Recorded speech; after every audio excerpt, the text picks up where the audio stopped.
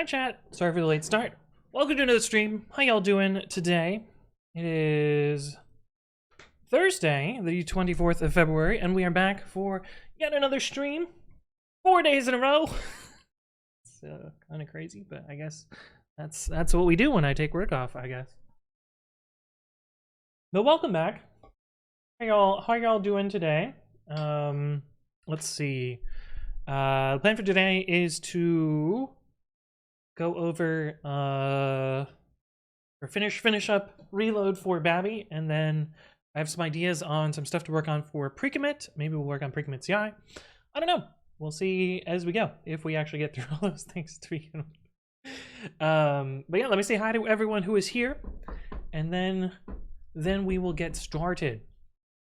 Before stream, John, NV, Jas, Lucy, and Knackle Eric were all part of the early squad here an hour before stream started, which is cool. I approve. Early squad. JJMC was first though. Jas Lucy is also still here. M2dev.net, hello, welcome back. Sarah, good to see you. The Pillow Streamer, hello. Bigster Jake's also here, and John NV is also still here. Exandi, hello. And we've got Crow with MOTD. as you do. 112 times, damn. Tarfun, hello, welcome back. Stream the phone call. Yeah, I had a phone call before stream started, so sorry I was a little bit late. But that's the way things go, I guess. Pink Fluffy Llama, welcome back. It's good to see you again. Been a while since I've seen the Fluffly in the chat. And I already said hi to Pillow Streamer. Yes, I did up here. Hello again, the Pillow Streamer. And Cinema, hello. Cinema Bashir, welcome. Cool Vulture, good to see you again. Himanshu.sh, welcome back. Snapshot, oh, I haven't seen you in a while, Snapshot. I need a little help with VMware. I use VMware at work.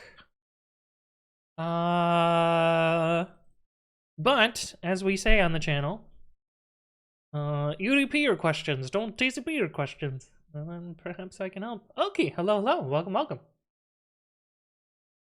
Mustak, good to see you again. Twitch keeps defaulting to 480 for no reason. Yeah, this happens to me a lot too. I wonder if they're just trying to save on bandwidth. But I usually adjust it to source, and then it works well enough for me. Mr. Singh, hello, welcome back. I Duanala. Thank you for the follow. Welcome. Why don't jokes work in Octal? Because 7, 10, 11. I almost said 7, 8, 9. Anyway. Nice. Okay, so we were in the middle of working on reload last time. Oh yeah, remember this? I guess I found another space-time distortion. Yay! This is the mode where it puts the switch to sleep, so that when I'm done with stream, I can just open the stream or open my switch and immediately have a space-time distortion, which is kind of nice. Anyway, Pokemon stuff. For me, it defaults 1080p and my internet can't really handle it. Whoa, the opposite problem. That's weird. Okay, so what is in to do? Oh yeah. Oh yeah. This fun thing. That never fails to amuse me. Okay, what are we doing? We are doing babi. Yes. Okay, so there's a couple of things that are still broken. Let's see, git diff. What did we do last time? Oh, we just removed the to-do comment, yeah. So there's a couple things that are broken. One is if I whoops, I hit caps lock. If I remove these lines and then reload, oh shit. Let's do that again. 2, 3, save, reload, and then put cursor here, and then delete lines, and then reload. That crashes. So there's index out of bounds for Y direction and for X direction. So we have to test both of those and fix it. Fast Features, reload test. What do you think of VR? Do you have any interest in VR? Pokemon VR? I think VR is a gimmick.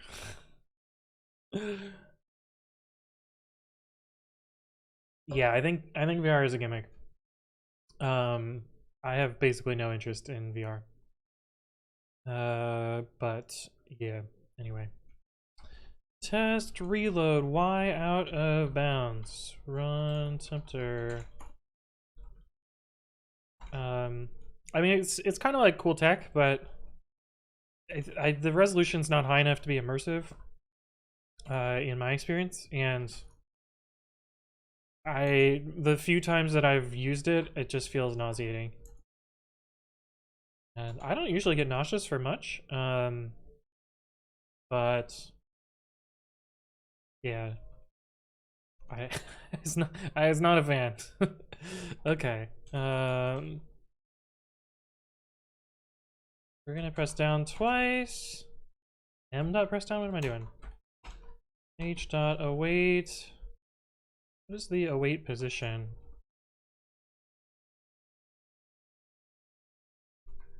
Await cursor position. Await cursor position. X equals 1. X equals 0. Y equals 3? No, 4.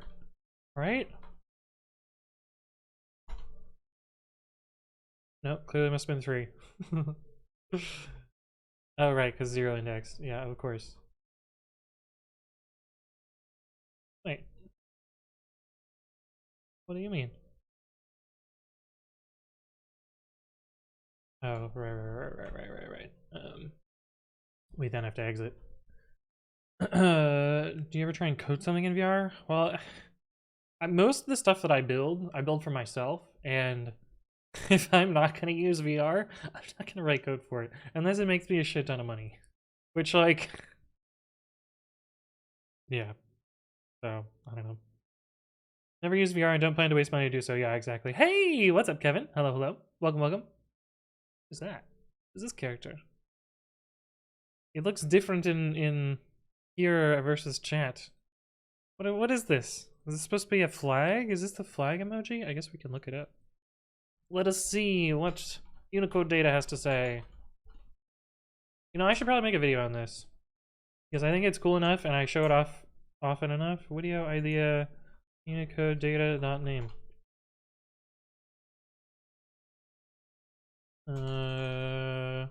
Unicode data.name C4CN. Paste the string. Space. Regional indicator symbol E. Regional indicator symbol letter S. What? Are you in Spain, Kevin? Is that what this is supposed to be? Cool. Alright, so now we have moved the cursor down. Now we need to remove the lines in the other file. Adjust the contents in the second buffer. Right, h.press down, h.press Control K twice. Save. Quit the first buffer. Oh.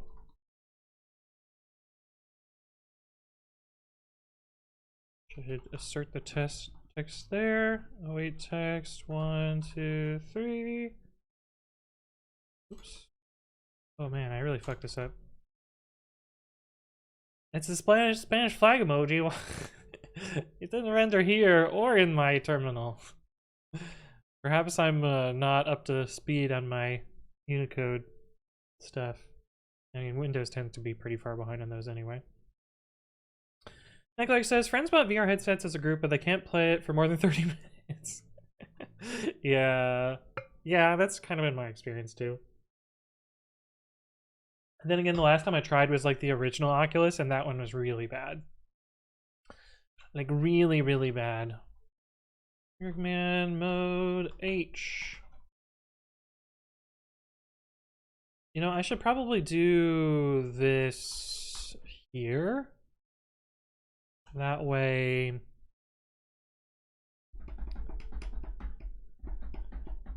That way it the test reads better, I guess. Yeah. Wait, cursor position. So it should probably be the closest to that. Probably y equals 2. Maybe?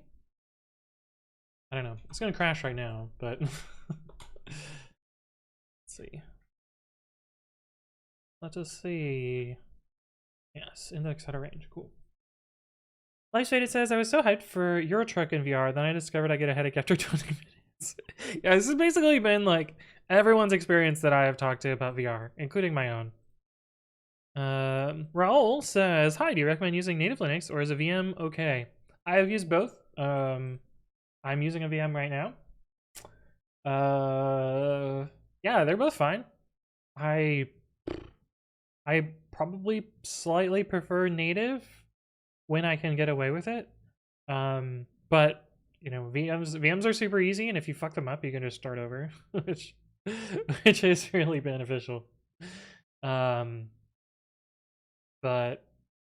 yeah, nope. US flag didn't render either.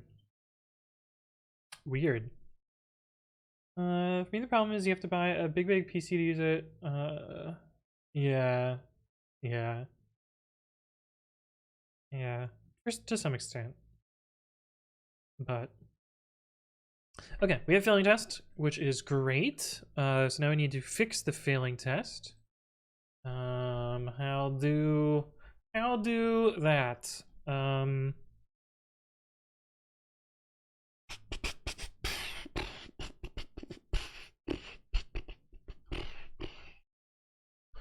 Reload. Okay, so we do replace lines here. I'm thinking that this replace line should maybe just fix this state up for us as well. That way there isn't a state where buff is just kind of broken, and buff maintains that state. So babi buff.py. So after it has adjusted all the lines, it should set the position, I think. How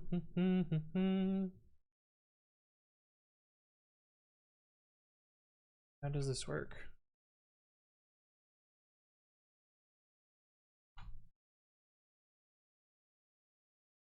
Is it just have a setter? Or is it just a variable? Oops. It is just a variable. But X has a setter. Peculiar. Okay.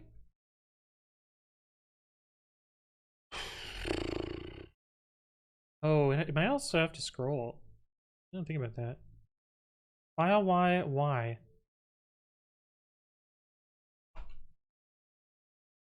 Ivy Nemesis, thank you for the follow. Welcome, welcome. Hopefully you're doing well. File Y. Scroll screen if needed. Oh. We will need to have margin. Fortunately, we have margin here.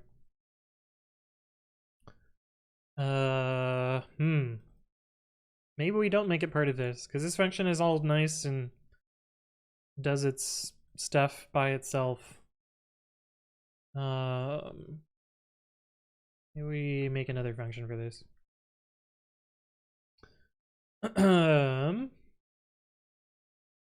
No discrimination in the Unicode space? Yeah.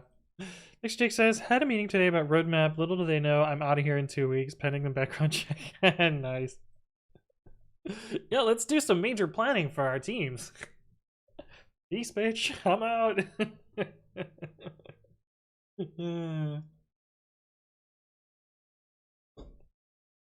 I know that feel. Okay. Oh, look, this uses bisect. Neat. One of the dates was May 15th. Yeah.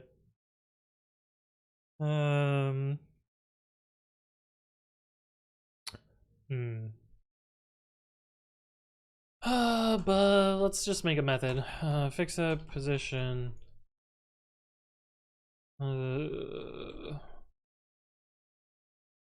Yeah. We'll do this.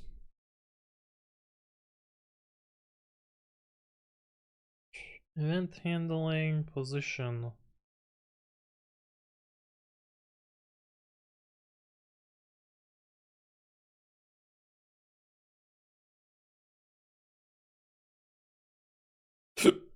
Oops.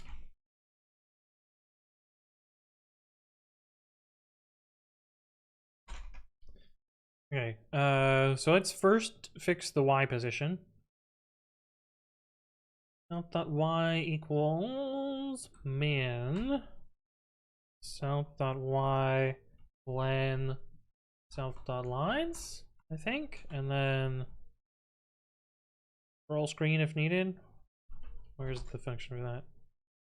Scroll screen if needed.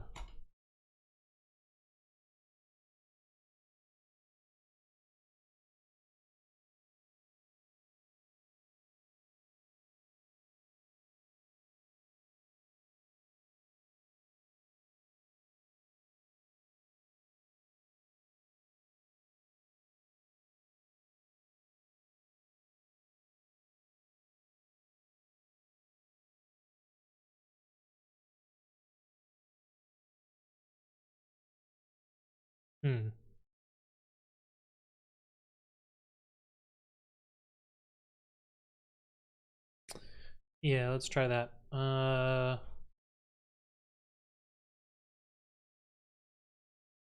that should pass the test. What do you mean? What do you mean index out of range? Line positions.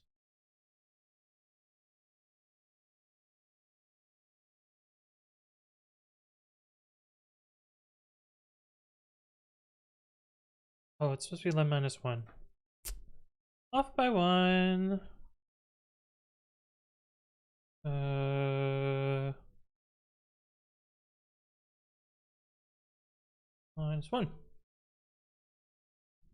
To be in my office tomorrow? Yeah. King Study says, does Pygame worth it? Worth what? what do you mean? What? Okay, so we have a test for y out of bounds. Let's do x out of bounds. Let's reload x out of bounds.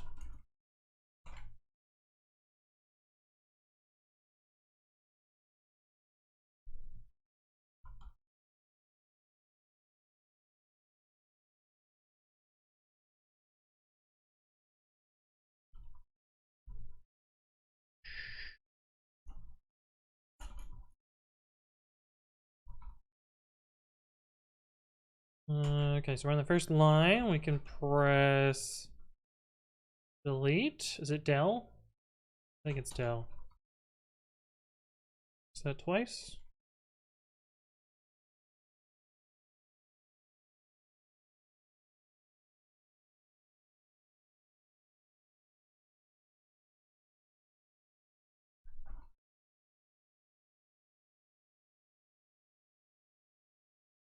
And then save. And in the main buffer, we're going to press write twice. Then we're going to reload.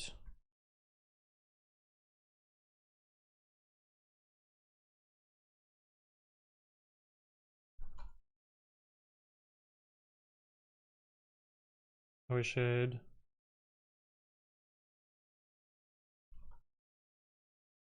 that.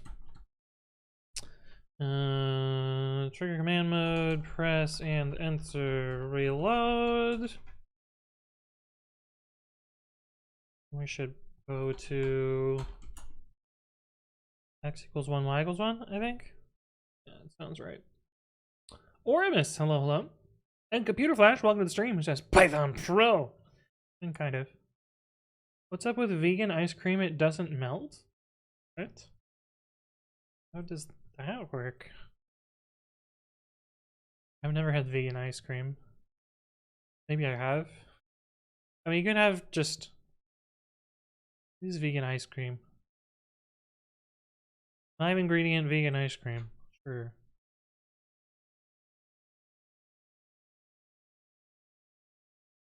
I love how they have to tell you their fucking life story before just getting to the goddamn ingredients. Where cashews, coconut milk. This seems like it's actually you need to freeze this. Yeah, this is frozen. What are you talking about, Crow? Send me a link. Because I have no idea what you mean. Did I do anything in open source? I don't think so. Mario, hello, welcome back. I think it's a copyright thing. I don't think so. I think it's just they want SEO bullshit. Chalice Glass, thank you for the follow. Welcome, welcome. I purchased ice cream at the market and it turned out to be vegan. Whoops. Done goofed there. Okay, so it should be failing. Oh, clearly Dell did not work. What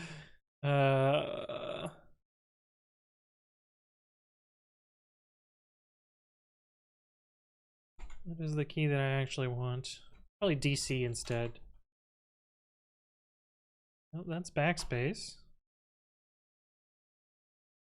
Yeah, it's DC. I don't know what the C stands for. Okay, did you crash? Yay, it crashed. Perfect. Perfect.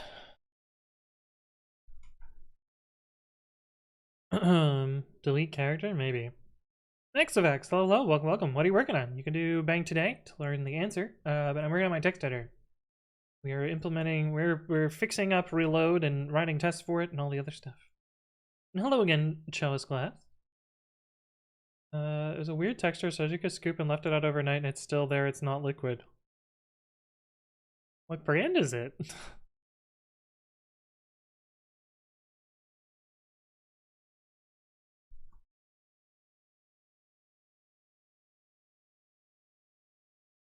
Okay, so the weird thing about X, I think, is the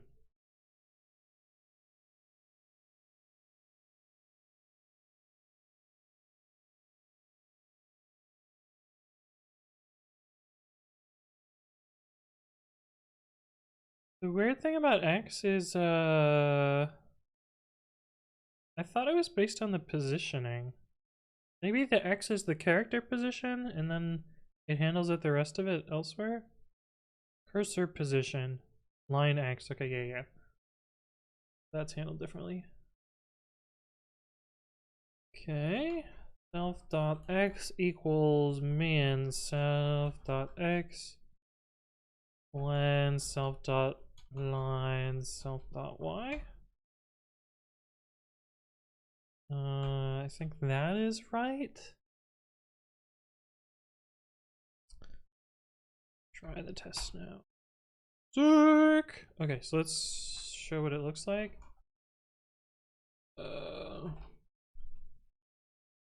so if we do that, and then open up T, and then delete a bunch of it, and then do a reload. Nice.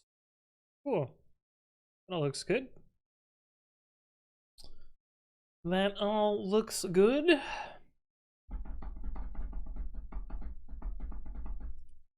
You go for a graphical interface after the main code is finished.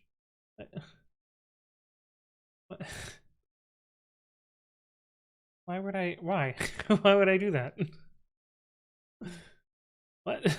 It makes no sense. Xbox says, Babby, yes, I remember. It's like nano, but it's very dark. Well, it can be whatever color you want it to be.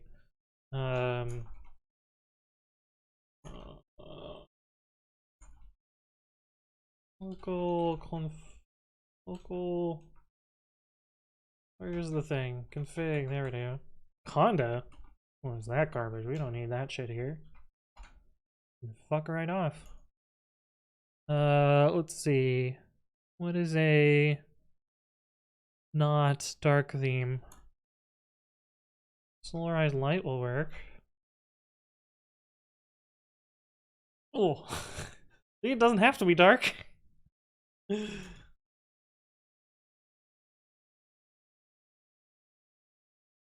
Could be whatever theme you want.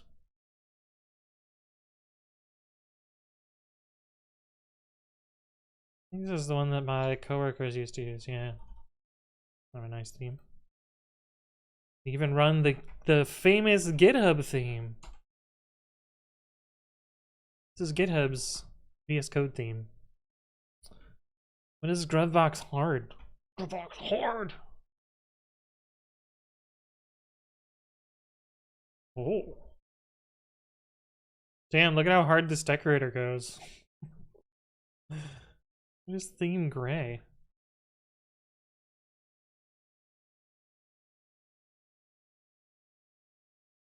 This just looks like VS Code. I don't know what that one is. What is iceberg?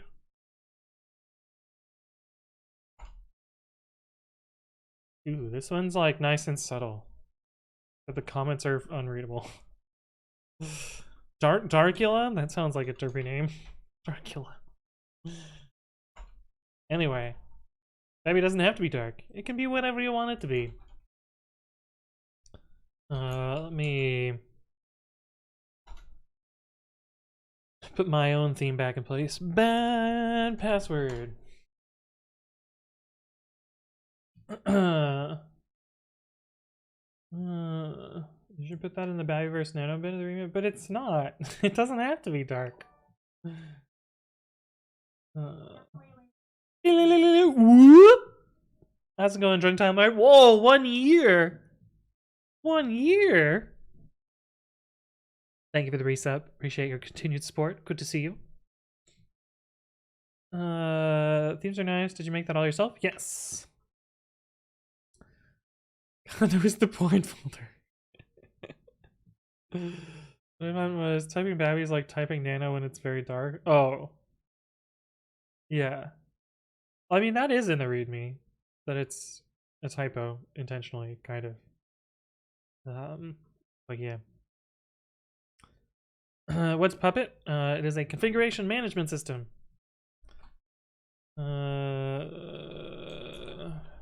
It's going to find the video. Yeah, well, I should have spelled out the word configuration management. Yeah, check out the first video in that link there. Do you think we can code in the metaverse? What a fucking cringy thing to say, Pseudomace. Do you think we'll be able to code in the metaverse? The metaverse is just a shitty re-implementation of Second Life, which sucked in 2002 anyway.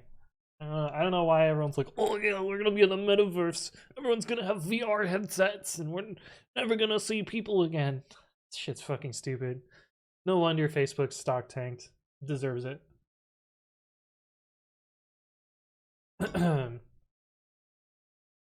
Mana says, I'm very inspired by you. Thank you for all your streams. Yeah, no problem. Polarized light is cursed?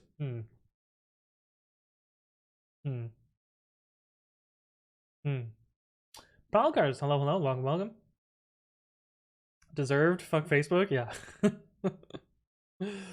Nice that we bang management for once. Alright, Kevin.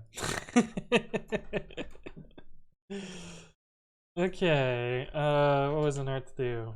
What do? Error cases. Error cases? Oh, we didn't test those, yeah, but we did this though. We rerun the coverage.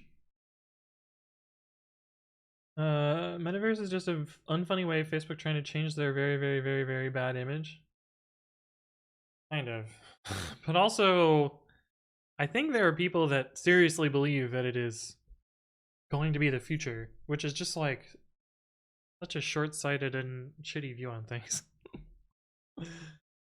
But I don't know.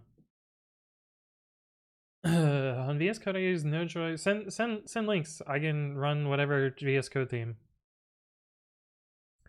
Did the joke go over your head, or was it just that bad? No, I understood the yoke. It was just that bad. 8, 10. Oh yeah. Oh yeah, and I don't know how I was gonna test these. Cause yeah. Yeah. Oh, you know what I can do? Actually, I can test this one really easy. Vorzer! Thank you for the resub at 6 months! It gets you a fancy new badge. Thank you for your continued support. Good to see you again. Yeah, sometimes Twitch does weird stuff with the resubs. I don't really know what the deal is with it. But yeah. Some sort of VR will be our future. I don't even think that's true either. I think VR is pretty garbage. Imagine we'll have VR meetings. I don't think so. I think we'll just have webcams. Webcams work fine. Right, the song is muted. This is that one. Okay, fixed. Oh. Oh. Ooh. Oh, I can't type this on stream. So I did a bunch of reviewing of this book.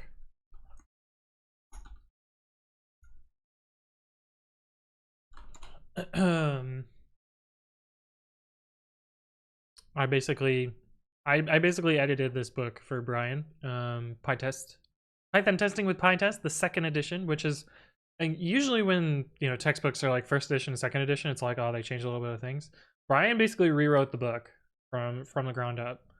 So the second edition of this book is pretty fucking good. I thought it was good. Yeah, so I helped him review it and go over stuff, and I'll get the data, or get the book into place. And the chief editor has just reached out to me and was like, would you like a print copy? And so I'm gonna say yes and give them my address. So I was about to type my address and I was like, well, wait a minute, you all can see my keyboard. That would not turn out well. Why would I want to attend a meeting with a heavy fucking screen strapped to my face? Yeah, I was just like, in the same way that, like, remember Google Glass? Remember those glass holes? Even if it's not a heavy screen attached to your face, it's still gonna be stupid. They have a lot of money invested in 3D projects, and I think Mr. Mark wants to upload his conscious mind to the internet. Yeah, Marky Mark kind of wants to do that, doesn't he? Python second edition is also a ground up rewrite. MyPy book will also be a rewrite by the second edition, since MyPy itself will be a rewrite. Maybe. You type fast enough? Someone would still find a way to get my address out of that. If you didn't use Python, you wouldn't need this book. I guess that's true, NextofX. I guess that's true. Although there are some concepts in this book that are applicable to other languages, but yeah, it would not be helpful in general. We promise we won't look and send gifts of large, weird dildos. Dude, why would you waste your money on a dildo? Like, there's so many better things, or trollier things that you could send.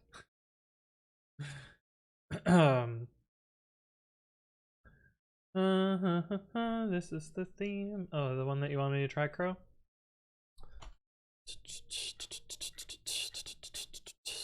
Well, I won't be able to use the font, but I could do the other part of it. Where is the repository and the theme? And oh boy, which one is it? Noctis? Noctis? This one? This one? Being download theme URL. Alright. We need CSON, because sometimes themes are... Oh, right. Noctis. And babi fun. Cool. Santa Amen, thank you for the follow. Welcome. Oh, this is a fun theme. Look at that. Not this one? Which one then? Oops. Arceus? Lux.adjacent. Okay. Noctis Lux. Baby file. Whoa! Whoa! Warn me next time, buddy. Jesus. I mean, it's not bad. It's just, it's pretty fucking bright. What the hell? Is this not the one either? Is this the wrong one too? It's brighter on my computer? Let's try Azurius. Azurius, which is a BitTorrent client that I use. Or used to use. I guess I haven't used BitTorrent in a long time. Ooh, that one's kind of nice. That one's kind of nice. What about Viola? That sounds like a fun name.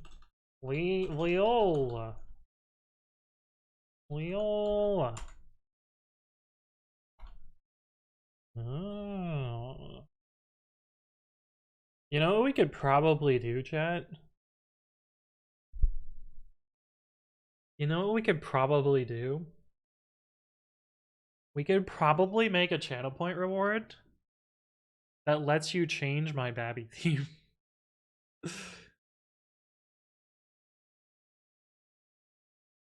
I would have to restart the editor though, because I don't think it... I know it doesn't support live theming right now.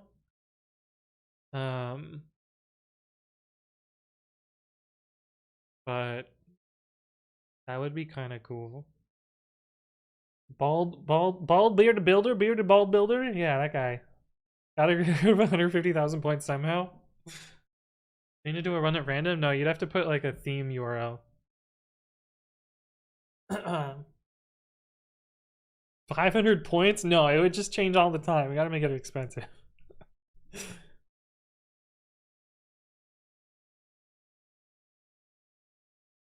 uh,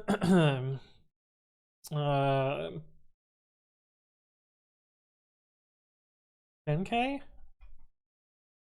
Yeah, maybe.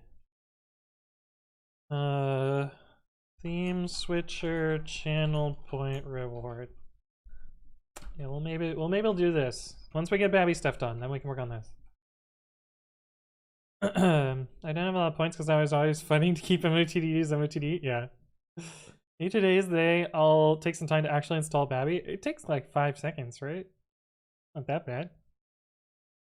Saras, thank you for the follow. Welcome. Alright, let me put my actual theme back. Oops.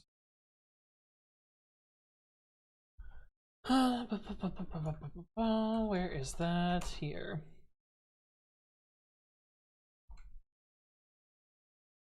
Every time someone mentions metaverse, the urge to jump off a cliff increases. It's true. Install, configure, and customize.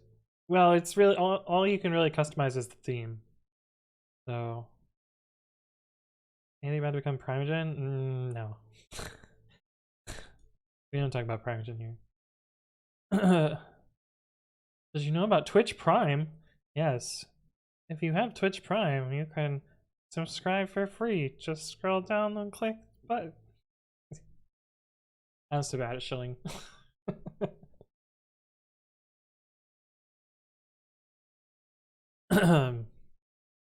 But yeah. Anyway, what was I doing? What do we have left to do?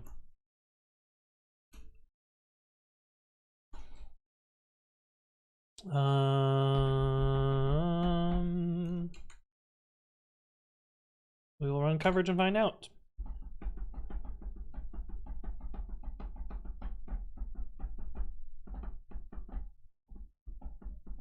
Okay, I think if we make a file with mixed new, I think I can hit this case. I don't think I can hit this case without emux. Like I think I'd only hit this case and tmux case. So let's hit this case, or at least try to, and that's 822. Test features reload.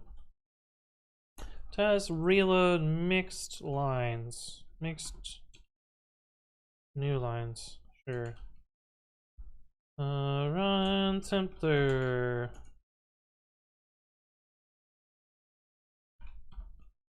A backend, B back R backend, C backend. With run stir F. SH and exit H. H dot await text. Mixed new lines will be converted to backend. We need R for our good old raw string. And then trigger command mode.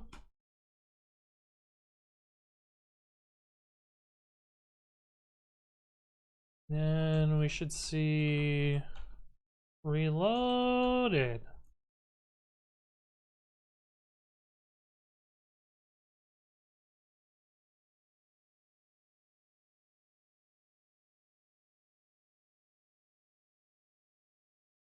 And it should still be edited.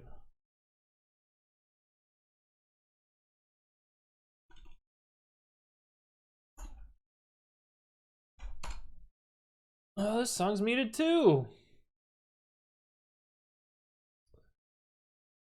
Oh, we gotta do this, yeah. Right.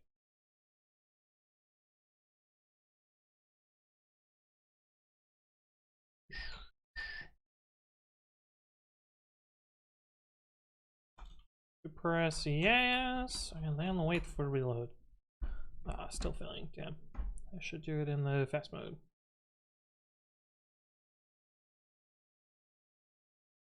Self-help hub, hey, thanks for the bits. Oh, well, thank you for stopping by. I'll see you around. Have a good one. The tinfoil hat theory is that Facebook invented NFT because it's some virtual thing that they can use in the metaverse. Oh boy. Would not surprise. Yeah.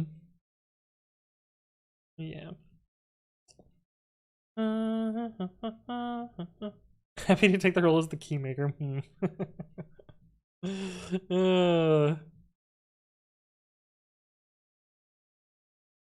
Wait, what happened here? The simulation creates consciousness through sexuality. What, child's class? I saw it when I realized my girlfriend is a dominatrix. What? Where did that come from? That's out of goddamn nowhere. What happened here?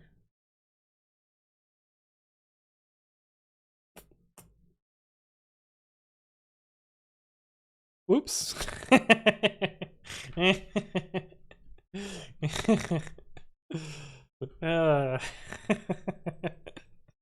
Well, that's why we write tests, chat. Yeah, that's funny. Org, thank you for the follow. Welcome, welcome. Hopefully you're doing well. Is merge your main via the GitHub interface better than a logo merge? It should make no difference. Drewpad, hello, hello. Welcome, welcome. Yeah, it should be the same. It seems like real text editors mean ask for the stream. God damn it, details. How you doing? Good to see you again. Alright, 810 is still uncalled. So this is the one where we have to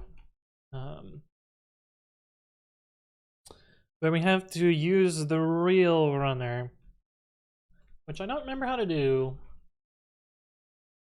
Testing features. Tests features conf test. Okay. Runner. Where is the thing?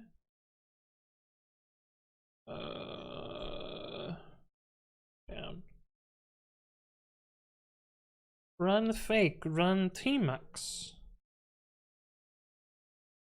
How do I run with just tmux? We have run only fake. What? How do we not have the opposite?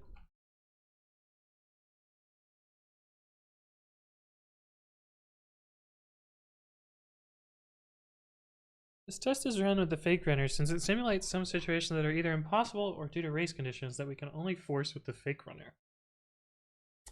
Interesting.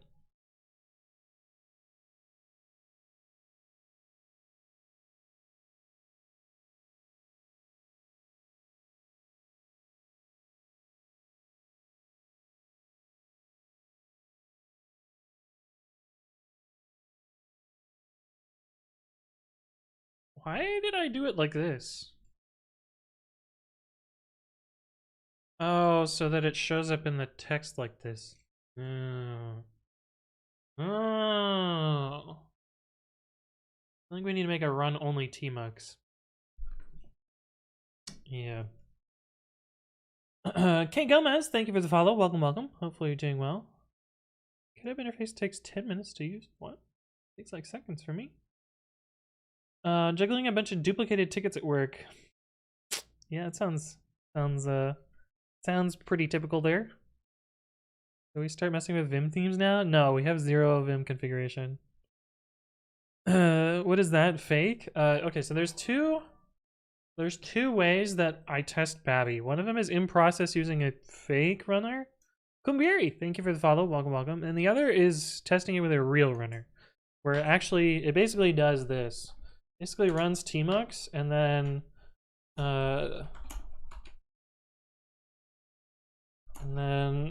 interacts with tmux by sending commands like this.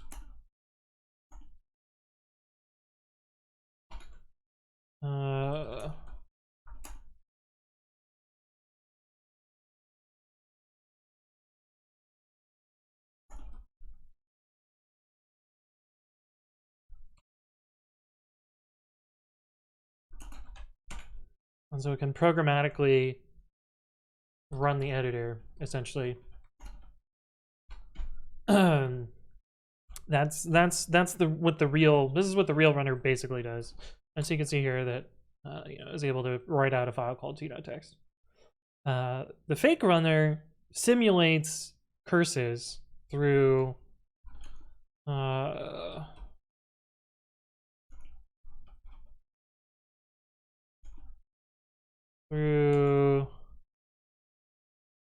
this context manager class thing. This is a fake curses screen and a fake error and fake key press, and it has a whole key mapping and basically does a bunch of simulation of how curses would operate, but not actually, so that it can run tests really quickly. So like for instance, if we run the reload test but just run the fake versions of them, you'll see that it takes 8 or 9 milliseconds to run the full tests. If we run the tmux versions of those, it's going to actually spin up the editor, interact with it in the background, and they're way fucking slower. But they're both in place so that I have like real tests that actually run the actual editor, and then fake tests which simulate it and are much faster and easier to handle.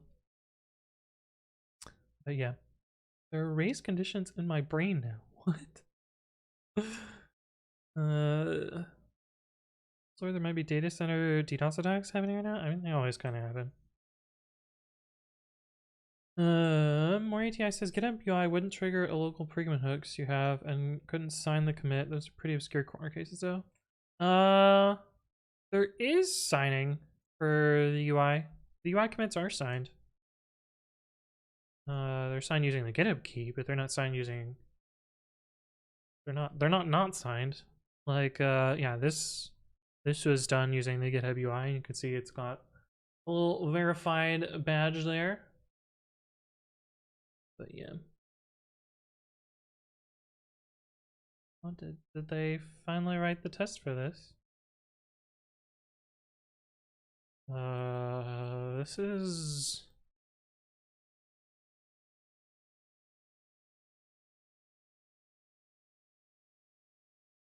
OpenF demo.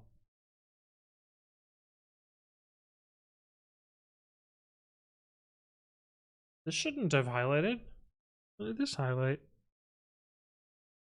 This test should not be passing.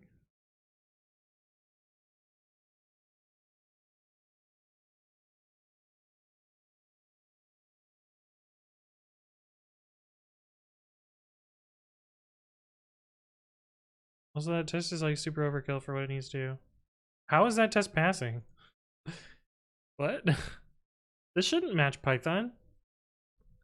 Unless demo is something else. No, this shouldn't happen. How is this passing? What?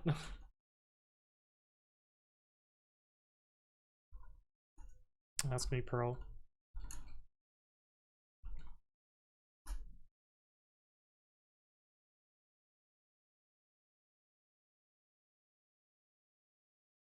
Oh.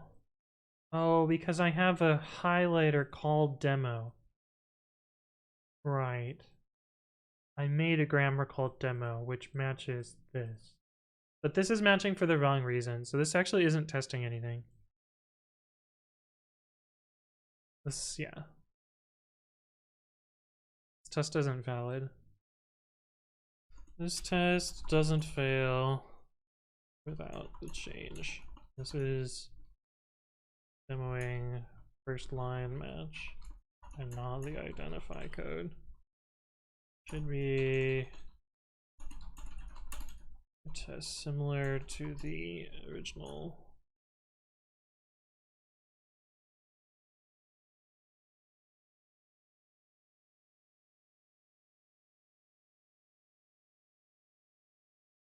Okay.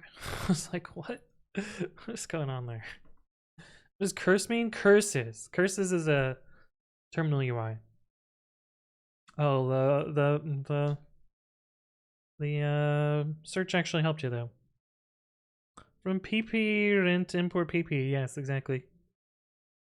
Oh, it's because the test uses special demo highlighting. Yeah, it's not actually showing your change though. The whole point is that it goes through identify.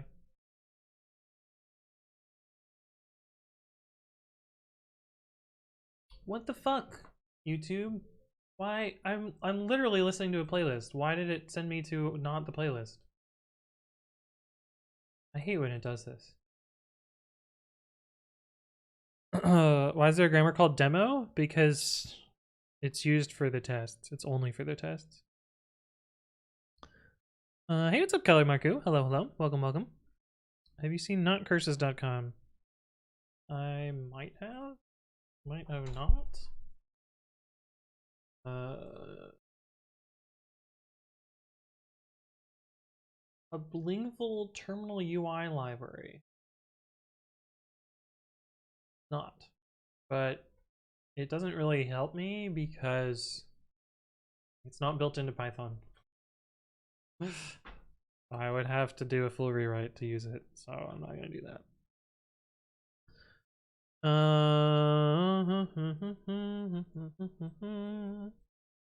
Yeah. Okay, so we're going to make another one of these that's run only tmux.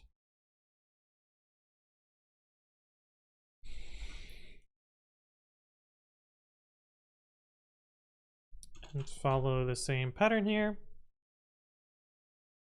YouTube is differing from me lately. Autoplay keeps turning itself back on. Maybe that's the problem.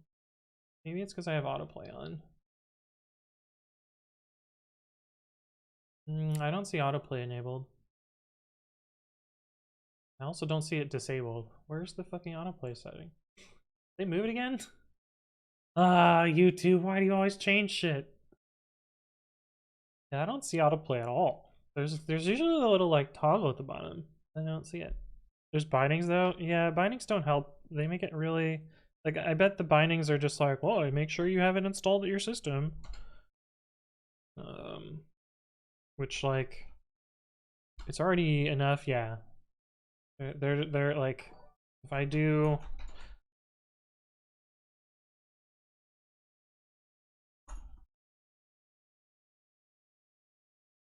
this, it's gonna be like, you don't have not curses installed, blah blah. Error. Do not pass go. Yeah. See? which is just going to be a pain in the ass for anyone to use it. So, yeah. Not happening. Cephalon. Hello, hello. Thank you for the follow. Welcome, welcome. Autoplay doesn't show when you're in a playlist. That's the problem then. Autoplay is off. Okay, maybe that'll fix it. I'm trying to learn Terraform by building a personal project. I manually added a Route 53 zone. I'd like Terraform to not manage it, but just use it. Like add records to pointing to different EC2, but don't tear it down when I tear down my infrastructure. Yep, that's possible. Let's see. How did I do this for? I know I have some resources that work this way. You can reference them as data instead of resources is one way. Do I have anything that does this? I think these are actually all managed resources. Well, maybe security groups too. Oh. I know there's something that lets my user SSH. Oh no, I think that's set up differently.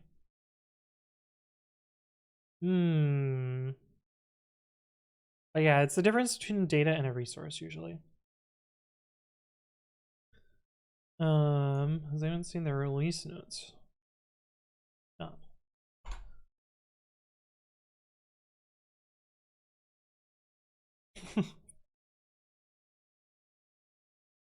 What?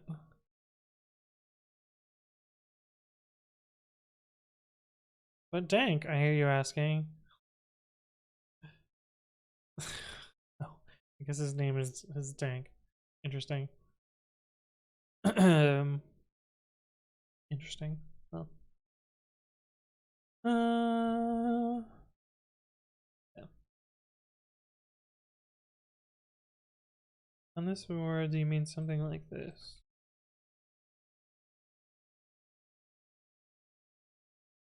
Yeah, use it as data. Yeah. Yep. That is what I was talking about. Yep. That way.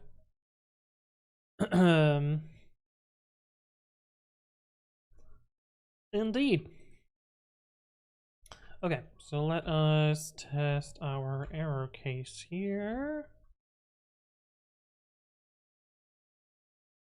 Reload. Test reload, file missing. Run only tmux. Enter. This test needs to run using only tmux because we don't have a way to delete files in the middle of the test. Oh, actually, yeah, no, we don't. We don't know how to do that.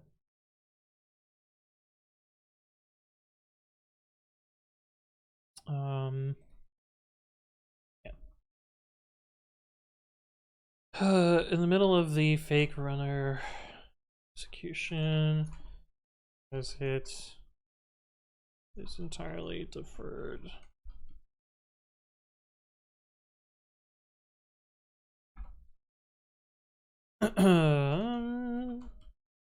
With run stir F, except it's run only tmux.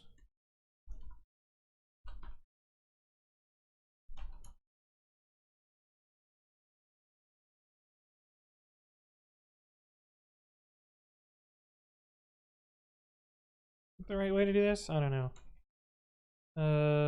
Trigger command mode.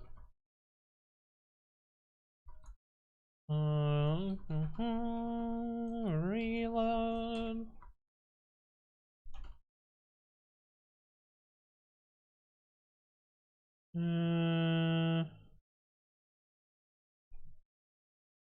What is the error message here?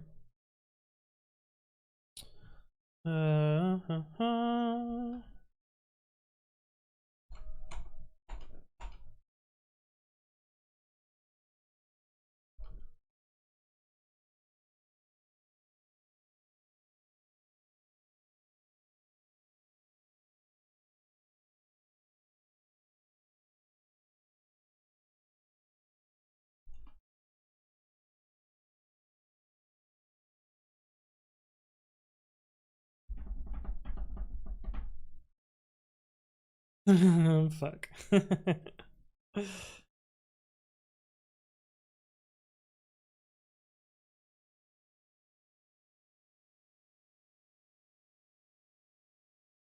we do this, or is that gonna fuck up the coverage?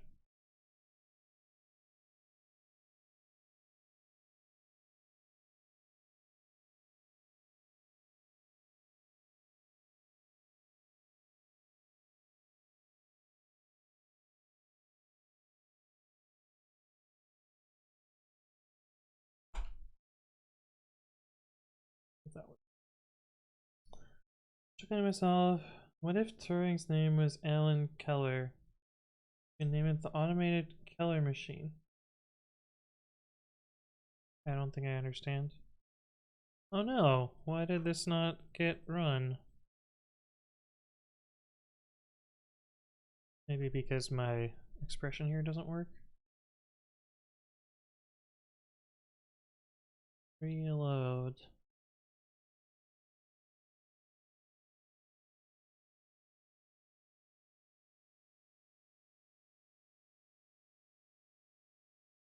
Yeah, it did not run.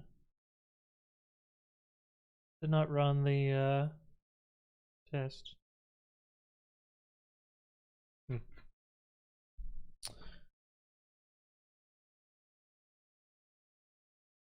Because it got filtered out? I guess that's not how this works.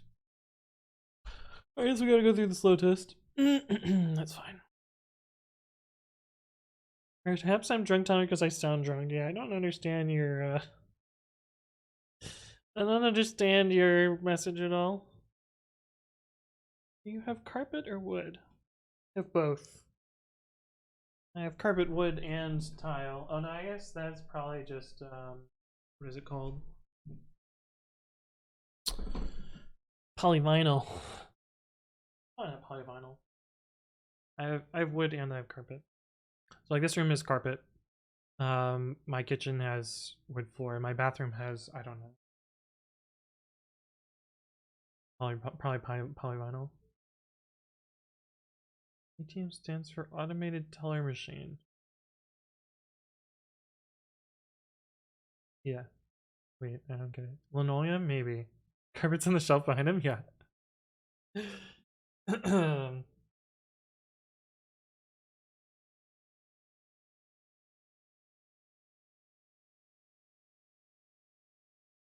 We forgive you.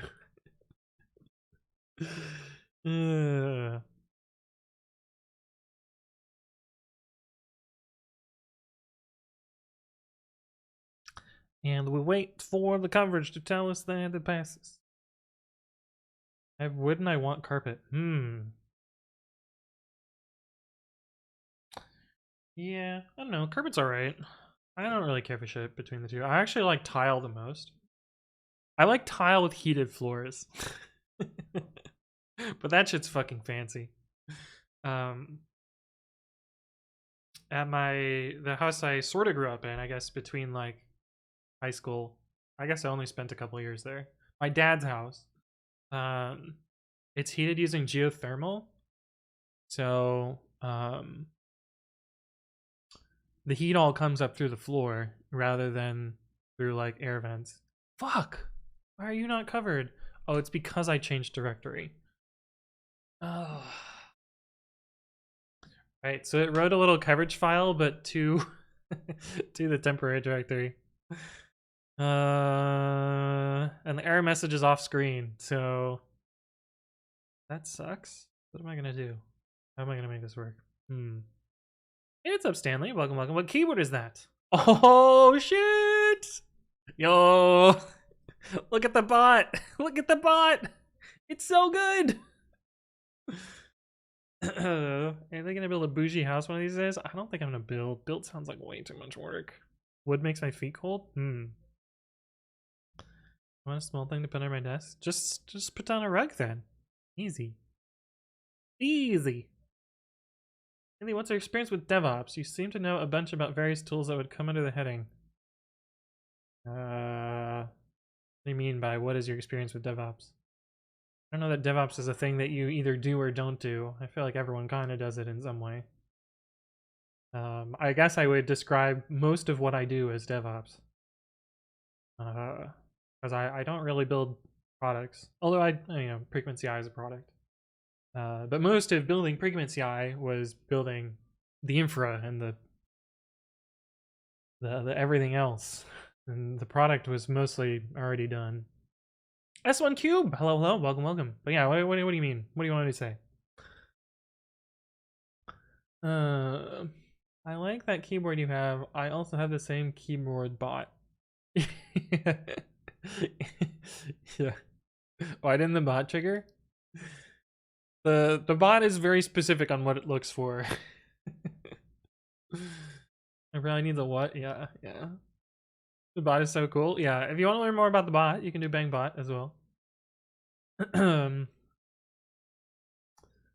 Start self-hosting a few services for yourself, like a website, mail server, a couple Slack bots. The more you self-host, the more you learn DevOps. Also, yeah, that's kind of true. I had that feeling too. Then I got to my current job. Most people have no clue what they're doing in DevOps. Yeah, that's kind of true. DevOps is the most sucky part of development. I think it's most fun. Tex, welcome to the stream. Thank you for the follow. Oh, I might have already said that. Well, if not, I said it again. welcome.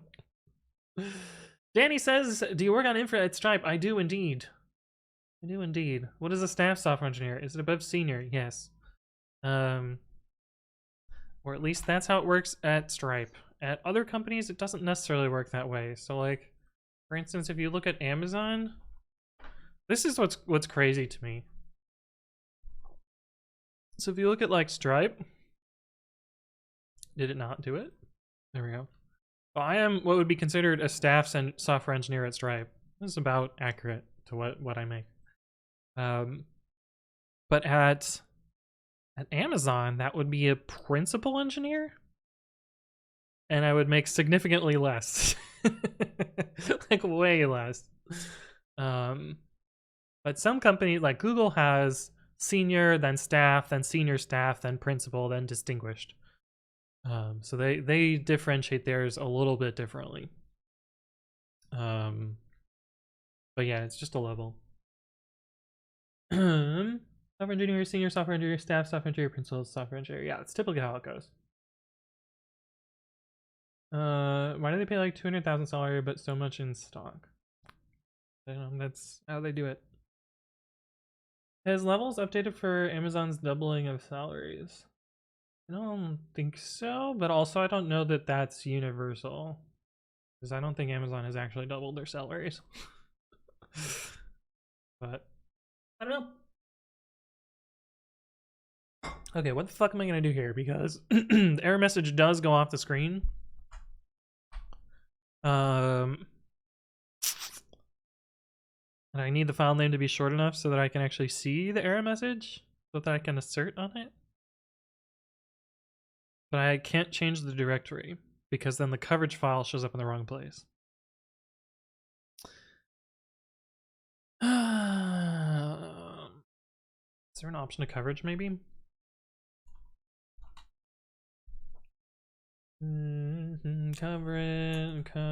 Coverage run. Oh.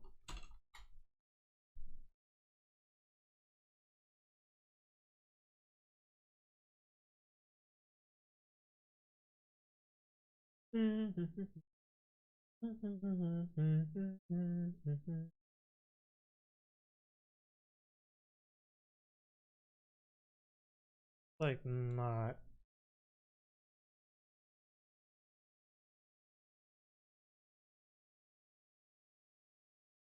What am I gonna do here? I could. Does Symlink help me here? No. Ugh. Doesn't Amazon Twitch have like dog shit stock vesting? Yeah. Hey, what's up, the endless server? Hello, hello. Welcome, welcome. Fuck, what am I gonna do here?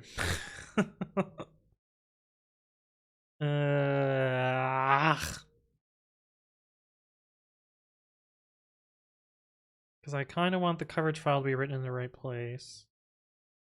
But changing directory makes the file name too long.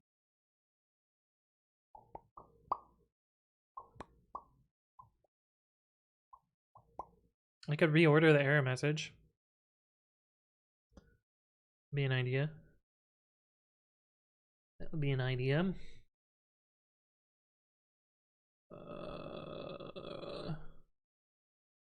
Do this. And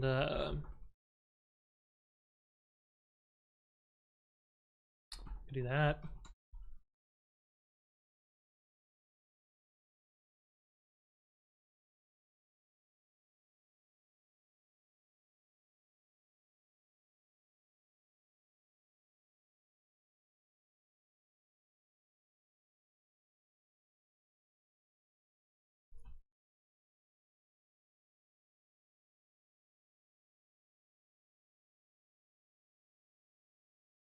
Hmm.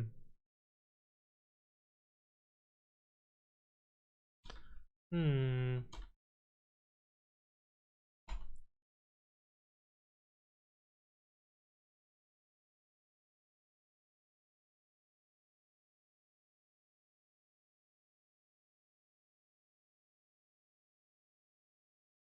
Hmm.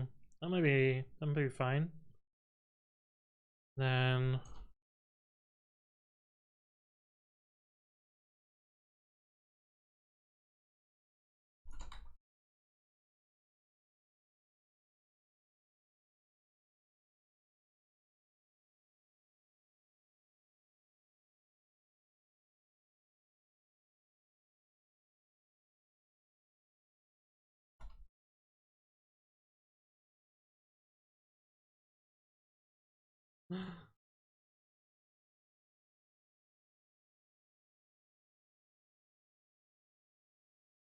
maybe this?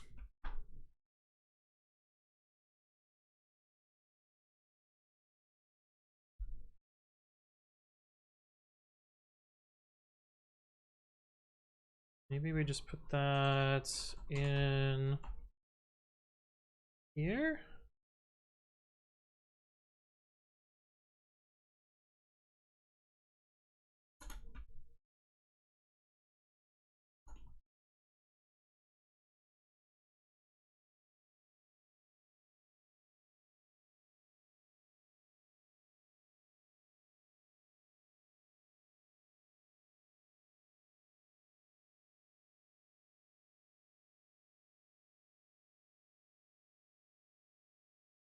Maybe I make the file name shorter and that'll fix it? The test name shorter? I don't have to change all these. Let's try that. Oh, why was the highlighting all messed up there?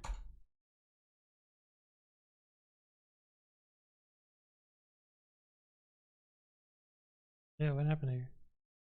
Oh, because I fucked up this test. Changed the coding.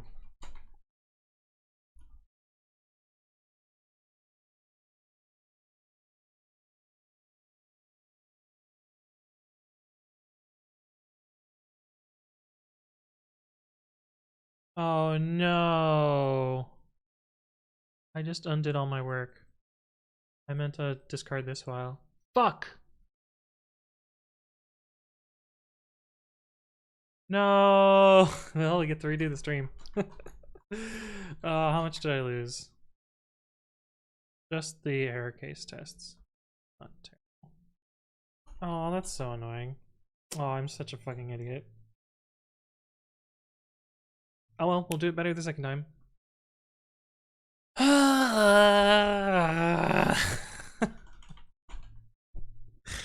Oh man, I'm a dumbass. Time to pull the VOD. No, it's fine. It's not a big deal.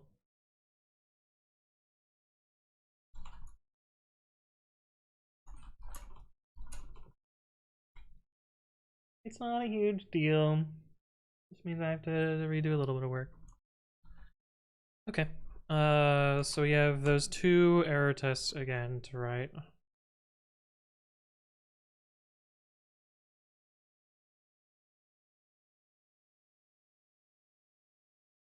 Damn. Well, that's kind of a bummer.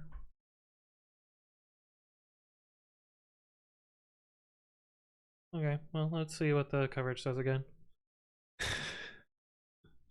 That's the closest thing to version control for unversioned code. Do not run stupid commands like I just did. Okay, well, we only have to write 2 more tests, so it's not bad. Def test reload mixed new lines. Run tempter. F equals tempter.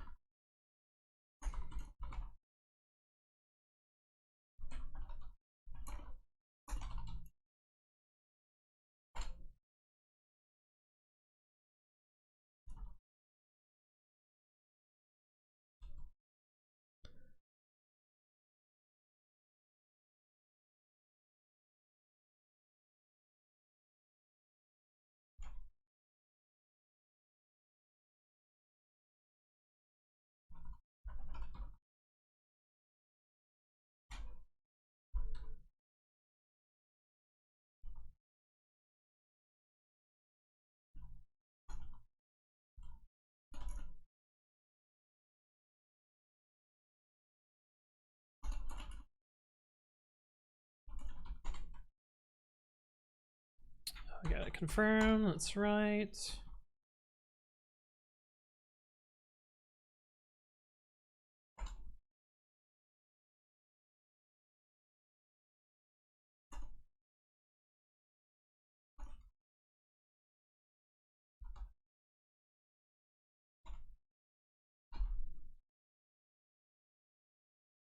Alright, and then we fix that as well.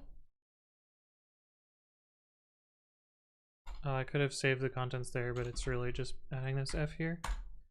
Okay, cool. We're back to having that test passing at least. If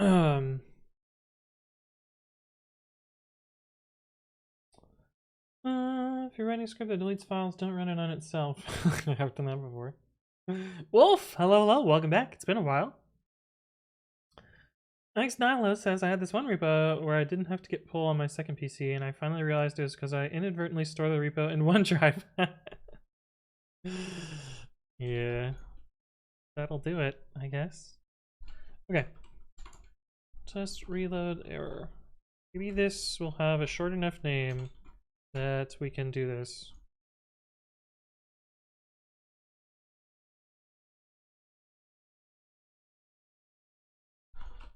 Oh, we need run only tmux, so we need to add that back.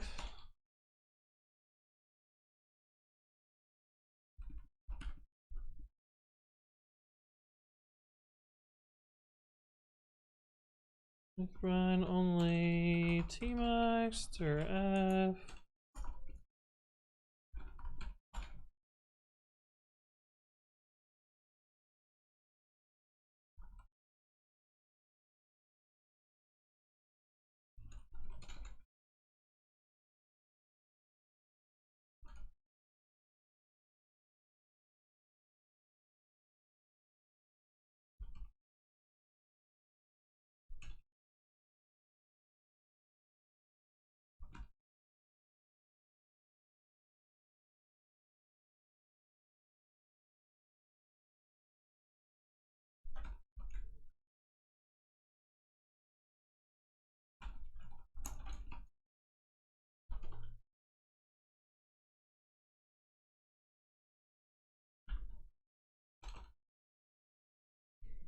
Okay, we're back to where we were before I fucked up.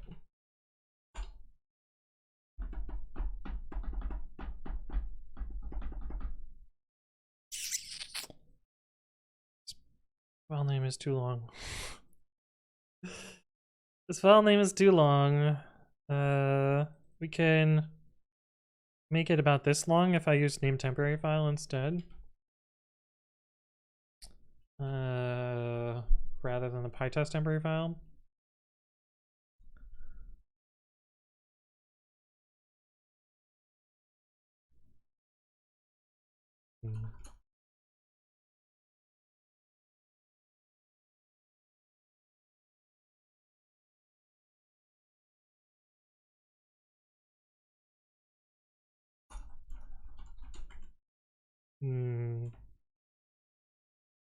That would at least work, unless tempter is set to something that's long.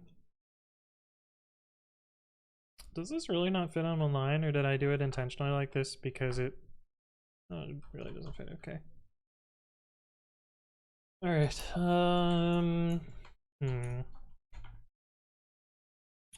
I reorder the error messages. Cause the error messages already, and that seems fine. If I reorder the error messages, it'll work. Got my real ID. Nice, nice. I've had mine for years. That's because California required them sooner, though.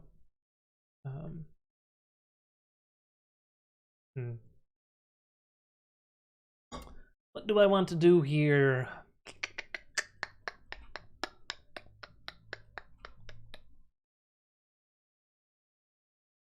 And we can do... What's that? So there's new ID requirements in some states and some flights and some other stuff. And they require like some amount of background information and other stuff to validate an ID. It's basically like an some states call it an enhanced ID. I don't know. It's some like national security bullshit. But California was already compliant. They just didn't issue cards that the card wasn't compliant. The process was, but the other part was not.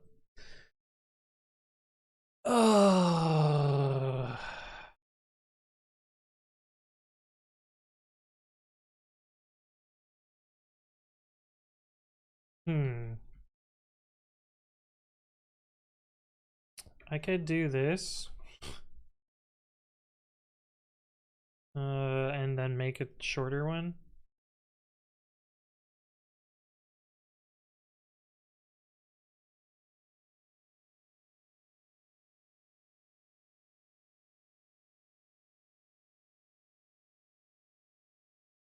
D-Bomb and XSLND, thank you for the follow. Welcome, welcome. Hopefully you're doing well.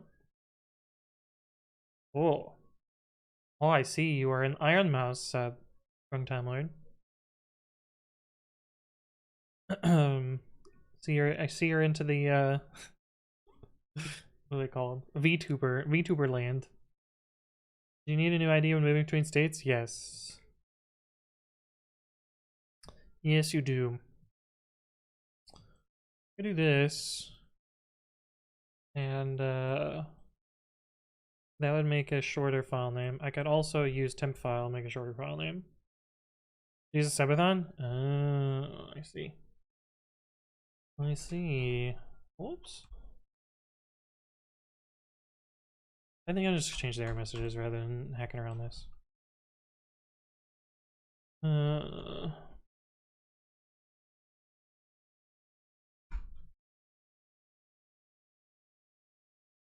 Yeah.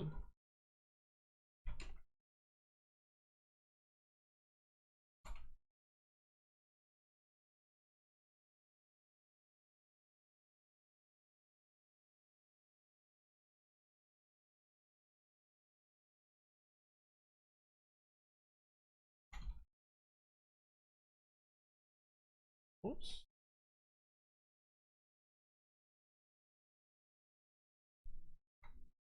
World 303, thank you for the follow. Welcome, welcome. Hopefully you're doing well. Currently #1 subbed on Twitch. Since. Error bang colon. Clearly fucked that one up.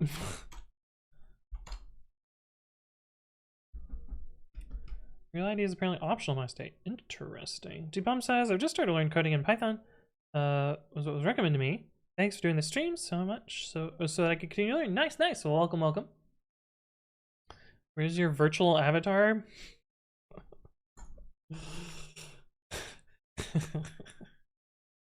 That's not happening. Not T-Mux.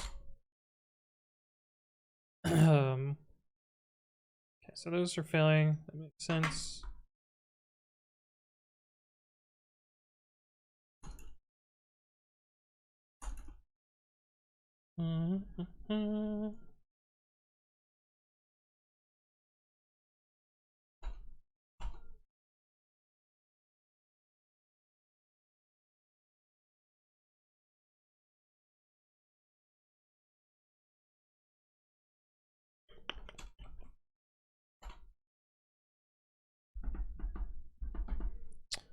Okay. Yeah, that seems fine. So we need to run the full coverage. It's gonna take a while. Because that one we have to test with Tmux. Oh, I had a big long comment. Maybe I should add that comment again. You ever thought about integrating code formatters into babi? Yes, that is the plan. But I need to get reload working in order to do that. So this is a step towards making code formatters work. By code formatters, it's just gonna run pre-commit. It's gonna run pre-commit, it's gonna reload. That's basically the idea. Yeah.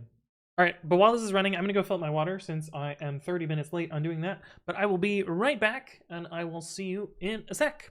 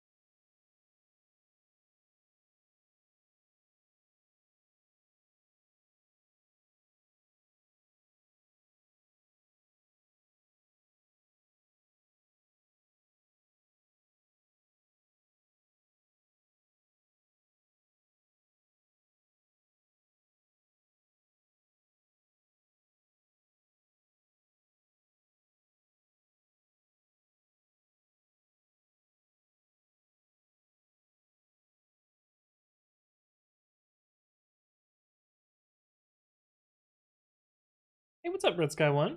Hello, hello. Good to see you again. And good news, 100% coverage. Look at that. Oh, this is pretty absurd. Why does coverage print this? Combined data file. That feels new. I feel like this wasn't always there.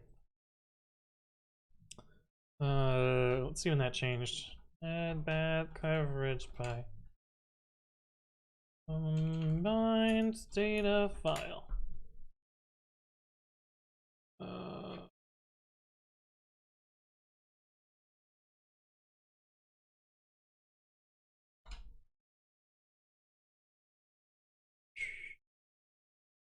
If message combined data file. What is message? How does that come in here? Message. Let's see what happened here. Combined data file. The feature, it was added over a year ago. I guess not quite a year ago. How do I turn it off? 11:05. I recognize this name. Oh, I recognize this name. Yeah.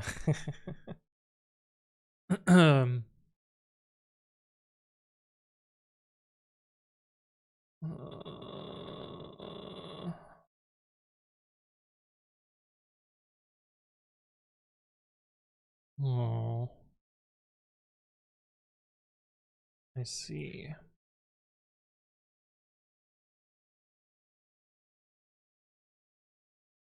There's no way to turn it off. Well, I guess that's fine. At least I know. I was right that it changed, but a long time ago. Yes, says, I never managed to combine coverage files. There always was an error to combine stuff. Maybe a video idea. Yeah, in this case, I'm using it because of parallel coverage. But I haven't talked about coverage at all yet. I do plan to go over coverage at some point. But yeah, maybe when I do coverage, I can cover that as well. cover that as well. Touch Q. Yeah, well, it doesn't change anything here. It looks like it's always on, and there's no option to turn it off. Some thought blocked, yeah. It's Bevelbona. Hello, welcome back.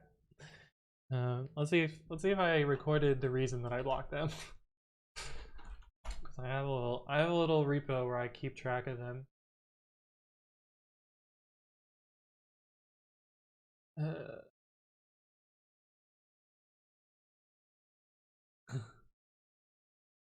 I blocked them for being an asshole.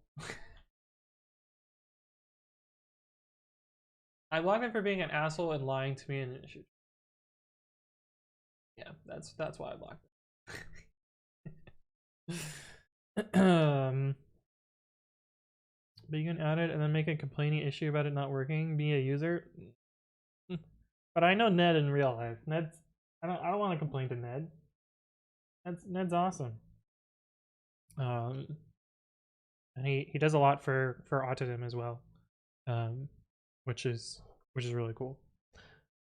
I really like that.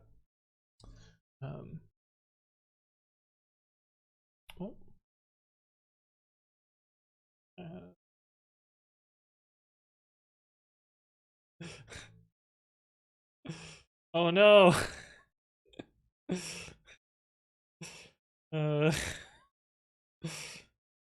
So you know how we did baking stream to make cookies yesterday? I made them because I'm going over to my friend's house, and usually I always bring them cookies. But they're trying to eat healthier, so now I get to eat all the cookies myself, I guess. Fuck. Well, shit. Don't venture out in the snow and get lunch. Oh, is it snowing there?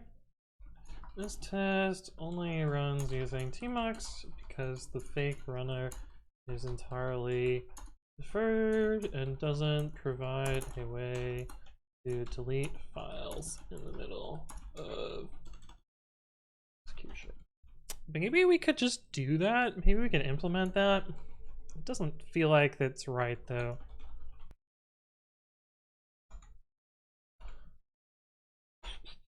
Deferred runner. Wait text. Wait cursor blah blah run. Expand key. Press sequence. Answer no. Besides all of the cursors operation. Wait. Yeah. I could add functionality to it that manipulates files, but it doesn't feel right. Does not feel right. Alright, I think this functionality is done. Or at least done enough for now. Implement reload. Oh, I should reamd it as well.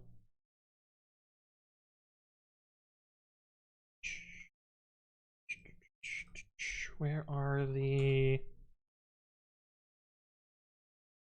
opens the command mode.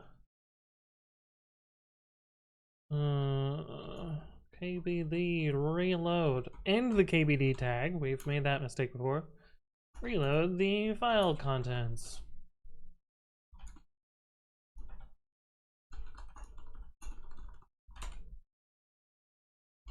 Oh, I don't think reload reloads the syntax though, does it? Oh,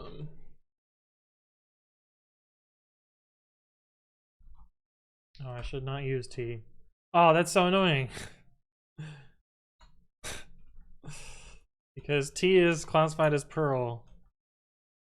I might fork the Perl grammar just to remove that, because I find that so annoying. KBD is a quite a hidden feature. I haven't seen it anywhere else other than the babi reamd. Yeah. Yeah. It's an HTML tag for keyboards, but it shows up as a nice... Oh, they used to be clickable. Can't click them anymore. But it shows up as a nice, like, keyboard-looking button. But yeah, it's a nice little thing.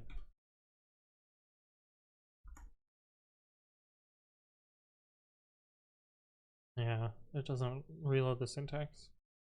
Maybe we'll do that as well. Okay, but... Jewel says it's time for you to hack Russia. What? How am I gonna do that, Jewel? I don't know how to hack the Russia.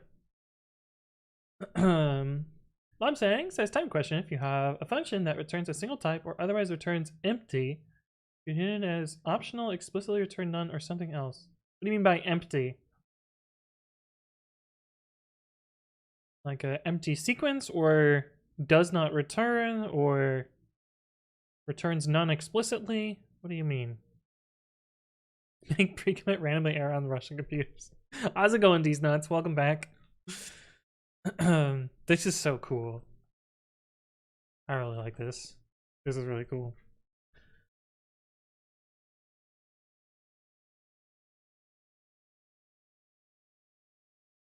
Yeah. Does not return. So like this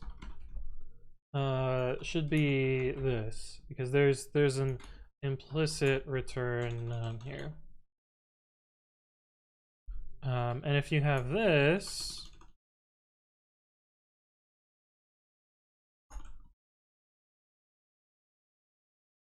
then this would be returns int or none, because there's implicit return none here.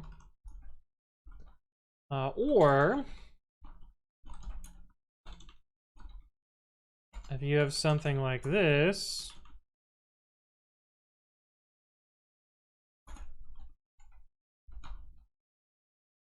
this would be no return, since this loops forever. And the Endless River has helpfully linked the thing that I was about to do this. Thank you, the Endless River. Has helpfully linked my other guide about no return, which is different than returning none. But I also go over more of why this implicit return none exists and such. And so you can check out the video on that. Now, MyPy will take this function and be like, there's a branch where it doesn't return, so you have to explicitly do return none here. Just because it doesn't know whether you've made a mistake or not in this. But yeah. Yeah, Winio 007, yeah. The second case, if I chose optional in case 2, MyPy complains. Yeah, MyPy wants you to use an explicit return none, rather than allowing an implicit return none. There is a there is an option in MyPy, if I'm right. MyPy.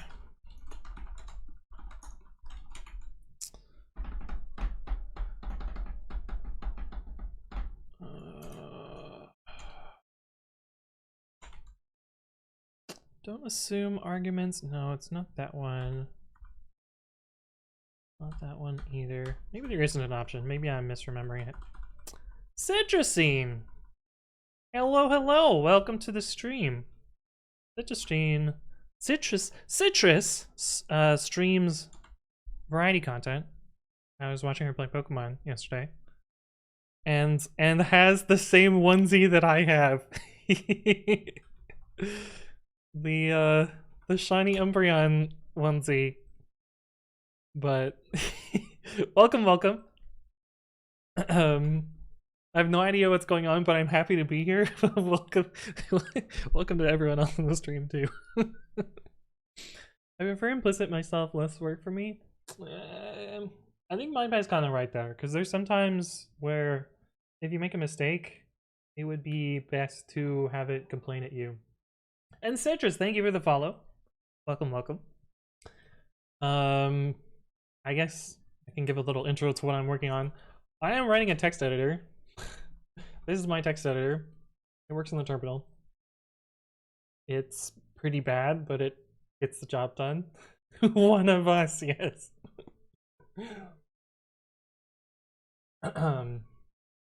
But yeah, that's what we're doing today. Actually, I think I'm done with that. Did I make the pull request? No, I opened the dialog, but I didn't click the button. Yeah. And what we're working on today specifically is to make this reload functionality work. So if we save a file. Ooh. Wait, what happened there? Oh, we found a bug. Oh, I didn't think about that. Huh. If you save over a file that exists but is not UTF-8, it crashes. Oh. Well, there's some bugs. Saving a file. Saving over a file which is not UTF-8 crashes. Yeah, I should probably fix that at some point. Is this for IRL work stuff or project stuff? This is just a personal project. I at some point decided that I wanted to make a text editor kind of to learn stuff, but also because I used to use Nano, which is kind of a bad text editor, but I don't know, it kind of works. But there were some things that I didn't like about Nano, and it was written in C, and I didn't really want to write C, and it has no tests, and kind of hard to contribute to, and kind of hard to hack on. And I wanted to write my own text editor, so I made Babi. And Babi is on a QWERTY keyboard. If you're typing Nano and you shifted your hand over by one, it would be Babi. So that's where that text editor came from. But yeah, I don't work on work stuff on stream. Partially because my work would not let me work on work stuff on stream. But yeah, I only work on open source or personal projects or my own little startup-y thing. Or sometimes when I play Pokemon. But rarely do I do that. And most of my Pokemon on stream is to well, I guess I did do a playthrough of Shining Pearl and of parts of Legends Arceus. But I also do it for my Pokemon programming projects, which I poked about in chat. But this little thing pretends to be a wired controller, and then I can press buttons on the Switch from my computer. Cool. Does make sense. Work wouldn't like that. Yeah. You triggered the bot. Yeah, Nano has no tests, which is kind of amazing. GNU, Nano, Mirror, GitHub. Updated every 10 minutes. Yeah, so let's see, there's a source directory. No tests. No tests here at all. Nano regress. I think this is their only This is not even their test. This is literally just does it build. Yeah, so Nano has no tests, which is kind of amazing. Kind of terrifying, unless they're in one of these other directories. I don't think so. This is usually translations. Syntax. These are NanoRC files. Yeah. Those are translations. This is build scripts. This is the man page. Yeah, there's literally no tests. Hey, what's up, Big LPT? Hello, hello, welcome back. I'm actually secretly here to steal your shiny luck. Oh, do you want to see my spreadsheet? I haven't updated it with my Legends Arceus shinies, but here's my absurd completionist spreadsheet. Oh, also, I got this today from the event, so I have to fill that in.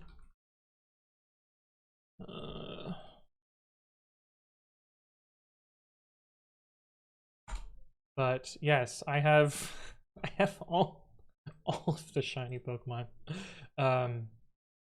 Yeah, I also have to fill out my Legends Arceus shinies here, but 1,211 plus the like about 100 that I have in Legends Arceus. So yeah, too many shiny Pokemon. The service says GitHub Markdown now should have the ability to create tree graphs. It does. They added what is the diagramming? GitHub Markdown diagrams. They basically stole the feature from oh, none of these are the thing. They stole the feature from GitLab. Is it this one? Yeah, here we go. So you can do mermaid diagrams. They look all right. I am not familiar with the syntax though, so I would have to learn the syntax. Yeah, I guess if you want to write diagrams, you can do that now. Lord Farquad, thank you for the follow. Welcome, welcome. Raisin says Nano has no tests and it's shipped as the default text editor around, right? How do you test in C? Yeah, I don't know. Often you can, I mean, there's Google Test, but Nano would be tricky to test in C because you kind of need to run it as a text editor. Best code is a no code and tests are codes, so the best test is no test. Yeah. Danalash says, have you tried the Kitty terminal? I have. I'm not a big fan of it. Mostly because it needs GPU rendering and my virtual machine has a GPU attached to it. But, well, it doesn't have a GPU attached to it. It has a virtualized GPU. Where does that come from? Yeah. It has a very tiny virtualized GPU, so any sort of GPU operations are kind of the worst. Like you can kind of see, I don't know if you can see it on stream, but this like super lags.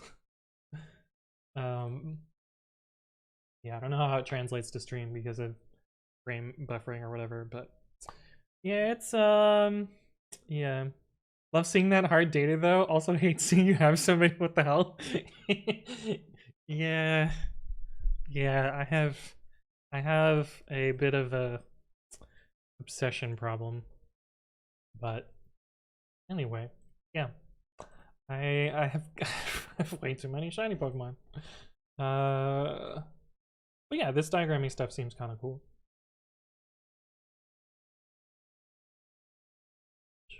I don't know what I would use it for though. I can't think of any places where I actually want this diagram. Although maybe it's because there's never, it hasn't existed, so I haven't reached for it before. So maybe there's some reason that I would want to do this. Can't think of any at the moment. The server says I can't watch videos on my VM, but for coding in full screen, I don't notice it's not bare metal. Yeah, yeah. I mean, basically, if you're just, you know, in the terminal all the time, basically fine. Aren't we already moving back to non-GPU accelerated terminals though? At least Sway switched their default from Alacrity to Foot. I don't know.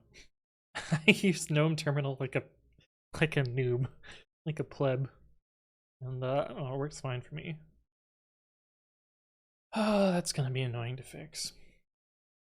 Admittedly, it didn't work at all recently, so uh, so yeah, I don't know what to do there. But let's merge this for now, at least. I'm only at PR 200. That seems kind of crazy, given how much work I've put into this and how many years I've worked on this project.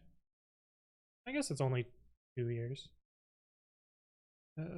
Well, no, 2 years, or where's the license file? 3 years. Right, July 2019. Hmm. Hmm. Yeah. Hmm. Okay. Do we work on that? Sure. AOC problems? Wait. Oh. Yeah. Okay, we don't need foo. What is in t.py? Nothing. And our to do. Let's see what the code looks like around there. 47. Yeah.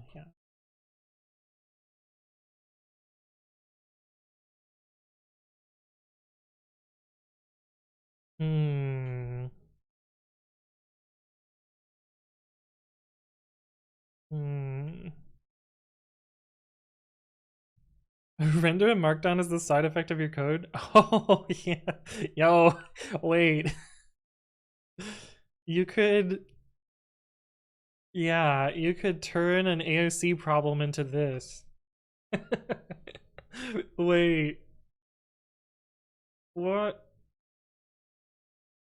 What is a graph? What was a graph problem that we could do for this? I kind of want to try one just to see what it would do.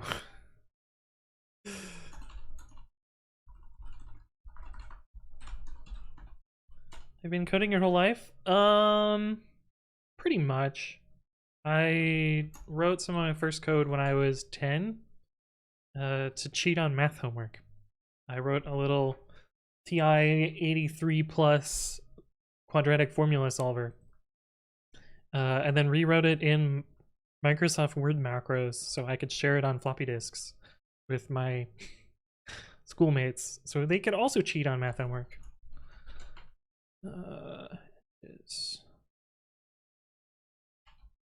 this a graph problem? Kind of. Oh yeah, no, this is totally a graph problem. So we could turn day 12 into a graph, maybe? Let's see, what does the syntax look like? Graph TD and then arrow. I think these are bidirectional arrows though. Yeah, I think these are bidirectional arrows. Does mermaid syntax. Markdownish syntax. Yeah. Those are one direction. Do we have bidirection?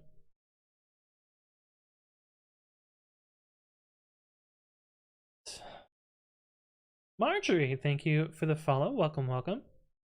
I did not expect that. I mean, is it really cheating if you wrote the code that has to understand the concepts? I mean, it was probably cheating for other people, but yeah. You had a TI 83 Plus as a 10-year-old? Yeah. Yeah, I had fancy stuff. So the first thing you ever scripted was cheats. From cheats to one of the bigger Python open source software devs. Not bad. Kind of true. Kanan, welcome back. That's a genius and inspiring story. I got my toilet clogged when I was at a friend's house when I was 13. Wait, what? What does that have anything to do with anything?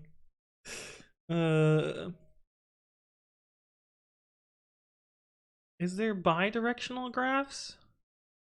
I want bi-directional graphs. Is that not a thing?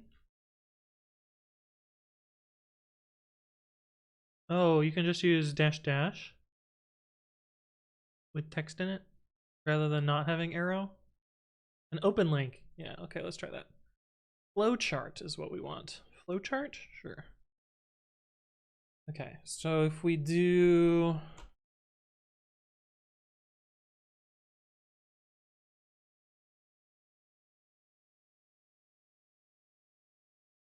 flowchart,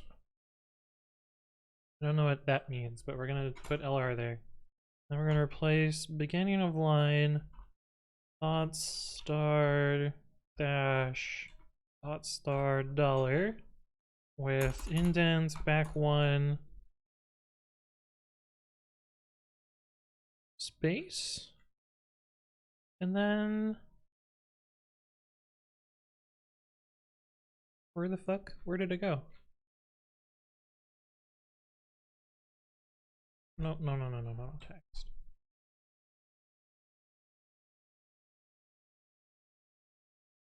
Where is the thing that I was literally just looking at? Here we go. Space dash dash dash space.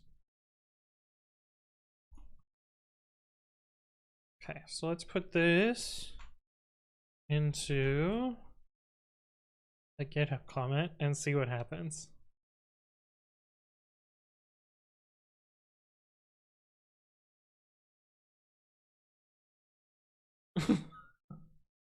Error rendering markdown. Damn. Well, I had a feeling that might happen. What if we use a simpler one?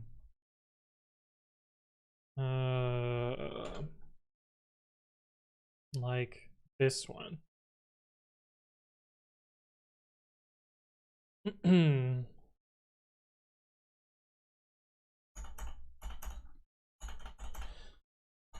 We're gonna type this one out by hand because I've already started and it's too late now.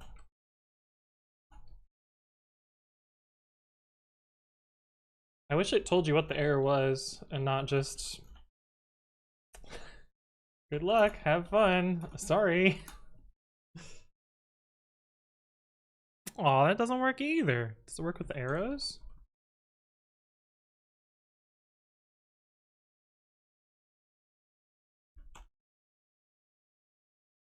I think this feature is a little bit buggy. little bit buggy.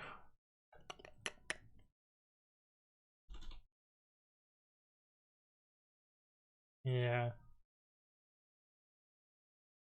Oh, do I need semicolons? Is that maybe what it is?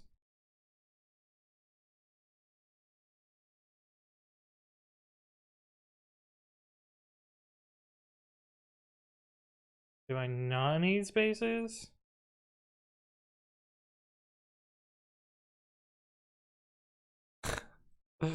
I feel like this feature is pretty half-assed.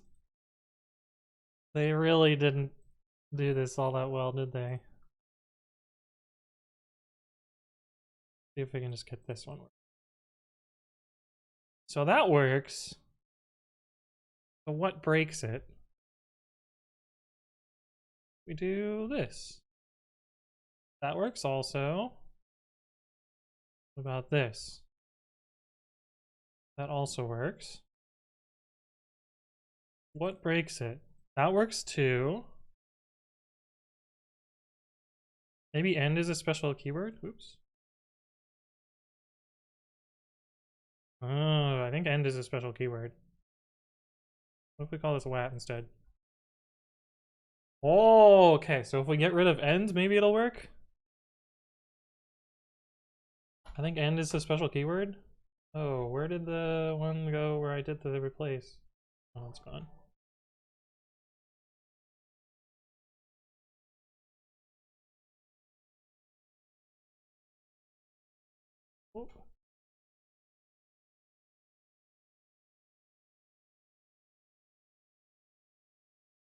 Oh.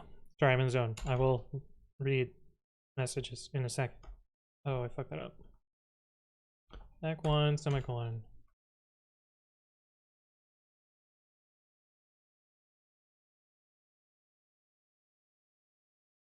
Now let's try it. Please, please, please, please, please. Yo, it works. Now, what if we change them to arrows?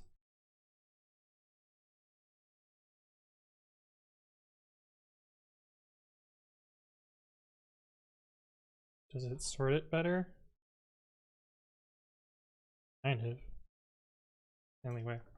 Our Redemption, thank you for the resub with Prime. Thank you for your continued support. It's good to see you again. Welcome back. It's been a while. Wait, you have a fancy Founders badge. How you doing? Feels bad, man. You can do arrows at both ends? Yeah. This also doesn't really help find the answer to the problem, but I don't know, it's kind of cool. I tried coding in high school for a robotics team. It didn't end up well. I was also on robotics in high school, but I didn't contribute at all. I basically just used robotics as an excuse to fuck around and hang out with my friends. Our team was actually really good though, but I think it was because one of the dads was like a mechanical engineer and like did most of the work, which like whatever. It's high school. if one of the dads does most of the robotics work, like that's standard practice basically. Brains fall. Oh no. Stop breaking GitHub. Yeah. Hey, what's up, TL? Welcome. Read the example from the website. Yeah, we eventually got something working. It was mad because of the word end, which I don't know why. But GitHub also has an over escaping error. That's where the ampersand GT comes from. This here is over escaped output. Probably just like a micro bug in their code. I don't really know them. My eyes, yeah, it's pretty bad. The ball needs spinning. All right, Lord Roast Beef. There you go. It is now spinning. I joined to hang out mostly, but I want to learn coding. My friend took one look and rewrote the whole thing. Yeah, I've been in that situation before. That hit the spot. I mean, it's still going, Lord Roast Beef. Is that really doing it for you? Do I have a scene where it shows?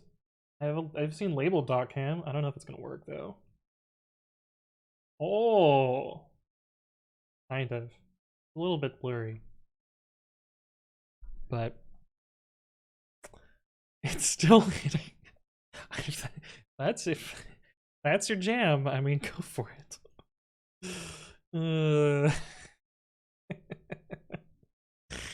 I should probably get a better document camera. This used to be my face cam. Oh, maybe it's just because it's out of focus. I don't know. Oh well. Whoa, what's the blue thing in the middle of your keyboard? Oh, it didn't work, did it?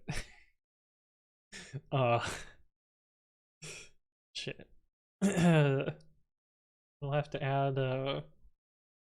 more things for it, but plugins, smarts.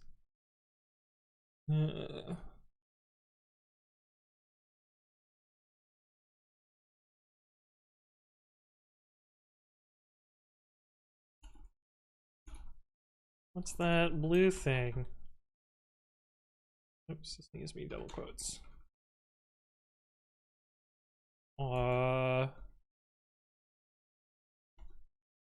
Wait. Huh. Maybe we need to make the regex better. That's the wrong go tree.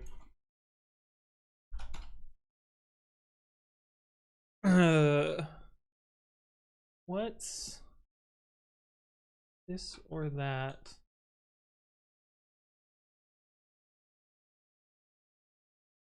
Yeah. What's that blue thing? There we go.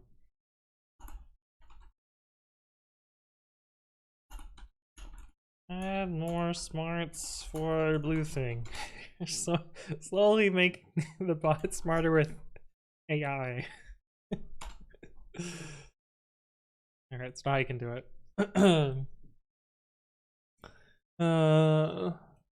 Anthonywritescode was in this situation, but always the person rewriting everything. while killing 80% of the lines of code, making it 10x faster. Yeah. Yeah. Yeah. Yeah. It's so hypnotic. Yeah. It's even better in person. It's real nice. But yes, I'm a fidgety person, so like I have a fidget spinner. I have the original Kickstarter fidget cube, which oh, this thing is so nice. I really like the Switch.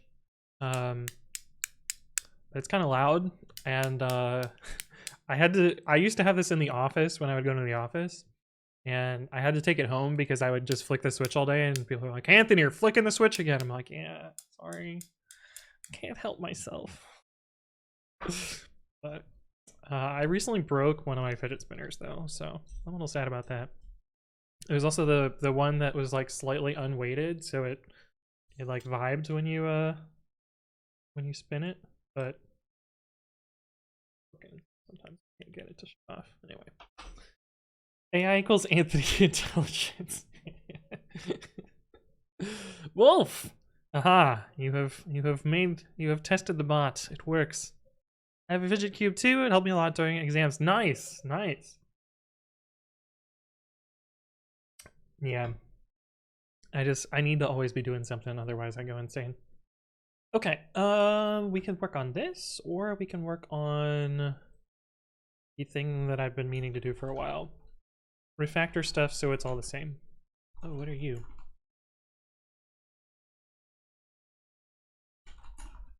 I don't know why that's there. My favorite fidget toy is any Rubik's Cube. I I learned how to do a fidget or a Rubik's Cube once, and then I was like, okay, never again. But yeah, I imagine a Rubik's Cube would be fun to fidget with. Does yours slide nicely? Mine was kind of low quality, so it didn't really do all that well. But one of my friends has like a really fancy one where they've like, I forget what they did. They either like replaced all the bearings or they used what's the like oh, they used graphite to like lube up their Rubik's Cube so it spins nicely. That one's really satisfying to use. But I also feel like, you know, Rubik's Cubes would be a rabbit hole for me to go down. Coding Train has started streaming on Twitch again. I don't know who that is. Is that some famous YouTuber? Coding Train. Choo choo. Beginner-friendly creative coding tutorials. I don't know who that is. Mr. Writes Code, thank you for the bits, Bell.this. Hello, hello, good to see you again. Also, I forgot to say hi to Audacious Ferris. Good to see you again. Easy Light. Yeah, that's how you spell today. I think we'll work on pre-commit. So I've been meaning to get rid of the logging module in pre-commit. Because I feel like logging is just sneaky global variables. And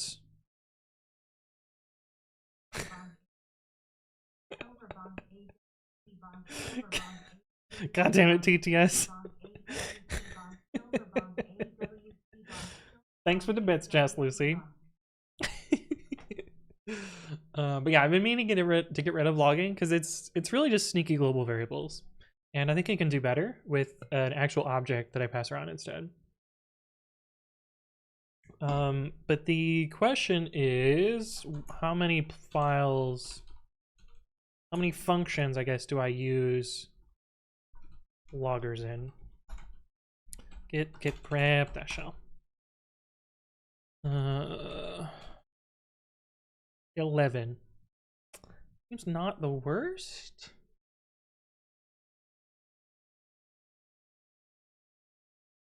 Seems not the worst. Okay, so I would need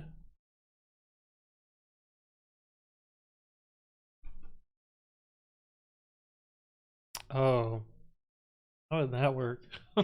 Maybe this isn't gonna happen today. Yeah, because this, I don't know how I would fish this into here. Is the problem. Like here it's kind of convenient that it's a global variable, but also at the same time,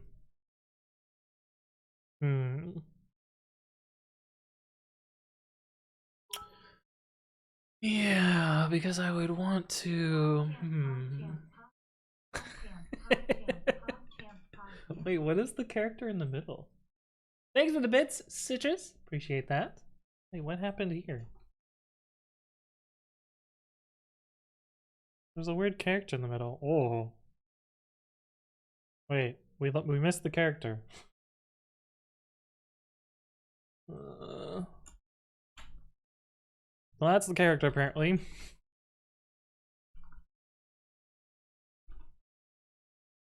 Object replacement character. I don't know what that is. Word S65532. Oh, this is a Unicode character, or the Unicode replacement character, right?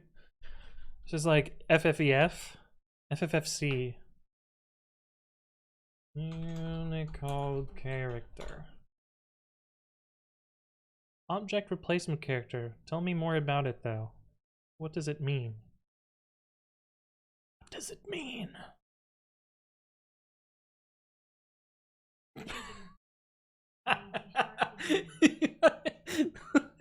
Oh, that's perfect. Yes, Lucy, thank you for that.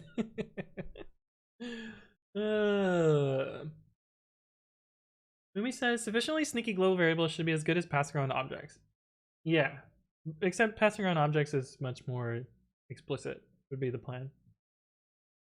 Jen NV says, one question, to use the logger throughout the library, do I have to import the logger and have to the get logger to set the context? No, typically the way loggers work is well, this is actually the wrong way to do this. This is before I knew how loggers worked. This code's really old. The original code is from 2014, March or April of 2014. So this is almost 8-year-old code before I knew what I was doing. That's actually not the right way to do it either. This is how you typically. Oops. Ran over something in my chair. This is how you're supposed to use loggers, and this name will be the module name.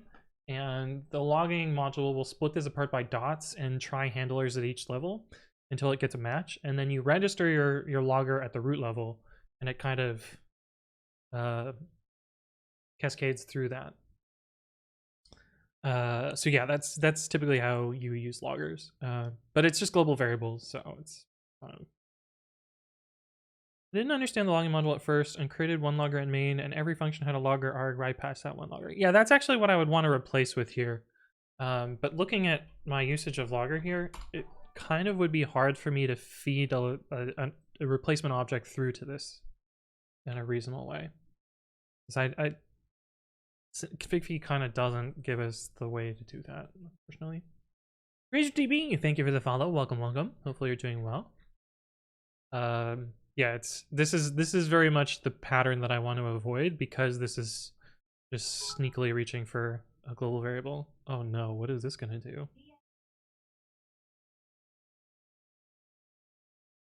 Wait, what? Oh, this is base 64. Oh no. What have you pasted here, Jazz Lucy?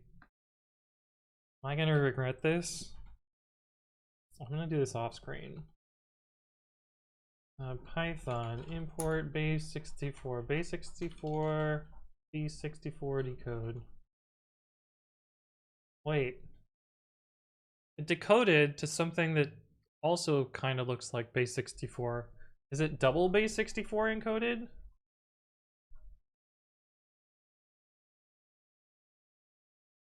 Incorrect padding.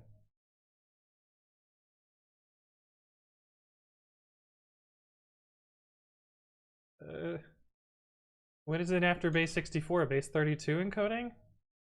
No. Base 85? It decoded to garbage. It's base 64 all the way down? Do I have to pad it? Correct padding plus equals.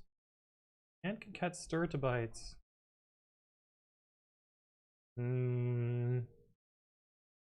It's just loosely encoded? It doesn't work for me. How did you get that? Did I copy the text wrong? But thank you for the bits. This is what I get. But this doesn't look like base 64.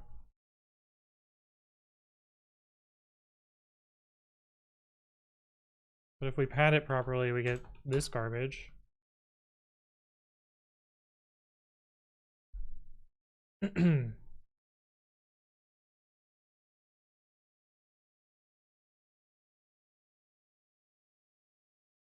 first one got it? Oh. Oh. Oh, I know what this is. I recognize this URL.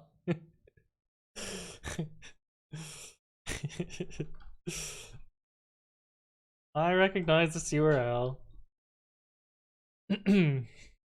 Would you say that you would not give me up or let me down, Jazz Lucy? Is that what you're telling me here?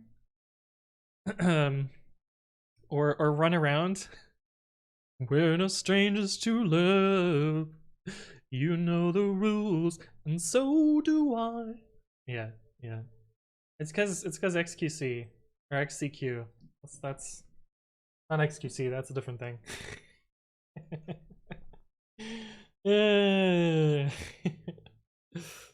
Crampiel says that's a great idea for a video. I would watch that. Wait, what were you talking about? Which thing? Which thing, Crampiel? DQW always sus. Oh, do you look at the beginning? I always look at the end. What was the video idea? I missed it already, Crampiel. If you recognize the idea of a rickroll, that's another level. There's like 2 or 3 videos too. This is the one with the nice thumbnail. This is the one with a nice thumbnail. Oh, this is the original. Wait, the thumbnail got updated then. There's another one though. But Rick Astley is he's actually a really nice guy. And still makes music, oddly enough. I love revealing people so much that I got a main just for that. Yeah, you've got me a few times, Jess Lucy. A few of you have gotten me a few times. But let's see, how would I do this? Warn mutable rev. Okay, so this one's gonna be difficult because we make this at the module scope. But it's the only one that uses it, so we could factor out to something else and do that separately. Like we could build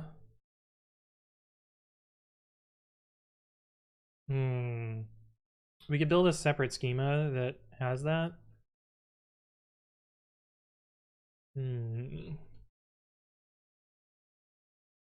Oh, but we also do that here and here and here. Yeah, maybe this project is harder than I want to do. W Schools is pliz.rickroll.me. Nice. Dream Shaded, hello, welcome back. Anthony, thanks for your videos. When are you planning to make videos about async IO? So the problem is, and I've talked about this before, I do have it on my list of ideas. The problem is, or I guess there's kind of several parts to this. Like I could make a video on async IO, but I don't think that I have definitive expert knowledge on it. I wouldn't be able to have a very deep video about it. I could explain kind of the basic concept and how you can sort of think about it in your head, because event loops versus imperative programming is a pretty different paradigm. Like with imperative, it's basically, you know, the computer runs things in order, but with async IO, you kind of have like a a thing that spins and waits for tasks and picks them up as they're available, and runs things like that. I could talk about, like, you know, CPU bound tasks aren't sped up by async IO. You know, Node.js is basically an async IO like environment. It really only benefits when you're doing IO tasks, and you can really only do concurrent execution during IO and those sorts of things. Like, I could talk about all of those stuff. But I don't think I'm particularly good at talking about async in general. And I haven't done much with async either. Like, my bot is, I think, the only decently sized project that I've built from scratch using async IO. And after writing it, I realized that it's kind of a pain in the ass to write async IO. But yeah, I might throw some of that into a video, but I don't think, like, I'm gonna make a series on this is how you do this in async IO. Because it usually just ends up being, yeah, slap async and await on everything until it works sort of deal. Sarcastic Dante, hello, welcome back. Good to see you again. But yeah, that's kind of my thoughts on that. I do have it in the video list that I might do, but yeah, I don't know. This server says, next, find a GitHub XSS vulnerability and set timeout for the Rickroll redirect. That would be next level. Also, you could make lots of money from GitHub's bug bounty. Foslick Official, thank you for the follow. Welcome to the stream. Hopefully you're doing well. Yeah, Jess Lucy is snips on dick swords. Indeed. Add logger video for ideas. Oh, the other thing is, like, I don't like loggers either. That was on the video list. I'm pretty sure I removed it. Oh no, it's still there. But yeah, I could talk about how I don't like logging and how I don't have a good solution for it. It could be a thing. But yeah, I don't know. Mad Flash, hello, welcome. Godwo, how's it going? Your bot can work just as good using threads. It doesn't even really need threads. It could just be single process. There would be some stuff that would lag because there's a few slow things, but yeah, it would work fine with threads.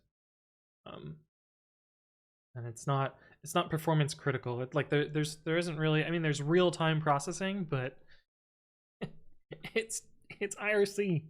Who gives a shit if it's like, oh yeah, it took 100, you know, it took 10 milliseconds longer because I had to spin up a thread. Like, that's not a huge amount of time. But as we now know, GitHub is over-escaping. Yeah, the thing is, like, over-escaping just makes a bad user experience. It usually doesn't make a XSS vulnerability. The under-escaping is the problem. Yo, welcome back. Hello. Alert, yo, indeed. Yo, how's it going? But wait, what was the video idea that you wanted, Cranfiel? Or was it the async stuff? The Joker, welcome back. Hello. Speaking of rickrolling, I got rickrolled from Discord channel names indirectly. That's nice. I also don't like the logger manual because it's camel case. Yeah, it's because it's one of the oldest modules in Python. Anthony roasts logging. Oh, is that what you were talking about? Okay, yeah, that makes sense. Yeah, and I could maybe do that. Oh, it's the logger video. Okay. Yeah, I could talk about why I don't like it, but I don't know. Complainy, oddly enough. So complainy videos actually do fairly well on my YouTube channel, I've noticed. But so they get better engagement, but they get worse like to dislike ratios. Which, like, I don't know. Engagement's nice because it gets more views, but I don't really want to. I don't want to ship particularly negative content. I would rather make, you know, nice, happy, normal content, you know? But Initia's Fair says, I would love to see a Flask app with full test coverage but without using any ORM. Are you ready? I have an app that fits that bill, and it's open source. Let me make sure I don't have any pragmas first. Before I'm like, oh yeah, there's no covers in this, and it is a Flask app, and We run the test suite.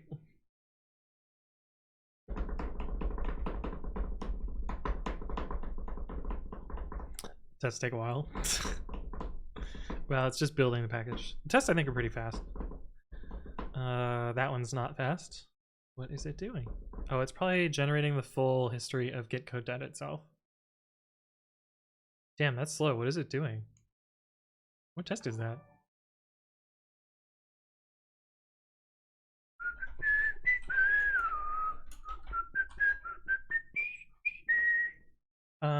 Danny Oshiga, thank you for the follow. Welcome, welcome.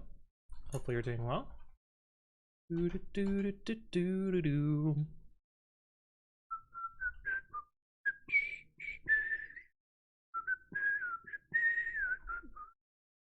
of these tests seem particularly slow. What the fuck is taking so long?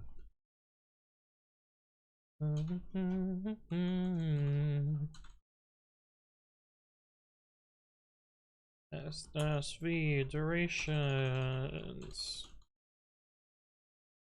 And what? This finished very quickly. What is this test doing?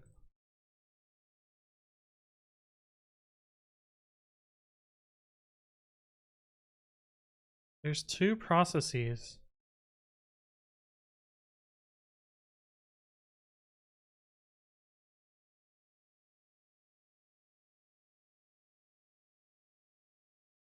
Go up one process.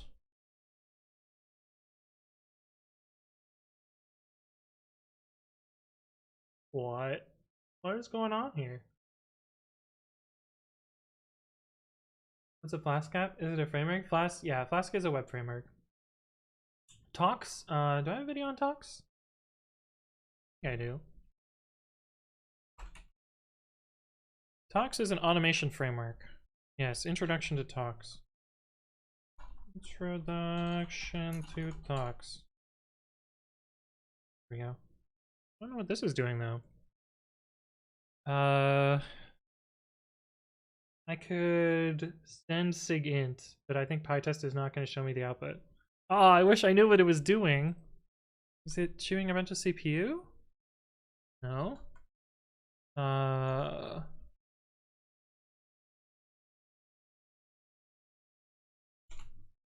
We could strace it. I think I need -p. Yeah. Wait for. So it is waiting on a file descriptor. View text wait bit set. So this is waiting on a lock. So it's deadlocked? But why? Proc this FD. What is FD for? Dev null. Oh, wait for. It's waiting on this. Oh. So this is in a deadlock, and this is waiting for that process to finish. What is going on? Your test use real databases? If you count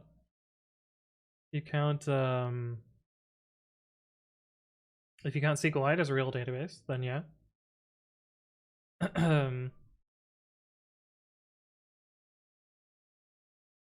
Watching you debug your test suite is so cool. I don't even know where to start if I face this issue. I don't know what this is.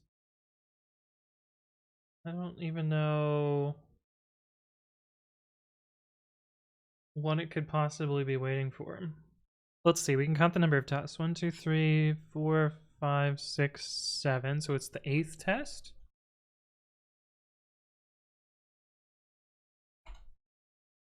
So 1, 2, 3, 4, 5, 6, 7, 8. Test main database does not exist.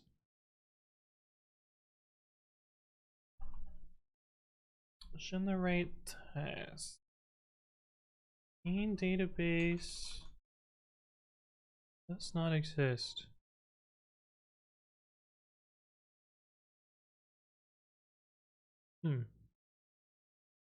I wonder if we run it a bunch of times if it'll fail.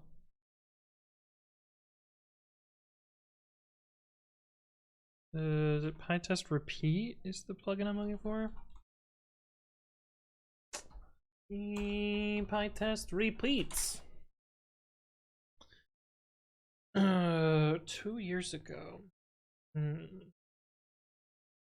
yeah, it's clearly deadlocked on something. Don't know what though. Repeated test until failure. Yeah, this sounds like what I want. Repeat.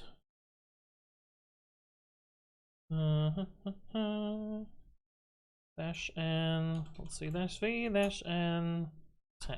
Let's run them all 10 times. Unexpected arguments.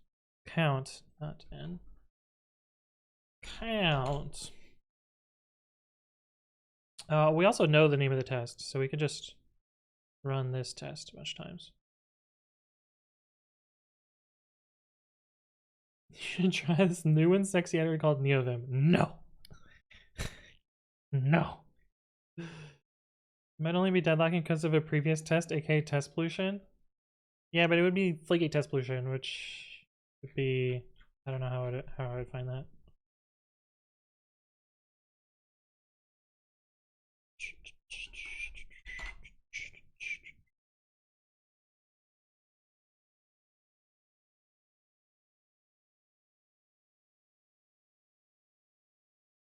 I wonder if it only fails in a minimal environment, such as the one that Talks does. That might be a thing. Let's see. Talks-e py39 test generate test in database. It's probably the multi-threading code that I wrote 7 years ago. If I had to guess. Yeah, it passed fine there.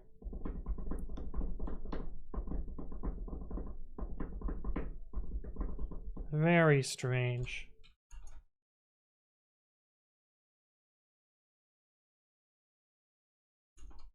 So what does this do? Has number of jobs. Default is CPU count.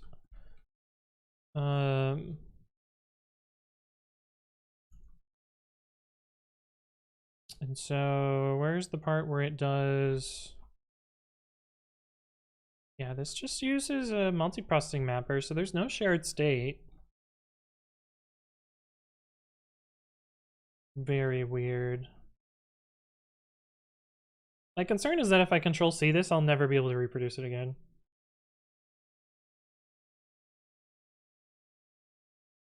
But no, that says, Mag, how are the cookies from yesterday's stream? I'll go get some. They're real fucking good.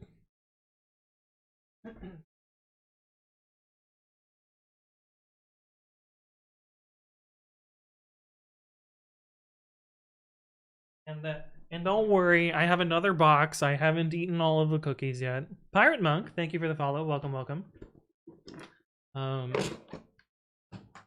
here's the cookies. That's what they look like. They are chocolate caramel sea salt cookies. And they're dangerously good. They're dangerously good. No, it's not all that's left. I have another box. I have another box of them. No, I have more. Here.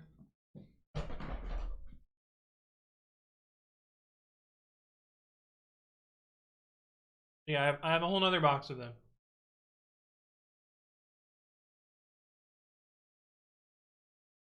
But no, I definitely didn't eat all of them. I only had about 6. But yeah. Have new VM2 but micros just much less hassle? Yeah, zero config. Yeah. Art Monk says, why VI and not an IDE? I'm not using VI, first off. So yeah. Fish is not POSIX? Oh god. I can hate fish. But yeah, they're real good. How's it going, rollers? Hello, hello, welcome back. That doesn't really look like cookies at first. How's it going, Juicebox Hero? Good to see you again. But yeah, they're really good. Recipe drop. So the problem is I loosely followed a recipe, but didn't, and kind of changed it a little bit. Yeah. So here's the recipe, or at least the original one.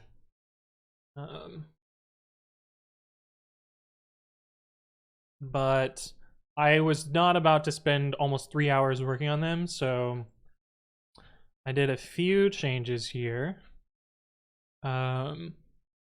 Like I used more vanilla.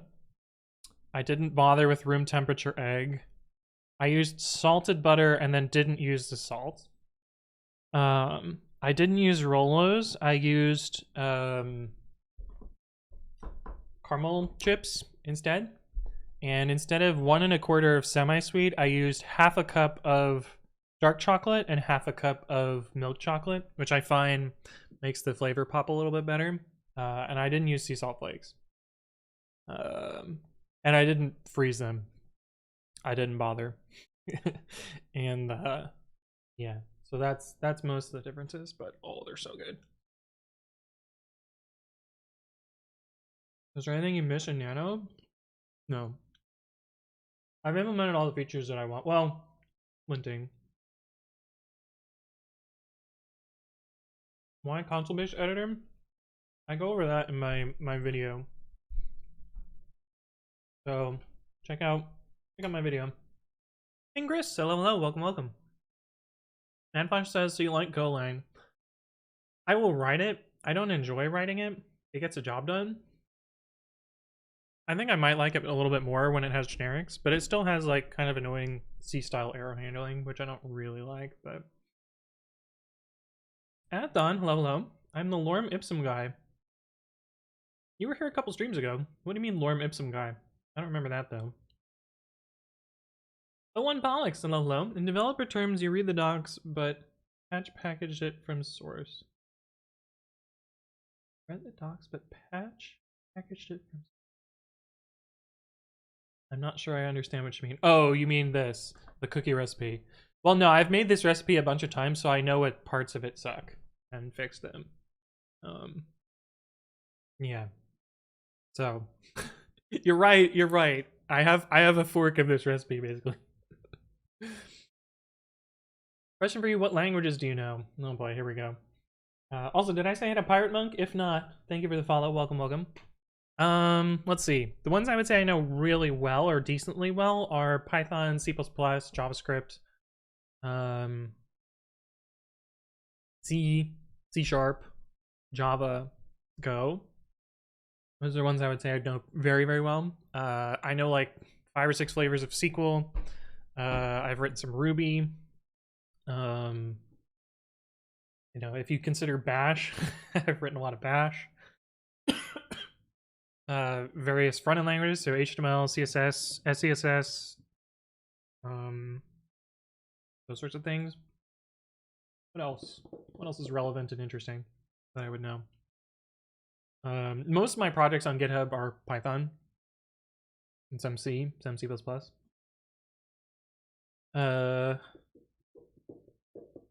I'm surely forgetting something.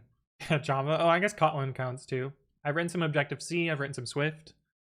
I have an Android app.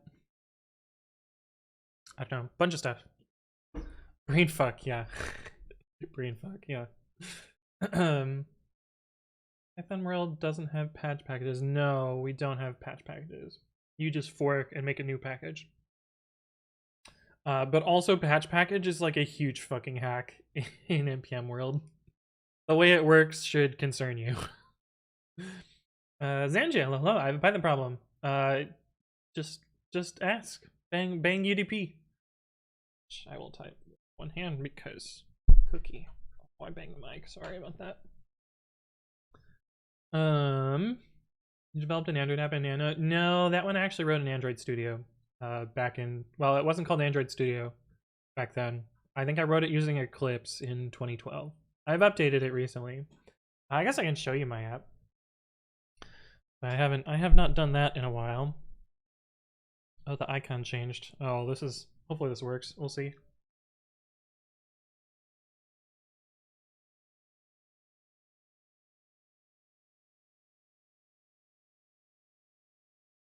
Oh no. What? Oh no.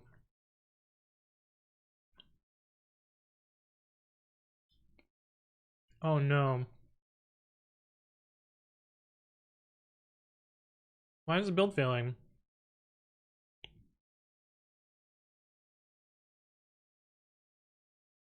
IntelliJ! How did this break? I've literally done nothing to this since last time we worked on this.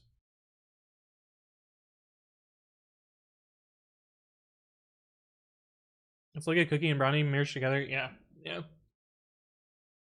Why do Python's exceptions not have slots? Because it doesn't matter? You're not making millions of objects? Oh, now it's working. Can I run it now? Please remove usage of JCenter. Oh, it starts. Yay. Okay, so this is my app. It is a implementation of KenKen. I wrote my own algorithm for generating the backing Latin square and my own game generation. The idea behind Ken Squared, or KenKen, my app is called Ken Squared, is there are cages which have a number and a math symbol, and the numbers that you fill out in here have to, whatever the math symbol is, end up being that number. So like 6 plus here could be 1 plus 5 or 2 plus 4. So this could be anything but 3, because you can only have the same number once in a row or column. And let's say 9 plus would have to be 2, 3, 4, or 1, 3, 5. So it could literally be any of these. So that row is not super useful. Now this one is interesting. So 2 times, but we have three squares here. So this has to be 1 times 2 times 1. And you learn these patterns over and over after playing this game a lot. Also, now that there's a 2 and a 1 in here, you can see that this can't be a 2 or a 1. So 4 or 5 would only be able to be 1, 2 on this other side. So you can kind of eliminate stuff that way. Like this has to be 1, 2, 5, which means this has to be 3, 4. And this has to be, this can't be a 4. This can be either this can either be 2, 3, 5 or oh no, it has to be 2, 3, 5 because this is a 5x5 board.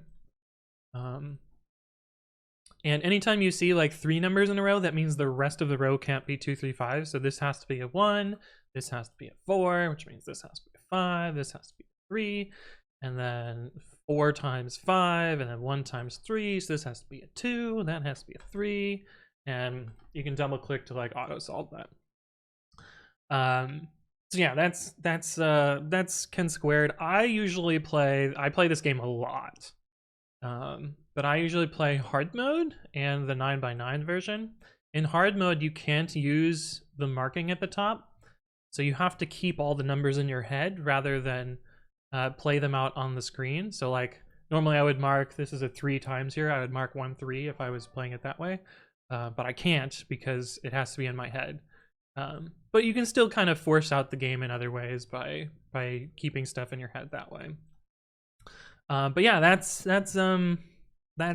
Ken Squared, Ken.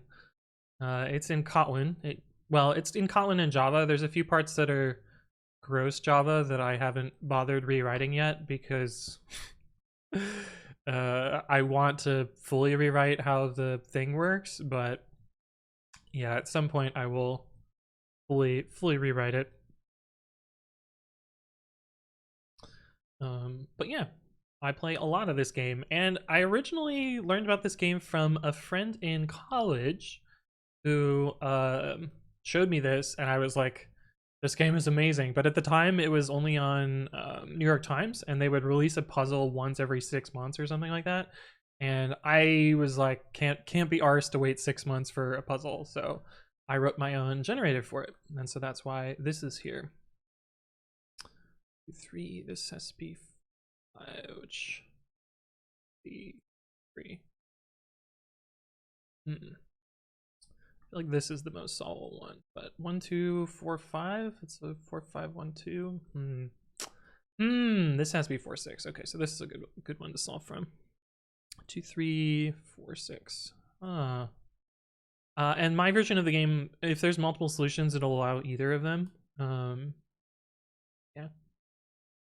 Do you leak code, bro? No, I don't. I think leak code sucks. Have you coded for iPhone? A long time ago.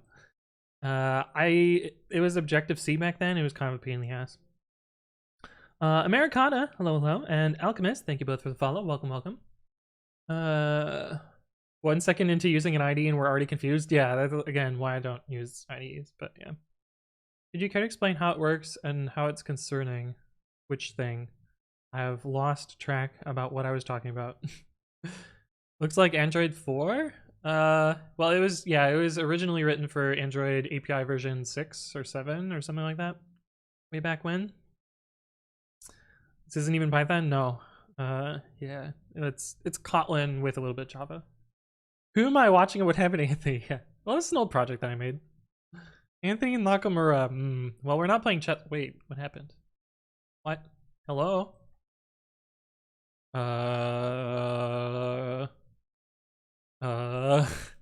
think the emulator died. Is it on the Play Store? So, funny story about that. The owner of the trademark, Next Toy Inc.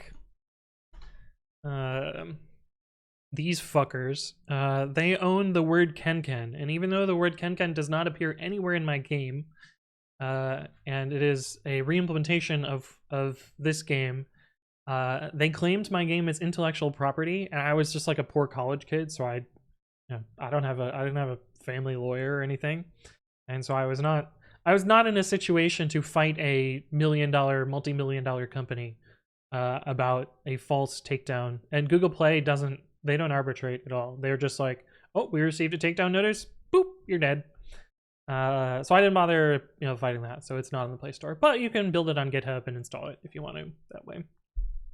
But yeah, anyway, Kotlin isn't that bad. Yeah, I really like Kotlin, especially now that they have trailing commas, which is, yeah. Make a web version of it. Maybe New York Times will buy it. No, they'll probably just shut me down, more realistically. Also, there is a web version of it now, but theirs still only has like a limited number of puzzles, and you have to like pay for it, and their thing is like real shit. But yeah, anyway. On patch package. Yeah, it just modifies the code in your node models, which is Citrus says, sadly got to sit in a work meeting. I'm glad I could finally catch one of your streams though. Have a great rest of your stream and a wonderful day. Well, thank you for stopping by, Citrus. Have a good one. How are the cookies? Oh, they're so good. I just ate one. I'm not gonna eat another one, but they're real good. Put it on F-Droid? I don't know what that is.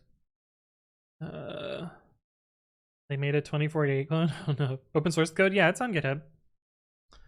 On GitHub. So if you want to build it, it's here. Yeah.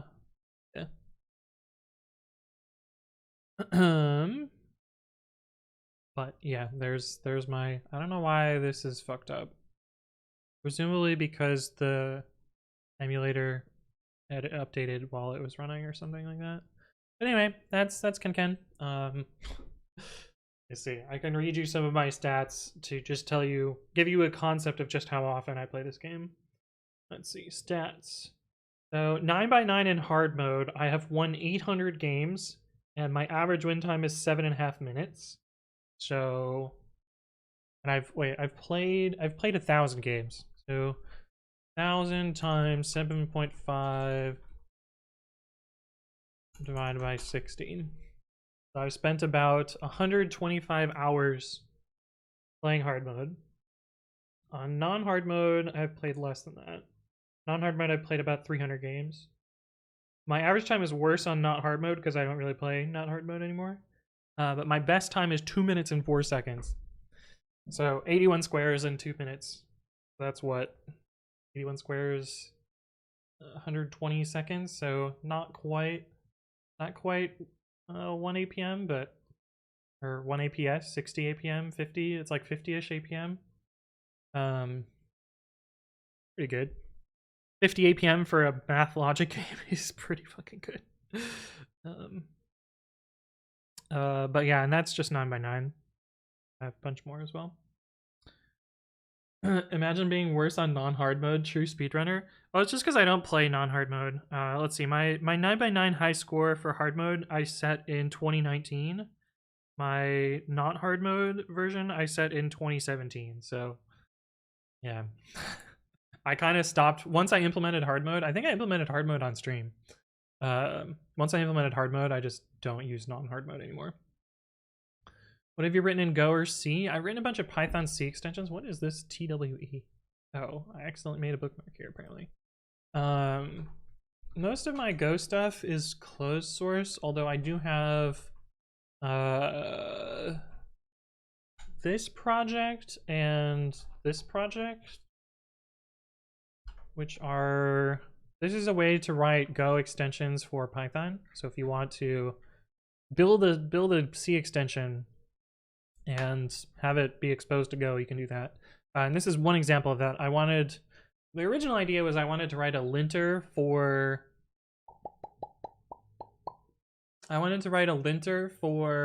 Docker files. And so I was like, oh, what Docker file parsers are there? And they were all like slightly different than the official parsers. So I was like, well, this sucks. And I want to re-implement my own that would also differentiate from the real parser. So I was like, well, I wonder if I could expose the Go bits to Python and do that. And so that's why I decided to start making this. And in order to start making this, I needed to build this. But now you can, original VM, pip install Dockerfile, and this runs the official Dockerfile parser from Docker, from Go, from Ubuntu, Focal, run, echo hi, and gives you a nice output that is parsed and such. He modified his stat? No, I didn't. I did import and export them before I implemented the import export because I had new phones and stuff. Vlaster says, I saw your project edit video. You have a very small git ignore. I usually use gitignore.io. Is it bad to have big git ignores? What do you mean by bad? I mean, I don't like git ignores that ignore things that I'm never going to use. I'm of the opinion that I should write the minimal amount of stuff that things work. That makes things work. In theory, a large git ignore will slow down some git operations, but in theory, in practice, it probably doesn't make a difference unless you have like thousands of git ignore entries. But I don't know. I find that with large git ignores, it makes it more likely to have weird bugs in them where you accidentally ignore a file or you, yeah, mostly just accidentally ignoring stuff. Do you only use a terminal when programming work? Yep. I spend all my time in a terminal. Why would I do anything else? Mad Phoenix, thank you for the follow. Welcome. Okay, so we're still trying to figure out what the fuck is going on here. I don't know how I can debug this further. We know it's sitting at a deadlock, but we don't know why. I could maybe trigger a core dump, but I don't know why it would.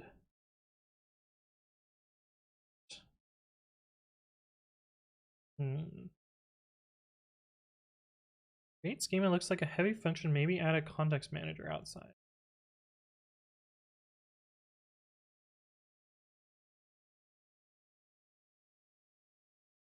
That's terrible advice. What? Why would adding a context manager change any part of this? What are you talking about? Also, it's not really expensive. It just runs a bunch of scripts. It runs these scripts, which just creates a few tables.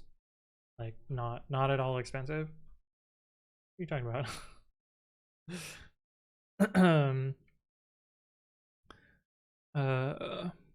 Is the CPU usage fine? It's currently deadlocked. So it's not consuming any CPU at the moment. When we traced it, it is sitting at oops. Actually, probably don't need sudo there. This is my own process. It's waiting on a lock.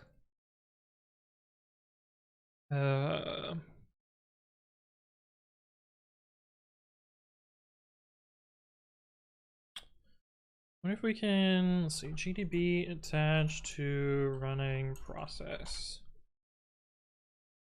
Attach GDB to a program that's already running. GDB program -p PID. Okay, let's try that. GDB py39 bin python -p 56306. That not work?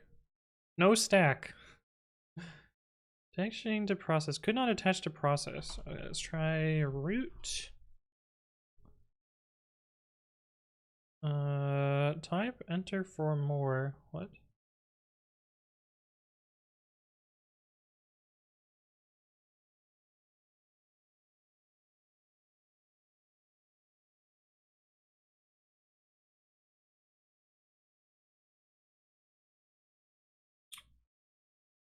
We are in a semaphore wait.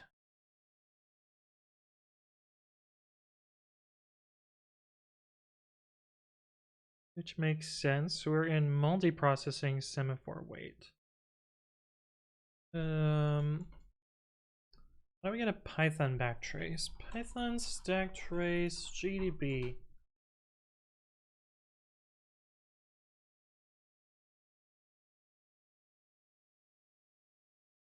Yeah, I already know how to do a C stack trace. I want a Python stack trace. PyBT. I don't think that's gonna work.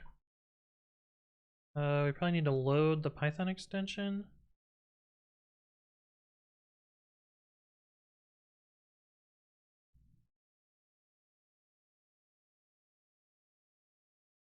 When Python, blah, blah, blah. Oh,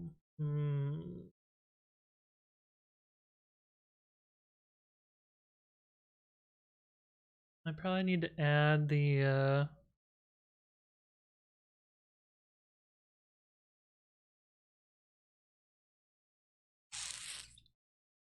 probably need to add the GDB Python extension. The GDB Python extension.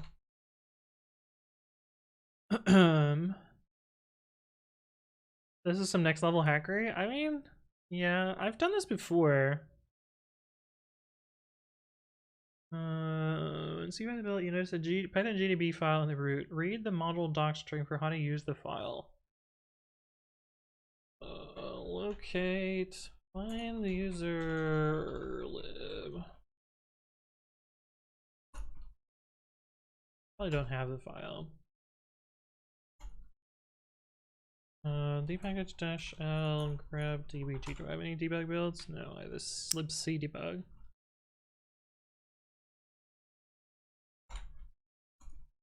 I think it ships with this.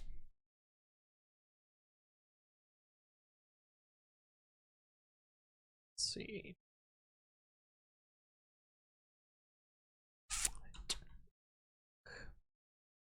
Maybe it's in bin?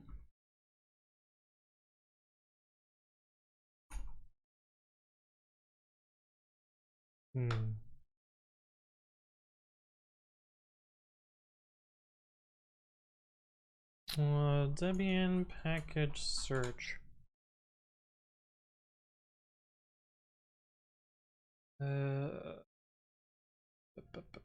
Where's the like file? Search the contents. Python GDB ads that contain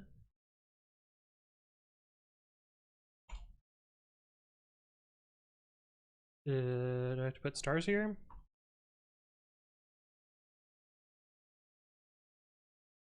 Oh, fuck. clicked the wrong button. Just don't remember which package it's in. Keyword not valid or missing.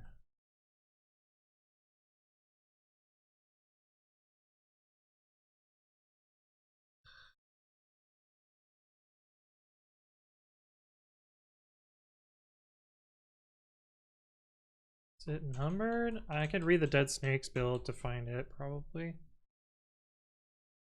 Oh, here we go. Python 3.7-GDP user share.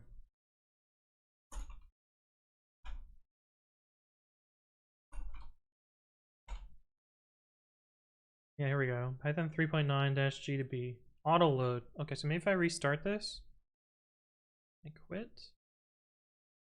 It'll be detached.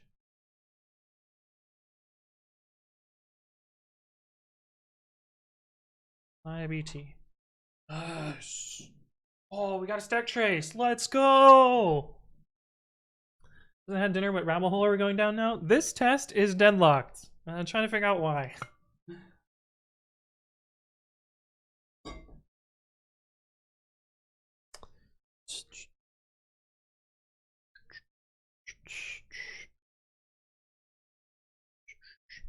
It is deadlocked building a multiprocessing pool. Oh, this is definitely not my bug. But it is very concerning. Very concerning. Also, this stack trace is upside down. For reasons. So that's really interesting. It's very interesting. So it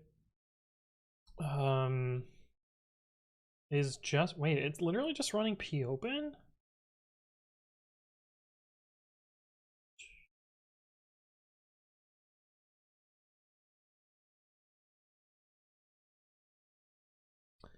This read lock.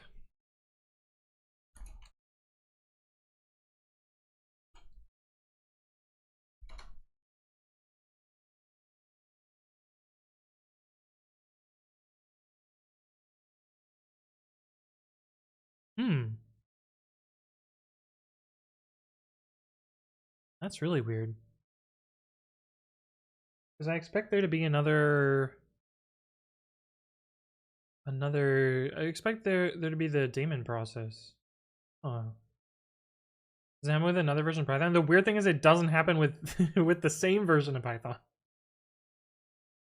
There's something weird. There's something really weird going on here. There's like some terrible race, I think.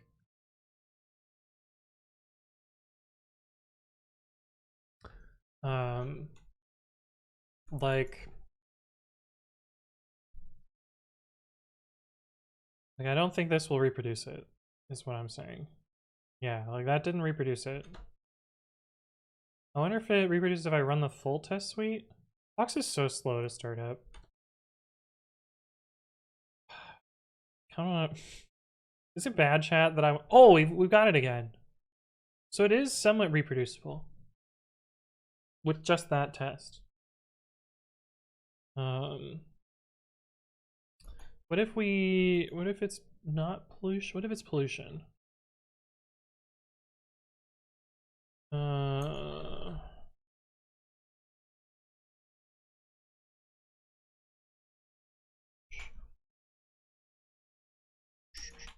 Let's see if we can get it to reproduce just by running this test.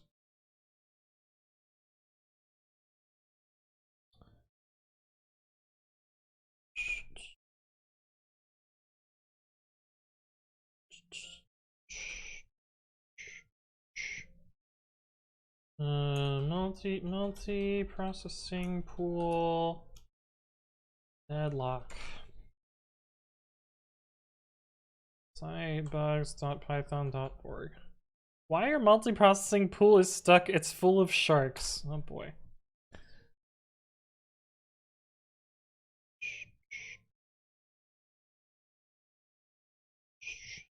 It's gonna be fork, isn't it?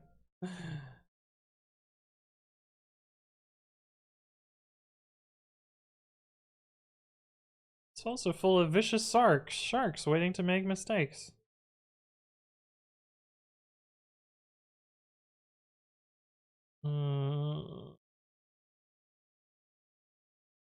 We're not doing anything special there, though. Ours is failing before it even gets there. So, yeah, this is not the problem. Reproducible deadlock with multiprocessing.pool. Attached code. 18.11.17. This file?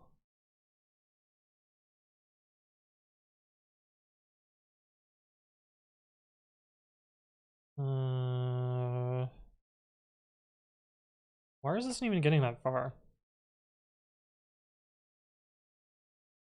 Ours is deadlocking on pool.open. Pool.enter. That's really weird. It'd be really interesting seeing you eventually convert this into a minimal reproduction, submitting an issue. I'm pretty sure there's already an issue for this. Like, there's no way that I'm finding this the first time.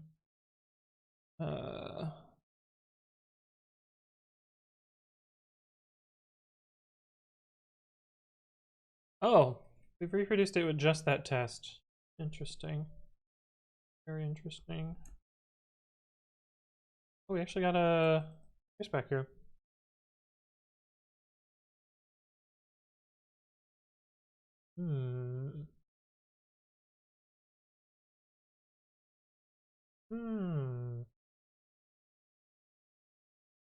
Wait, why did we get a traceback this time? We didn't get a traceback last time.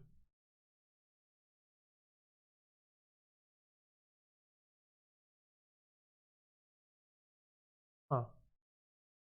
This is the open fork.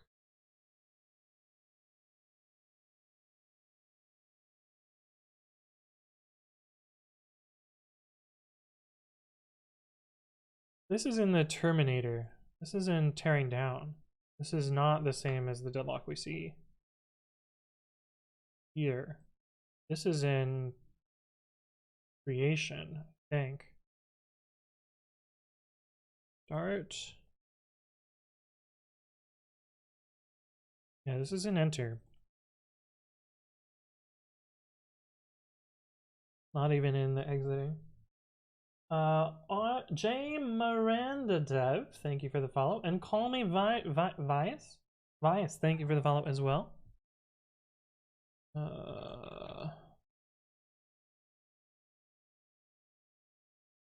Very strange. What other things are there? Pi up? Oh, we can go through frames here.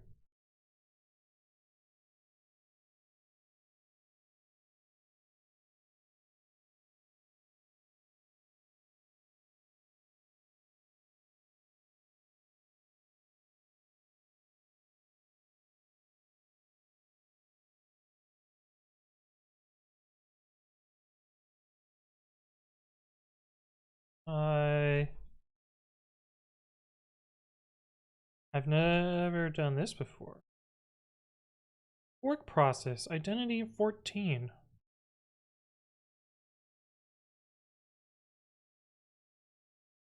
Where?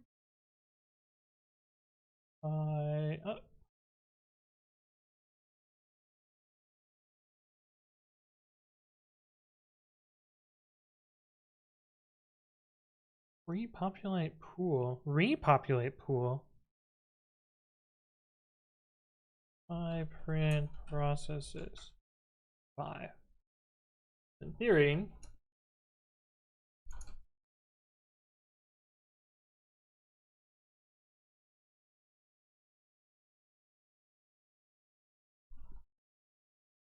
I should be able to reproduce with just this code.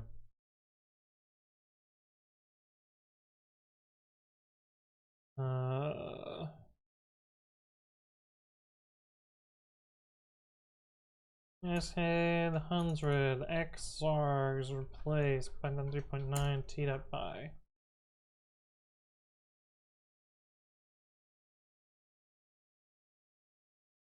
1-100.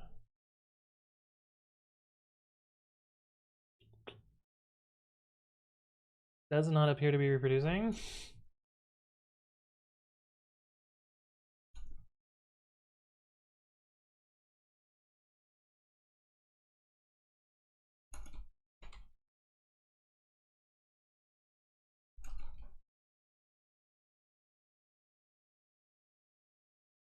Let's try this.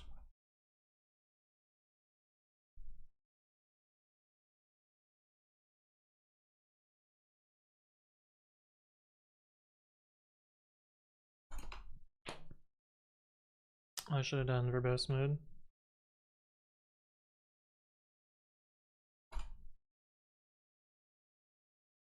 Hey, what's up, Uno Dos 3? Hello, hello. Welcome, welcome.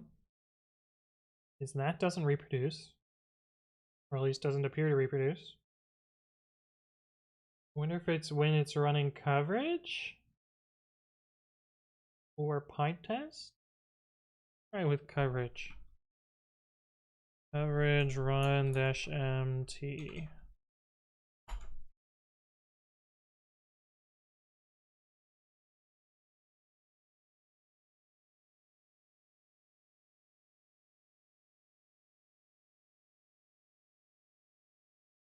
Doesn't seem to reproduce it either. I wonder if we can factor out coverage of this. Like, what if we run just that test, but with just PyTest instead of with coverage? That'll at least factor out a big variable. Oh, is it deadlocked? No, it's just slow.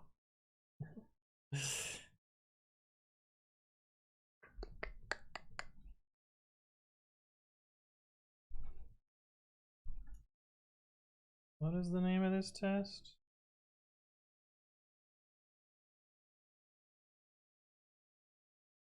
Oh, there it was.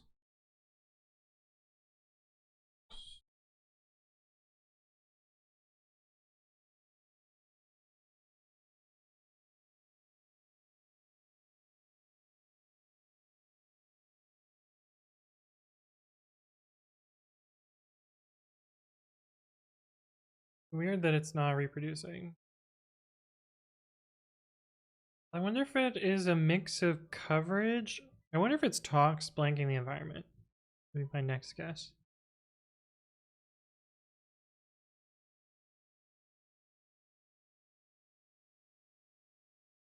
Because this seems like it's passing every single time. Alright, that's enough of that. Let's do coverage run. Let's do it 25 times instead of 100.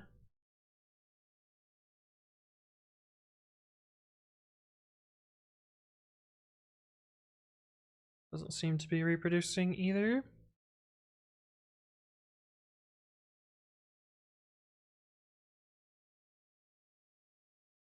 Oh, it is reproducing. Okay.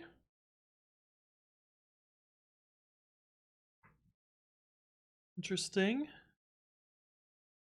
That doesn't really tell us whether it's covered or not.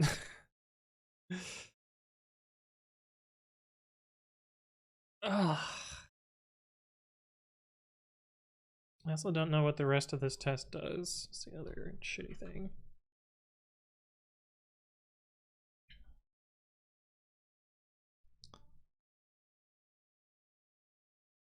Okay, but I know I can control C this now at least, because we can reproduce it outside of it.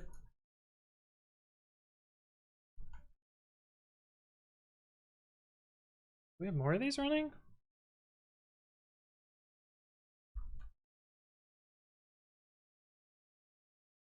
Oh, this is the actual one?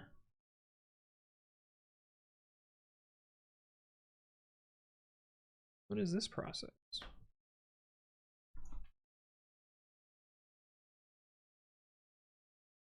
Oh, that's my user process. So there's a there's a zombie process.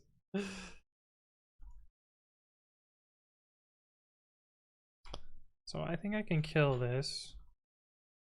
Because it's deadlocked, so it's never gonna finish. It got reparented. So instead of Tox waiting on the process tree, it just was like, whatever, fuck it. Oh, which actually probably means I have a couple of these. Coverage, xargs. Oh, it's because we're attached to it in GDB.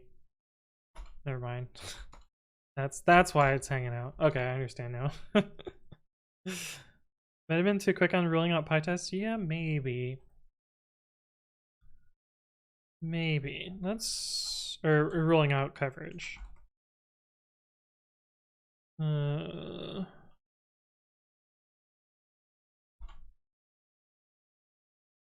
Yeah, because it is pretty rare.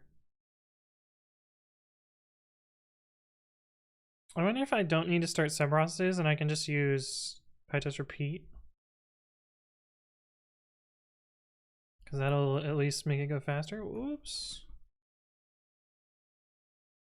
And then I don't need xargs.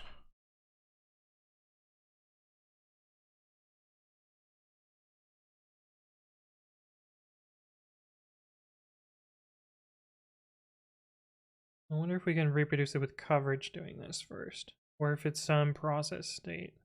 But we know we've eliminated togs being a variable. So that's good at least. Oh. The problem is I'm pretty sure I'm chasing a bug that someone's already reported. And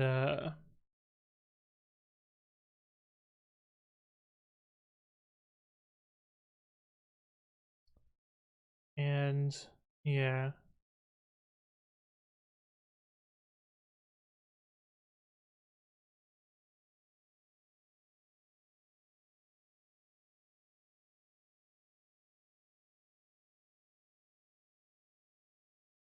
That was a 2009 patch review.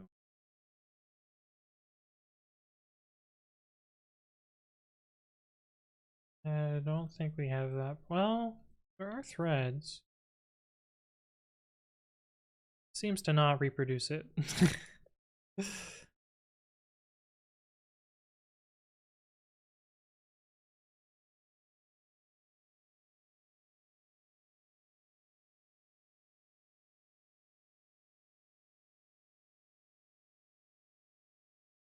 嗯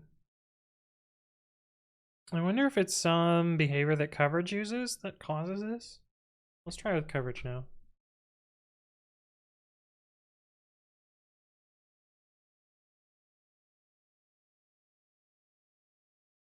It reproduces almost immediately. Okay, I'm thinking it's coverage somehow. I'm curious if this happens in other Python versions as well.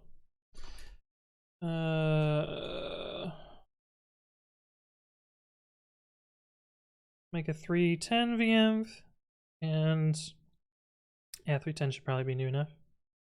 This is very interesting. I am intrigued and terrified.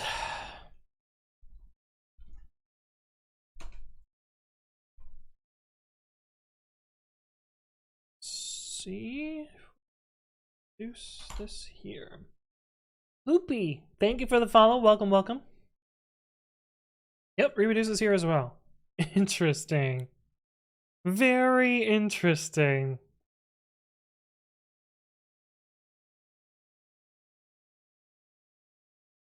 That's pretty wild. Oh, Mr. Singh!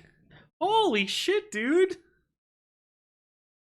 With I don't have 20 buttons, buddy. God damn. Thank you for the 20 gifted subs. Holy shit. Yeah, whoa indeed, Force Penguin. Here's your buttons, buddy. Bonus incoming. Time to take off the socks? I'm not, well, I can't show you my feet, right? Topless stream now? I mean,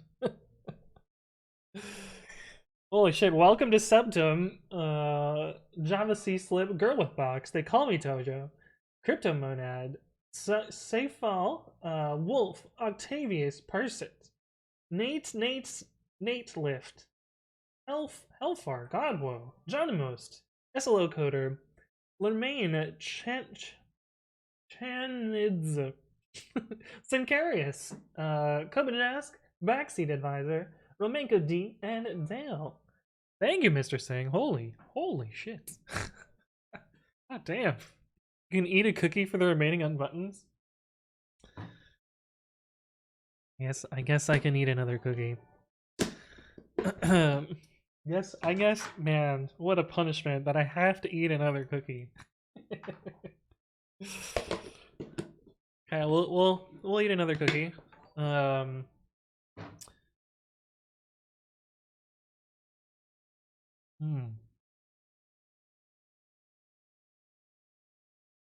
the question is, will I be able to reproduce this on another machine? But we have it reproducing in 310.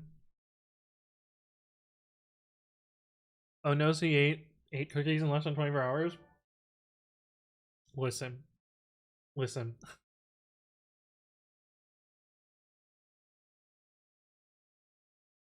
I'm gonna eat them all eventually anyway, right? What's the difference from eating them all in 24 hours? Jay Phils, how you doing? I was promised programmer cookies. I mean, I think by the time that I mailed them, they would no longer be as good. Jake and Theodore, welcome back. Hello. Okay, but this reproduces pretty reasonably. Let's try and delete code until it doesn't reproduce.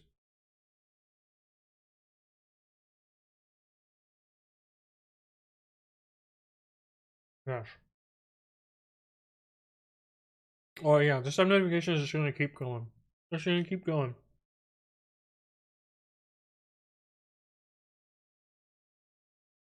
Okay, let's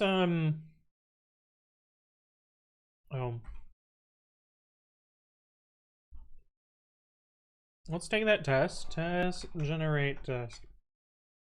Let's delete everything in this file except for that test and see if that does anything better.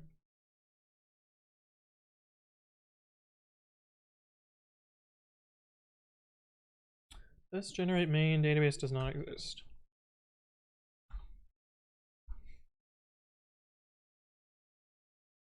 Let's do 100, that way we can control C a little better. Okay, so that still reproduces.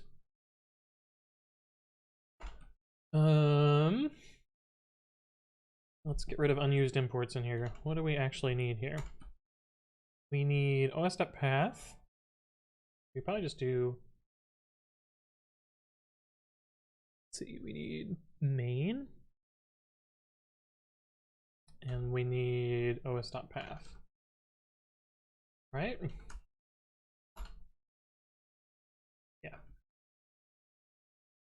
Okay, let's run again.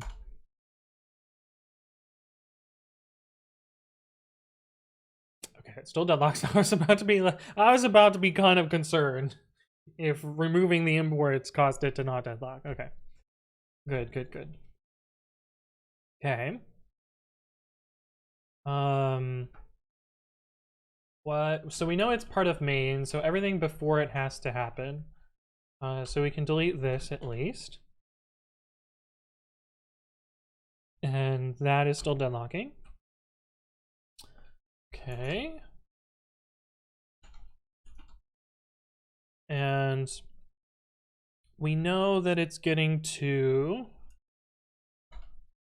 this function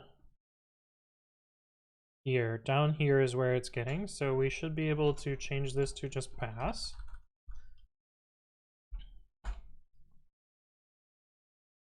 And we can. Good. Yoda Droid has resubbed. You are getting pretty close. I think the only people that are there that don't have founders badges is Mr. Metabytes.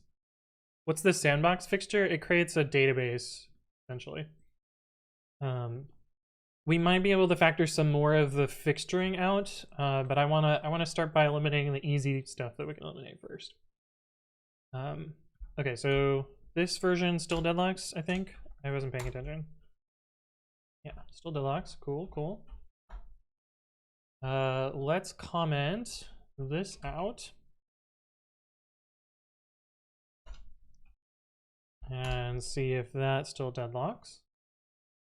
Does. Okay, so we can get rid of this.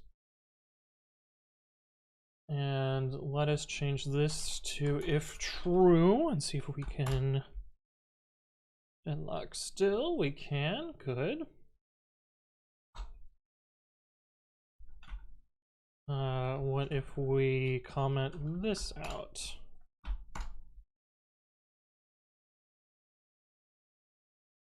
Oh.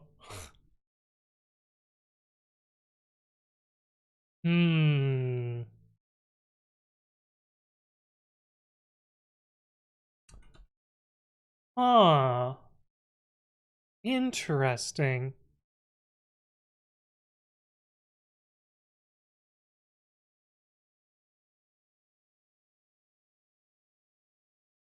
Interesting.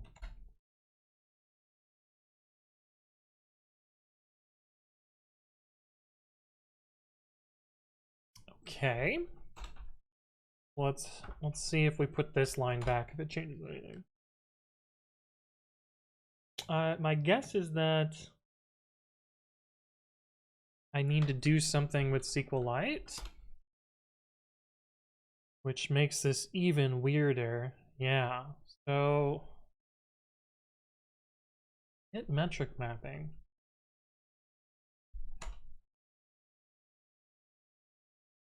Yeah, but we know this is enough. Let's see if we comment this out.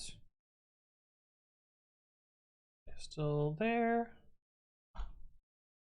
Comment this out.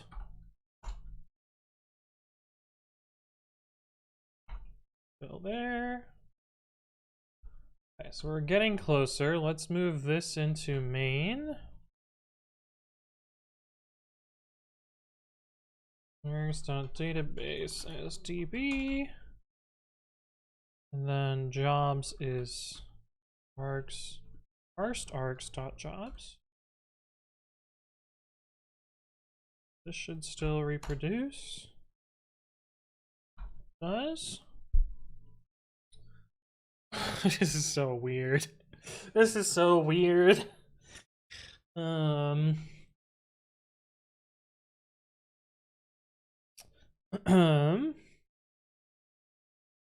there a better way to find the deadlock stuck point than just trying to find the right spot? We know where it's locking. We've found it via GDB.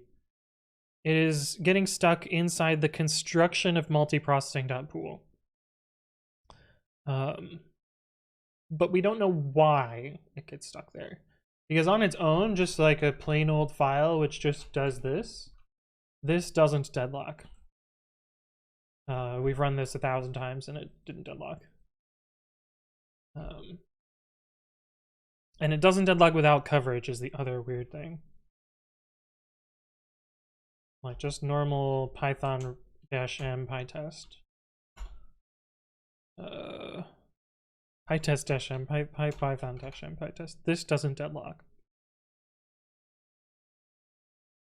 Or at least it doesn't deadlock in the, we've run it thousands of times, so I think it does.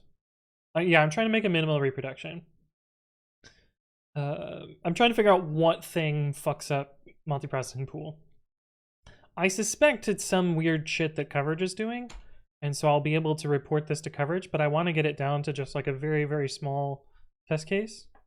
Did you run it billions of times? No. Technically, I didn't solve the halting problem, so I don't know for certainty what does and doesn't cause this, but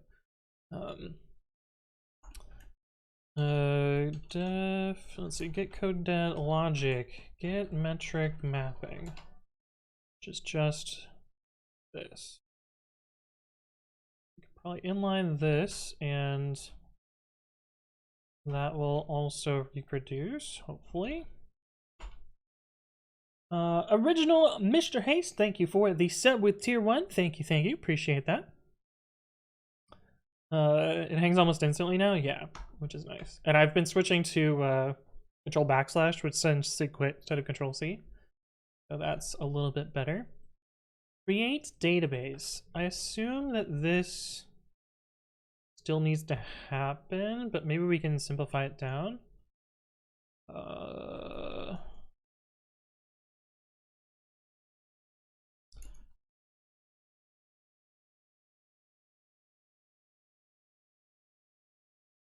And this is still using package resources. I should probably update it to use imprl metadata or imprl resources at some point. Create schema, populate metric IDs.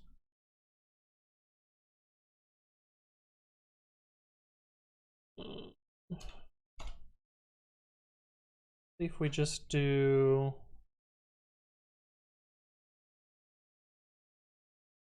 this.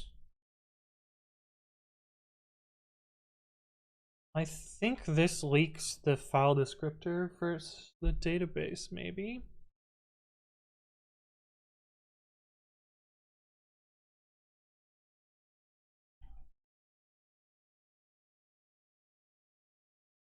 Oh, that's what I wanted to copy paste.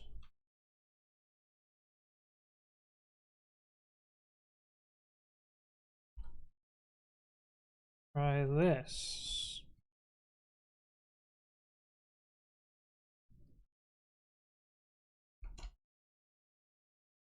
Okay, so that still deadlocks. Name ID, we don't need these. Oh, now it fails for some reason. Index error.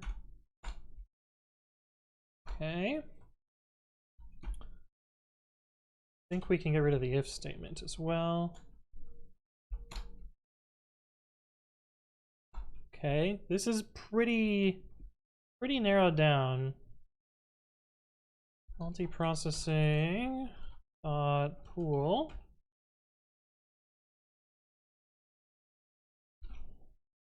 Try that.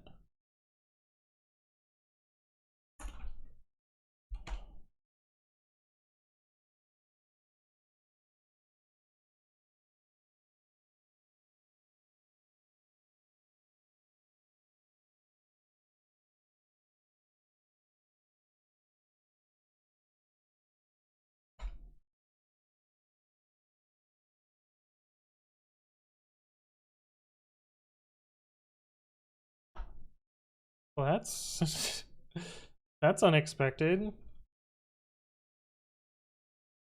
What is context lib? Maybe that's just a fluke. That feels like a fluke. There should be like basically equivalent.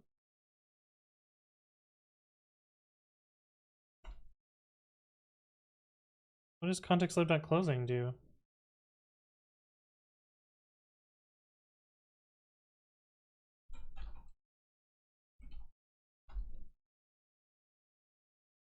To XXXY, thank you for the follow. Welcome, welcome.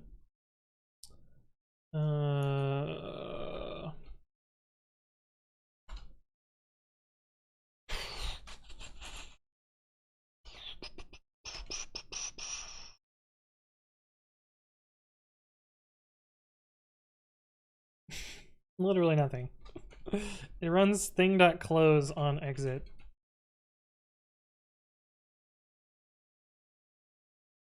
That should be the same as multiprocessing pool, right? Pool. Init. Self.terminate. Ooh, that is different, maybe. Join close.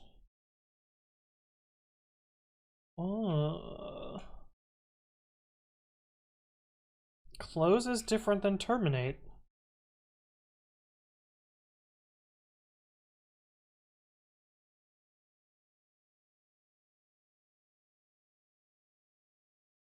So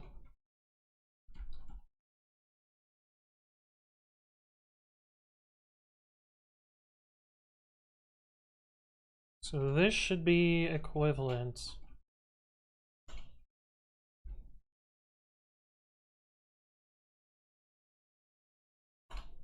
Yeezy, thank you for the follow. Welcome, welcome.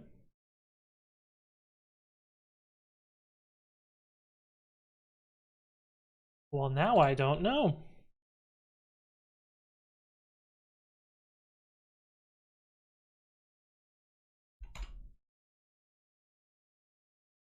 wait, what?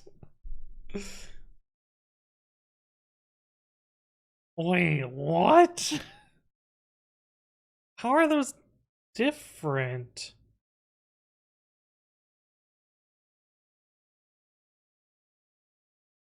Wait, what?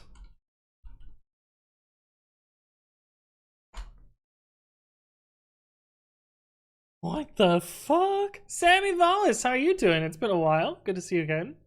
Time to search the bug tracker for closing bugs? Yeah, maybe. So why are these different? They should execute the same. The garbage collector should keep this around until after. Oh, except this code runs before it collects. Like, I'm very surprised that this does not reproduce. Like, that's got me tripping.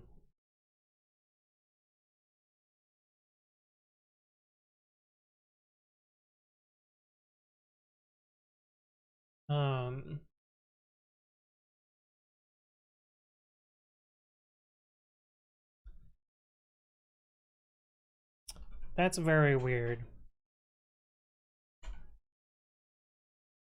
But we have more code to eliminate. I think we can eliminate all the fixtures and generate test now.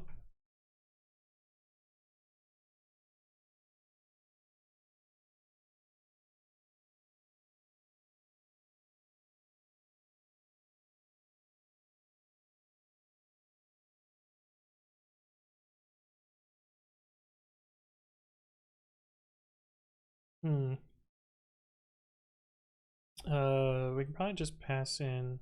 Actually, let's do this differently. Oops. Let's do this differently. I think we can just take db as stir and jobs as int and get rid of all this shit.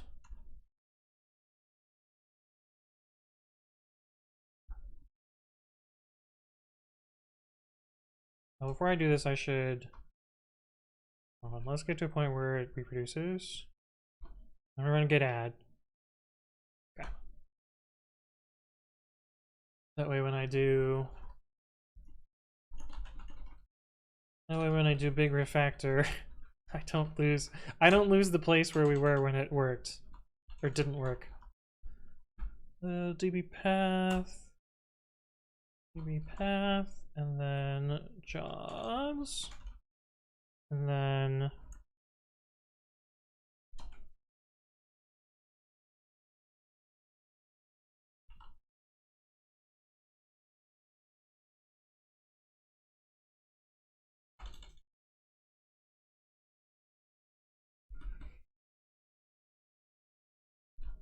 okay.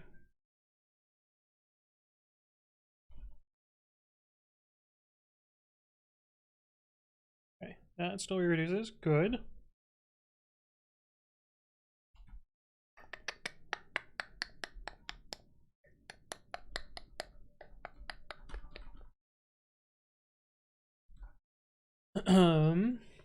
You have to do p.join too. It doesn't make any things. there's no reason to join, I think.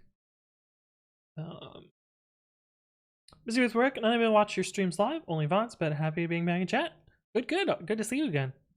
Infu says multi-processing pool also supports the context manager type. Yeah, I know it does. But close should work fine too. Drink says, does it reproduce with a memory database? The problem with a memory database is we would need to do something like this. Let's see if it reproduces like this. It does. Okay. So then maybe we could try memory.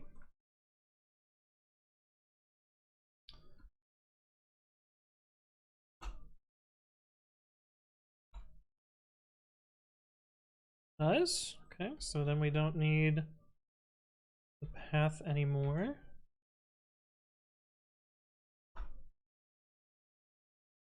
Oh. Whoops. I'm actually going to move this into the other file.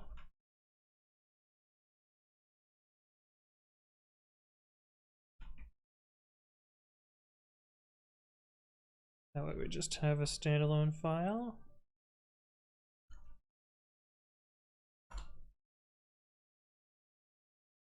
Whoops. Name error what? Light.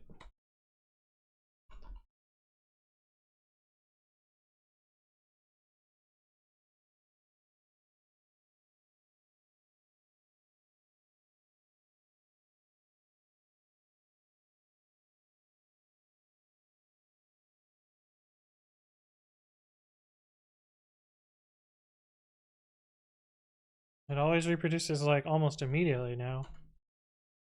Oh, there we go. I got it to do it a couple.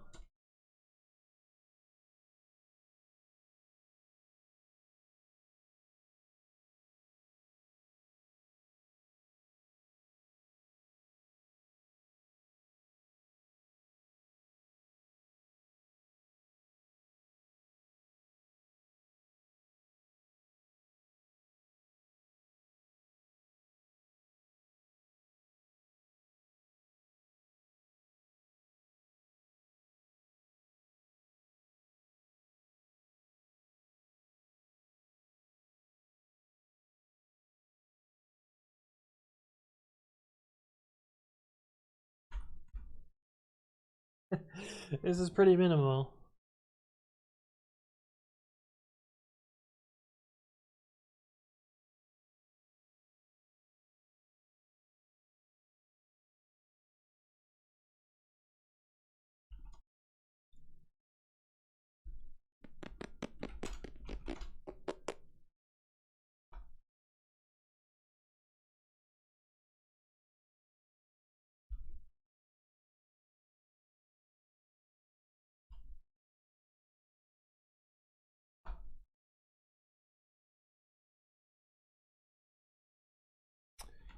Comment this out, it doesn't reproduce?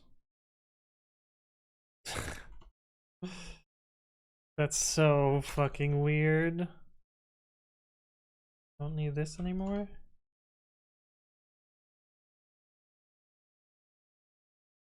Let's see if we can vector out PyTest next.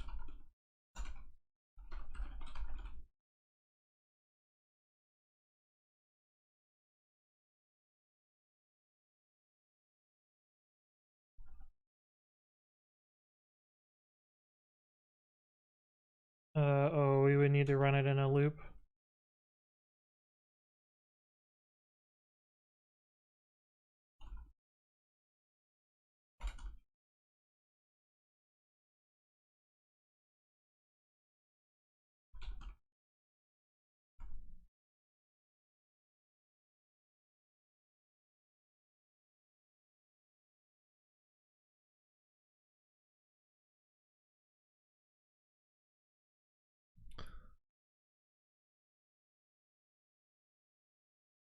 Yep, that also happens.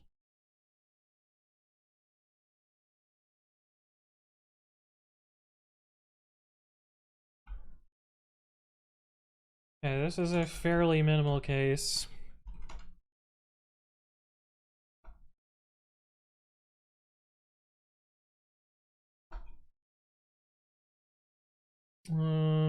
Letter complained that my docstring wasn't at the top of the file. Is future imports not supposed to be above anything? Yeah, it can't be above the docstring. So it doesn't lock outside of coverage, which is the wildest thing. But now we've eliminated PyTest at least. So it doesn't lock outside of coverage, which is, well, we can set this number to be bigger. But we've never seen it lock outside of coverage. We have only seen it lock inside of coverage. Object.del being called before close can finalize out of process /ban. No, the thing is, del will get called after close. But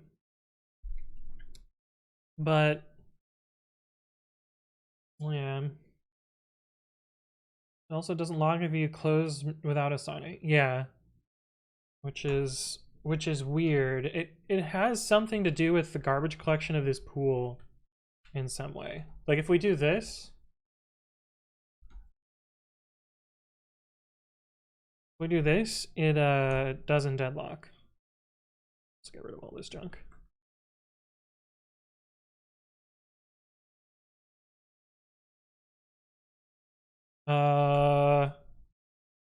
What? Wait, it's deadlocking now.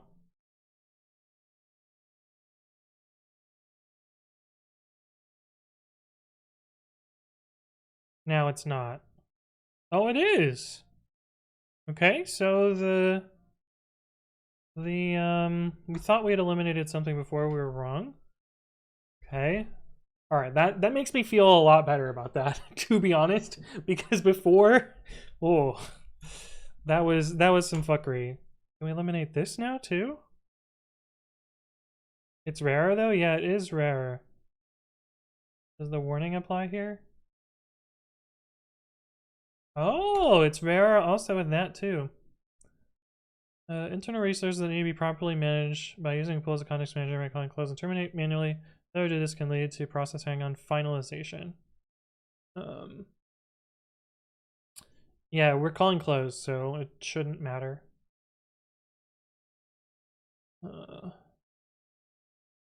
It does say to call close and terminate.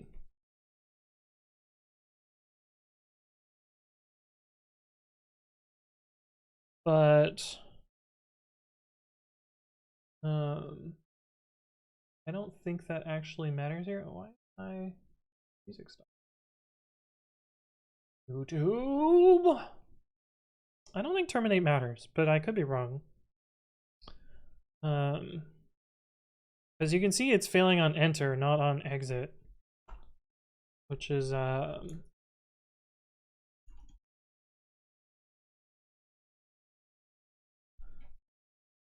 this has also worked for a long time.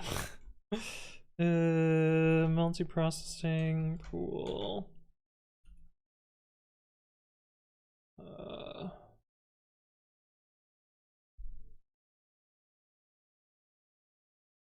Self.state equals run.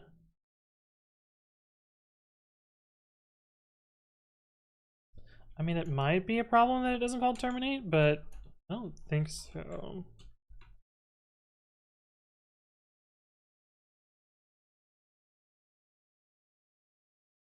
But the thing is, I'm pretty sure if we add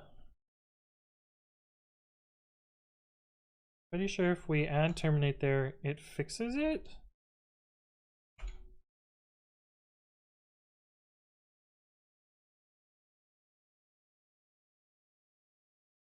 No, it doesn't fix it. So that is not the problem. It still deadlocks. And what if we do with the context manager just to show that that's doing it the right way?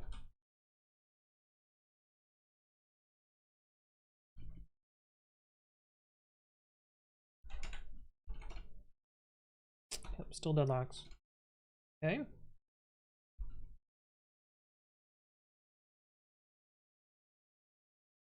I wonder if we can eliminate SQLite.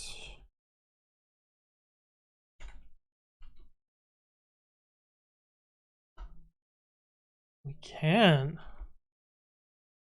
Now that is surprising.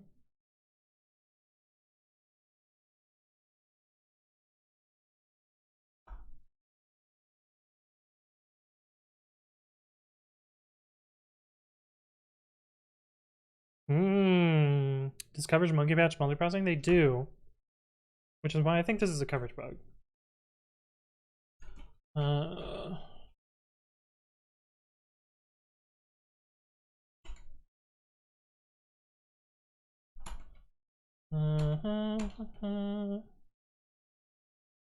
Where's my parallel?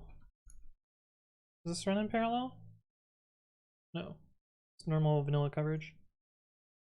Let's move into here. Or let's make a new directory.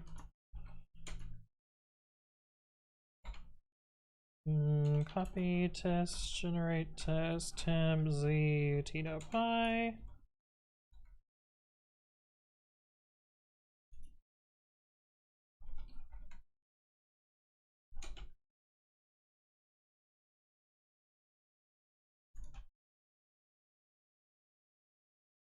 Okay, so that's still deadlocks. Pretty simple now.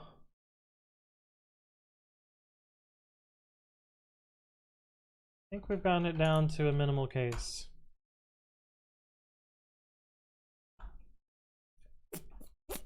Yep. Oh. Is it anything to do with this?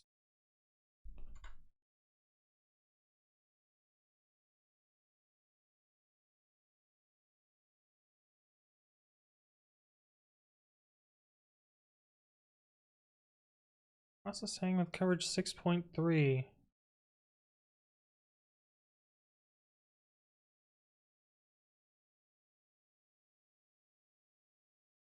It seems related.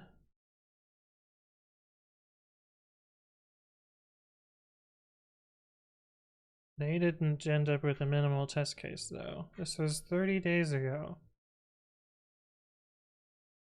Well, there's a bisect. They found a issue.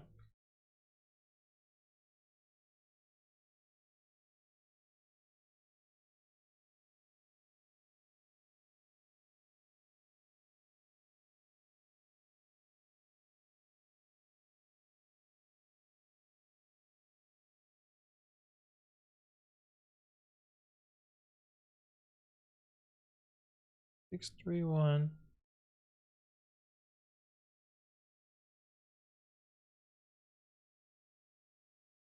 These people all claim that it's fixed.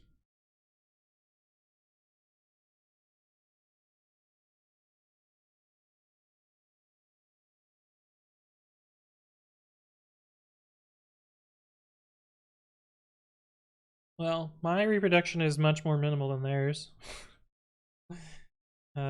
Let's try a smaller pool number. It probably reproduces less often. Oh, it still reproduces. So let's try with a bigger pool number and see if we can be a lot slower.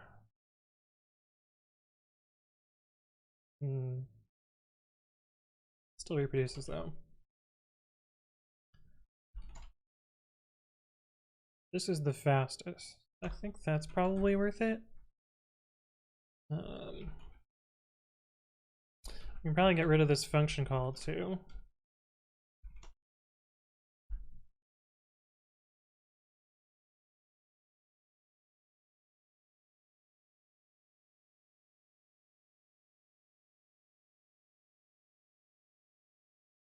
No? Can't get rid of the function call?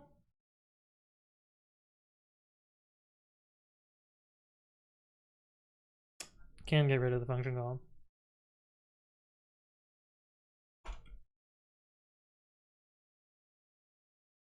Okay, I think this is a fairly minimal case.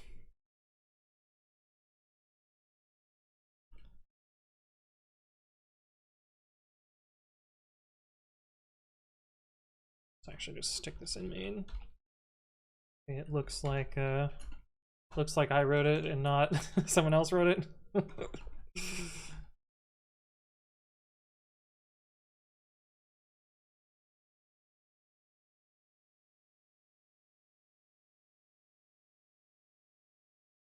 Come on.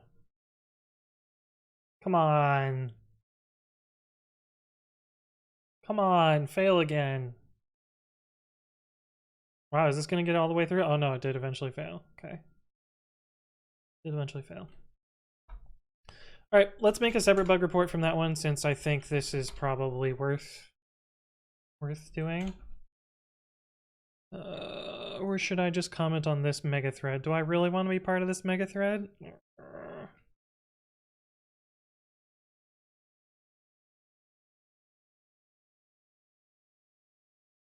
Theirs is the same deadlock as mine. Yeah, it's the same deadlock.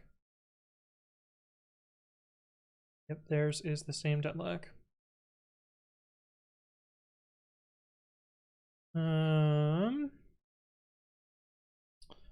I'm also hitting this. I have narrowed it down to a fairly minimal test case. which reproduces with just coverage and the standard library. It also involves multiprocessing.pool. Here's my minimal Python file.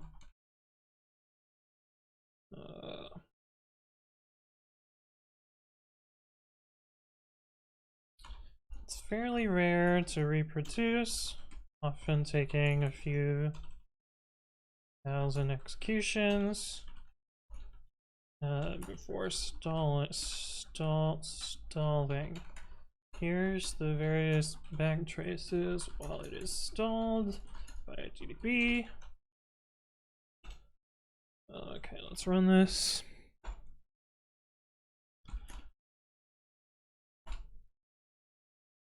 What are you?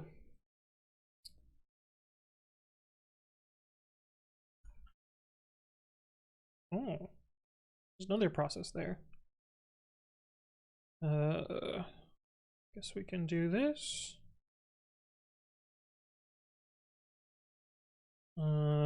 strace sudo strace -p this.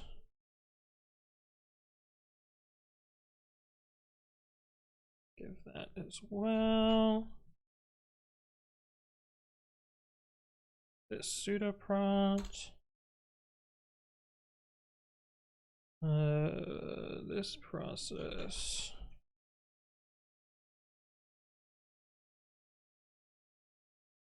Bug report time. It works on my computer. Right, Flying Wookie. Hey, what's up, Hatchula Pro? Hello, hello. And the Armchair General, good to see you. Good call, Acid UK. Thank you for finding that. Community so small and always seeing the same people like Granger and QLogic. Yeah. We're everywhere. We are everywhere. I think this process is gone. Yeah. Does not exist. It has been whatevered. Okay, so then GDB Python 3.10-p, the parent process, which is the 873. And then we can do BT. Oh, I don't have the Python debugs. Sudo apt install Python 3.10 dbg. Annoying when you spend so long trying to work out what you did wrong only to find out it's an external dependency. Yeah, it's true. Amazing how many fundamental library bugs you've encountered in just this project. I have a lot of projects like that. Precommit has found so many weird bugs. Git code has found so many weird bugs. Yeah. At least the open source spirit lets you contribute to the fix with the bug report. Yeah, it's true. Okay, so let's do this. Oh, that didn't load GDB stuff. Oh, is this not? This is Python 3.8. Fuck. That's why. We were originally debugging with 3.10, but no. When you're coding at the edge, everything generates a bug report. Yeah. If coverage is closed source, it would be so annoying. I just wouldn't use it. Within 3.8 now. Okay, there we go. Type ret from our Q to quit or C to continue without paging. Q.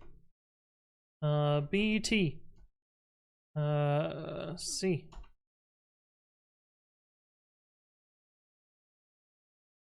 Which, holy shit. Why is it still going?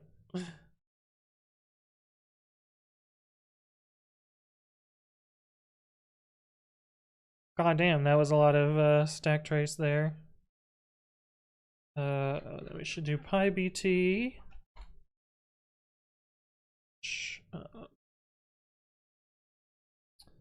Gives us a lot of output. I'm gonna hide this behind a details element. Let's see.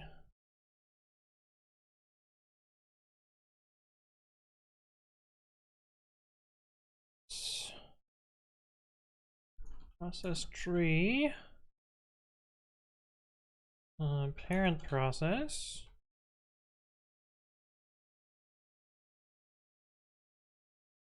Child process.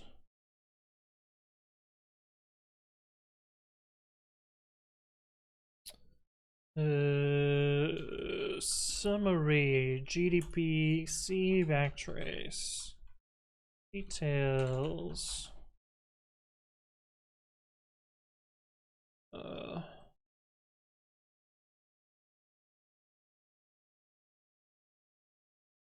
Where did that go?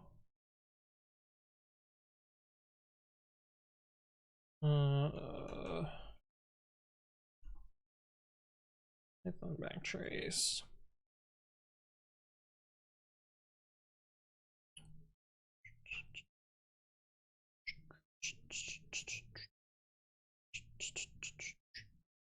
Let's see what that preview is like before I continue. Oop. Okay. Parent process, and let's do the child process next.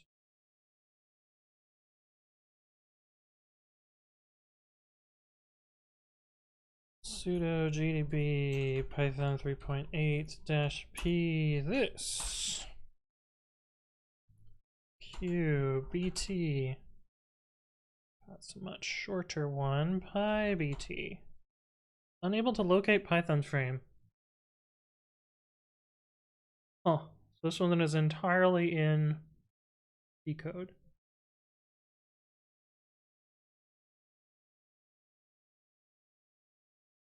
Interesting.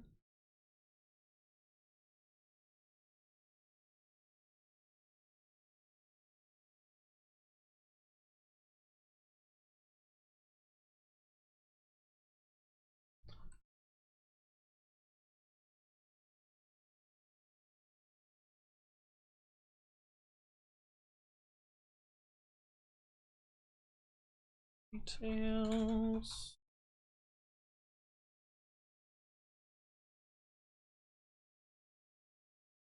Did I end the summary tag above? I don't know if I did.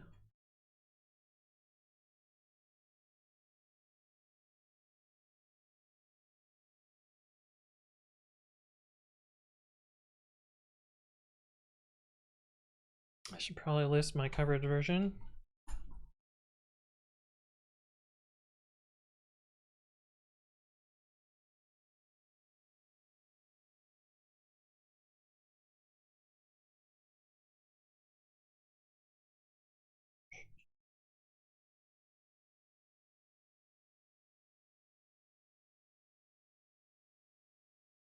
Cool.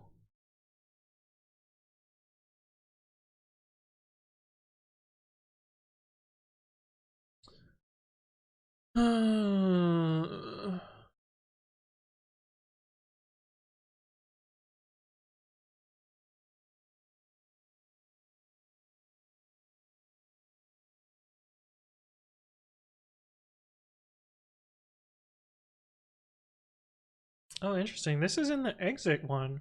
We were seeing stuff in enter before. This is a different backtrace, maybe. Are there two backtraces, maybe? Is this edge cutting technology everyone talks about? Yeah. The other alternative would be to paste 99999 lines with and open an issue with no other context saying PyTest is failing. Yeah. Fucking clocksack, what an asshole. Abandon Sunny closing this issue before Anthony finishes the comment. Yeah. What's the song? Here's the current song. I don't know, command for that. Yeah, I'm not using PyTest Cov Kung Fu, so it's not relevant. Yeah, I don't use this at all.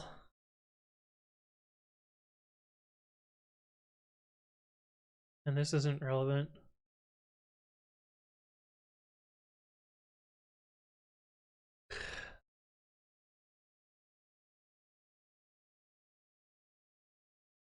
Although this does look like a similar stack trace to the one we were seeing.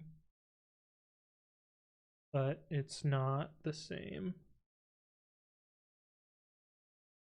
This is the stack trace we were seeing before, actually. No, maybe this is the same one.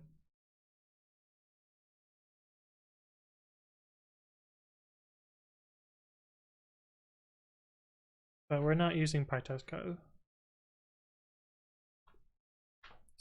FC42, thank you for the follow. Welcome, welcome. And Kung Fu, thank you for the follow. Now, I'm not sure if I missed that. Stalebot, yeah, man. Imagine Stalebot swung in here and was like, fucked.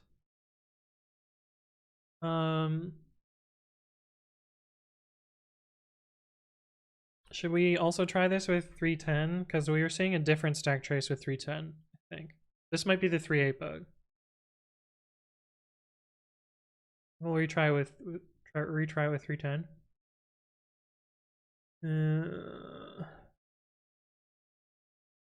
Yeah, let's retry it with 310.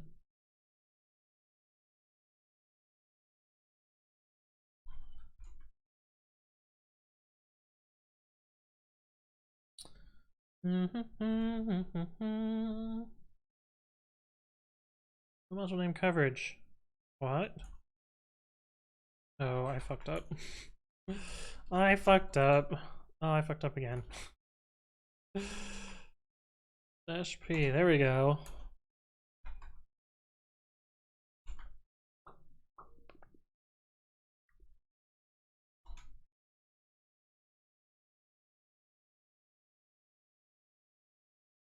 Come on.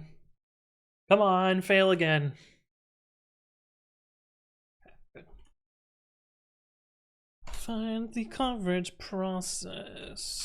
Sudo GDP.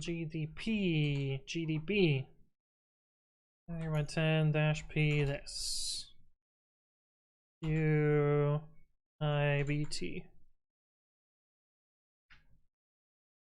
This one's also an exit.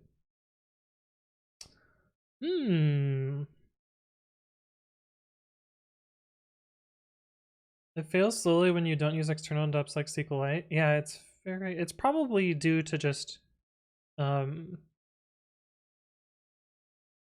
usage, or it's probably some sort of race. I don't know. And I guess using SQLite in the middle would give it more time to spin up or spin down. But yeah, this is the same backtrace. Same terminate pool. The init one we saw earlier was likely the this thing. Oddly enough.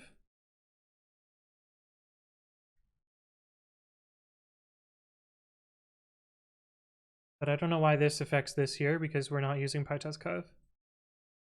So I don't know what's up with that. What's coverage? Coverage is a tool to figure out whether code gets run or not for testing. I feel like it failed faster when you used to call F. Yeah, I agree. There's some weird stuff that made it fail way more often. Like doing a bunch of work in the middle seemed to make it fail way more often. Oh, right, we still have this here.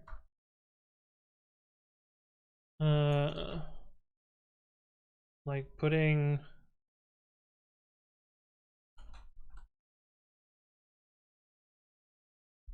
just like spin loop here maybe makes it fail more often.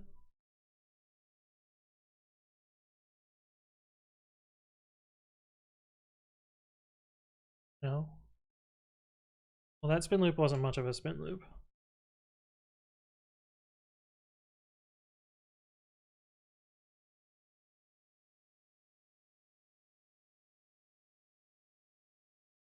Yeah.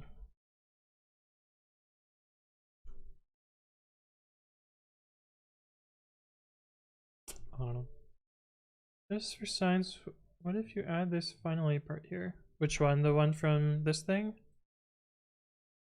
This here? This is the same as what the exit does.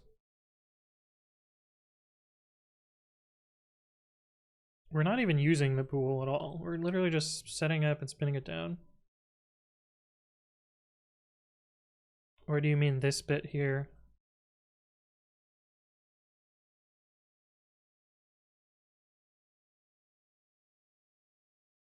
don't think that part's relevant. I wonder if the finally machinery has something to do with the bug. I don't think so. We were able to reproduce it without even using finally. We were able to do it with just this.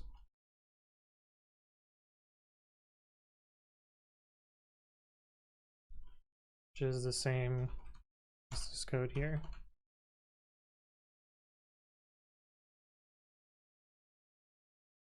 I mean, we were able to reproduce this further back. Probably gonna happen, yeah. So we can reproduce it without context managers or anything. But this is the most idiomatic code, so that's why I wanted to stick with this. I'm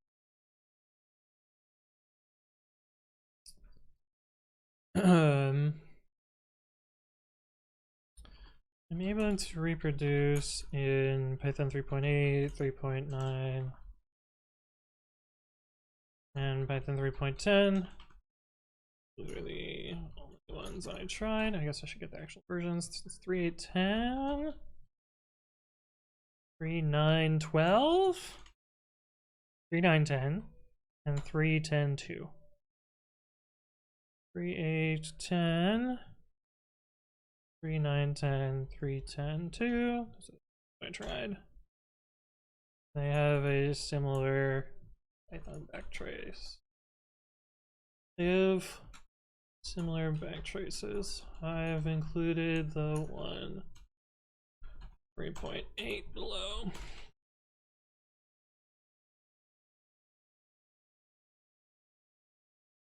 Pinning to coverage 6.2 fixes the stall. Yeah, that's what's also interesting to me. Like, maybe we should bisect this. I think someone above bisected it already, though.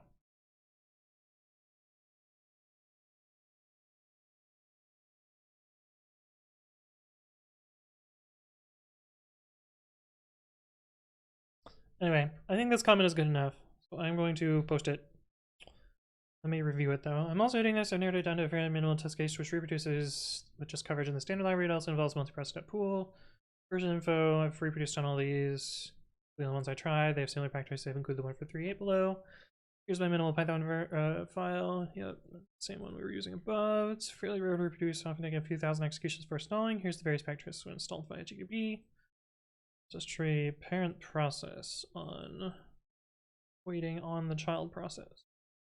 See here, GDBC backtrace, which probably isn't that useful, and Python backtrace, which is stuck there, and the child process. Boop. Wild. It doesn't reproduce on 6.2 seems interesting to me. Let's try that.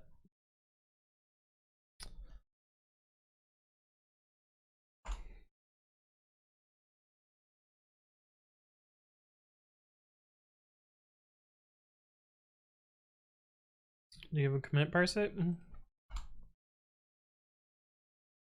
Save data on sig term.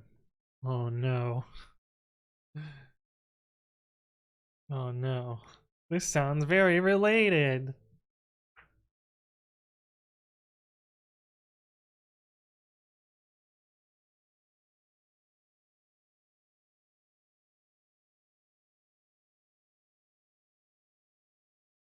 Yeah, this sounds very related.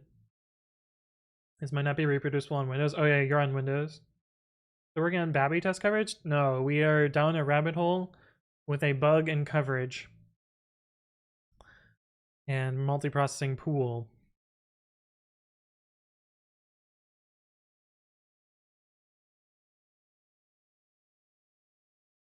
Which seems to reproduce very easily on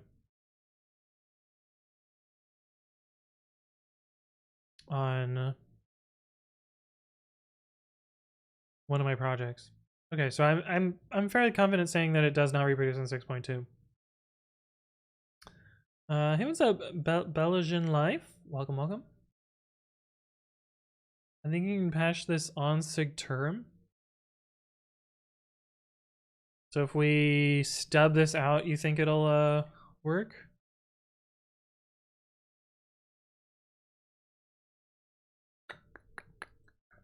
Or we can set env.windows.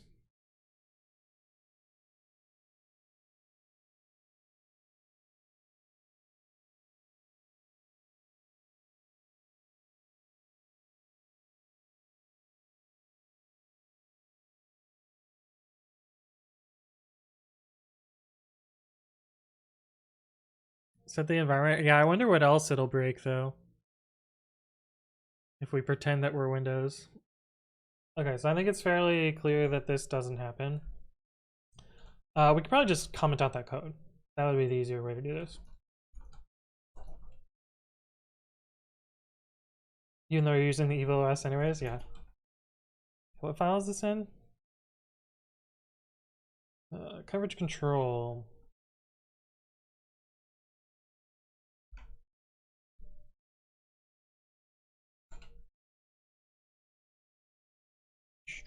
If false.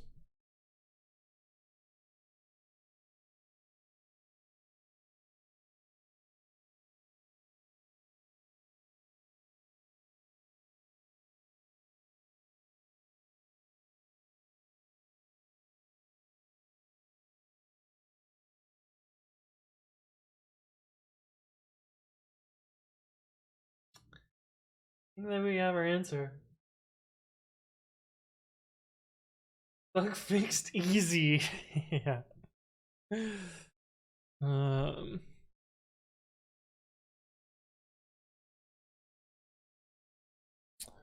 Yeah.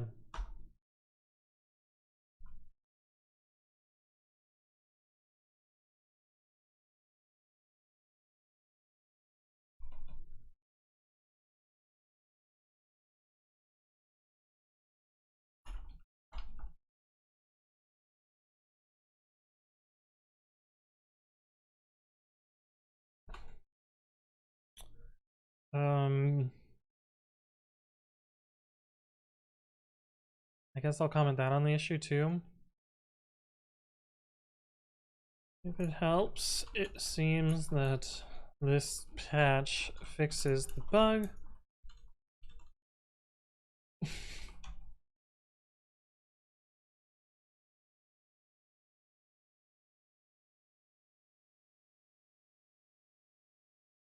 Or at least I can't reproduce the deadlock after that. The person in the issue is right. This commit actually messed up the behavior. Yeah. Yeah. Interesting. I added p.close and p.join and it worked. P.close, p.join. It should be p.close, p.terminate. But you're saying if you do this, p.join and then p.terminate. We need to unpatch this as well.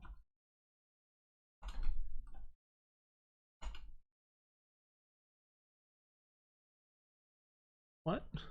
Is it already unpatched? Did I fuck this up? Oh, yeah, I already unpatched it. These are backwards. I should modify the diff in this comment.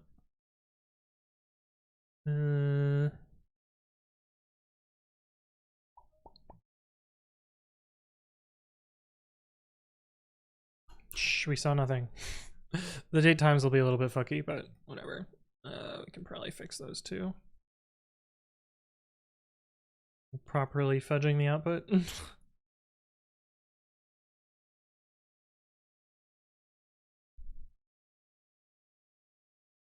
Oh, I put it in the wrong spot.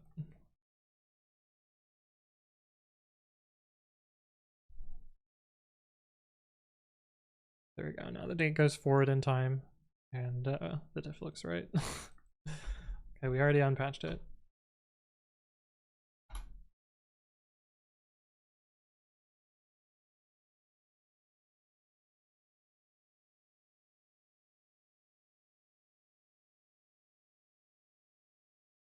Yeah, that's weird. Does seem to fix it, but I don't know why. Inval says, I'm currently refactoring some object-oriented Python code. Oh no. I want to get rid of the adders package, so I thought of using name tuples. What's the best way, in your opinion, to initialize a name tuple you want to validate transport the image? I usually use class methods to do that.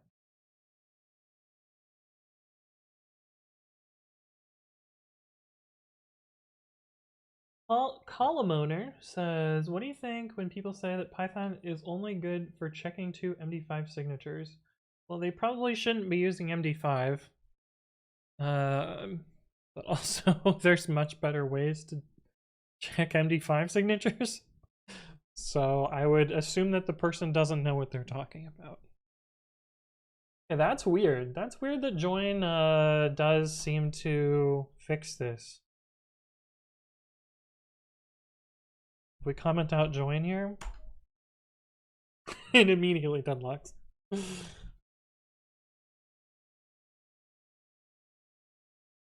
Well, now it not so immediately deadlocks. Why would you use Python for that? Yeah, it makes no sense. I assume that they're a troll parse it. Wait, now it's not reproducing again. Oh, I'm gonna lose my fucking mind if we keep having to debug this. I'm done. I'm done with this. We're done. I'm done for today. Yeah. I'm gonna step away from the computer. I think we're done for today. But this has been fun. Yeah, let me do my little spiel, and then we'll find a channel to send you off to. This was quite the rabbit hole. But I learned a new cool thing. GB Python backtrace. I'm gonna rehash one of my previous videos where I talk about GDB and Python, because I didn't actually go down much of the explanation there. I think I just talked about the C stack and not the Python stack. I will also talk about the Py stack. But anyway, let me do my little spiel, and then we'll find a channel to send you off to. My name is Anthony. I upload educational content to YouTube several times a week, usually 3, at youtube.com/anthonywritescode. So subscribe there. Check out my videos. This one's pretty good. This one's pretty good. Or no, sorry. This one's pretty good. This one's pretty good. This one's pretty good. Oh no, they're all pretty good. Check those out. Anyway, I also upload my streams, if you missed any part of those, to my second channel, which you can check out here and subscribe there. I normally stream Monday evenings and Saturday at noon. However, this week I have taken off work. I will probably be streaming every day, including tomorrow. Yeah, so I notify streams in 2 places. One of those is twitter.com/codewithanthony, where I say what I'm going to do, and then usually we do it. We didn't actually end up doing this today. We started looking at it, and then we went down the rabbit hole. I also announce on the Discord, which you're all free to join and come hang out with us. Cool little community. Beginners channel if you want to ask questions. There's also a bunch of other channels for social and memes and other stuff, and animals. If you want a quick laugh, I'm not going to watch TikTok on stream, but I will watch it after stream. I'll look at the title. Oh, stop. Damn it. Okay, whatever. Anyway, I will, yeah, I'll see you around. Let's go find someone to raid.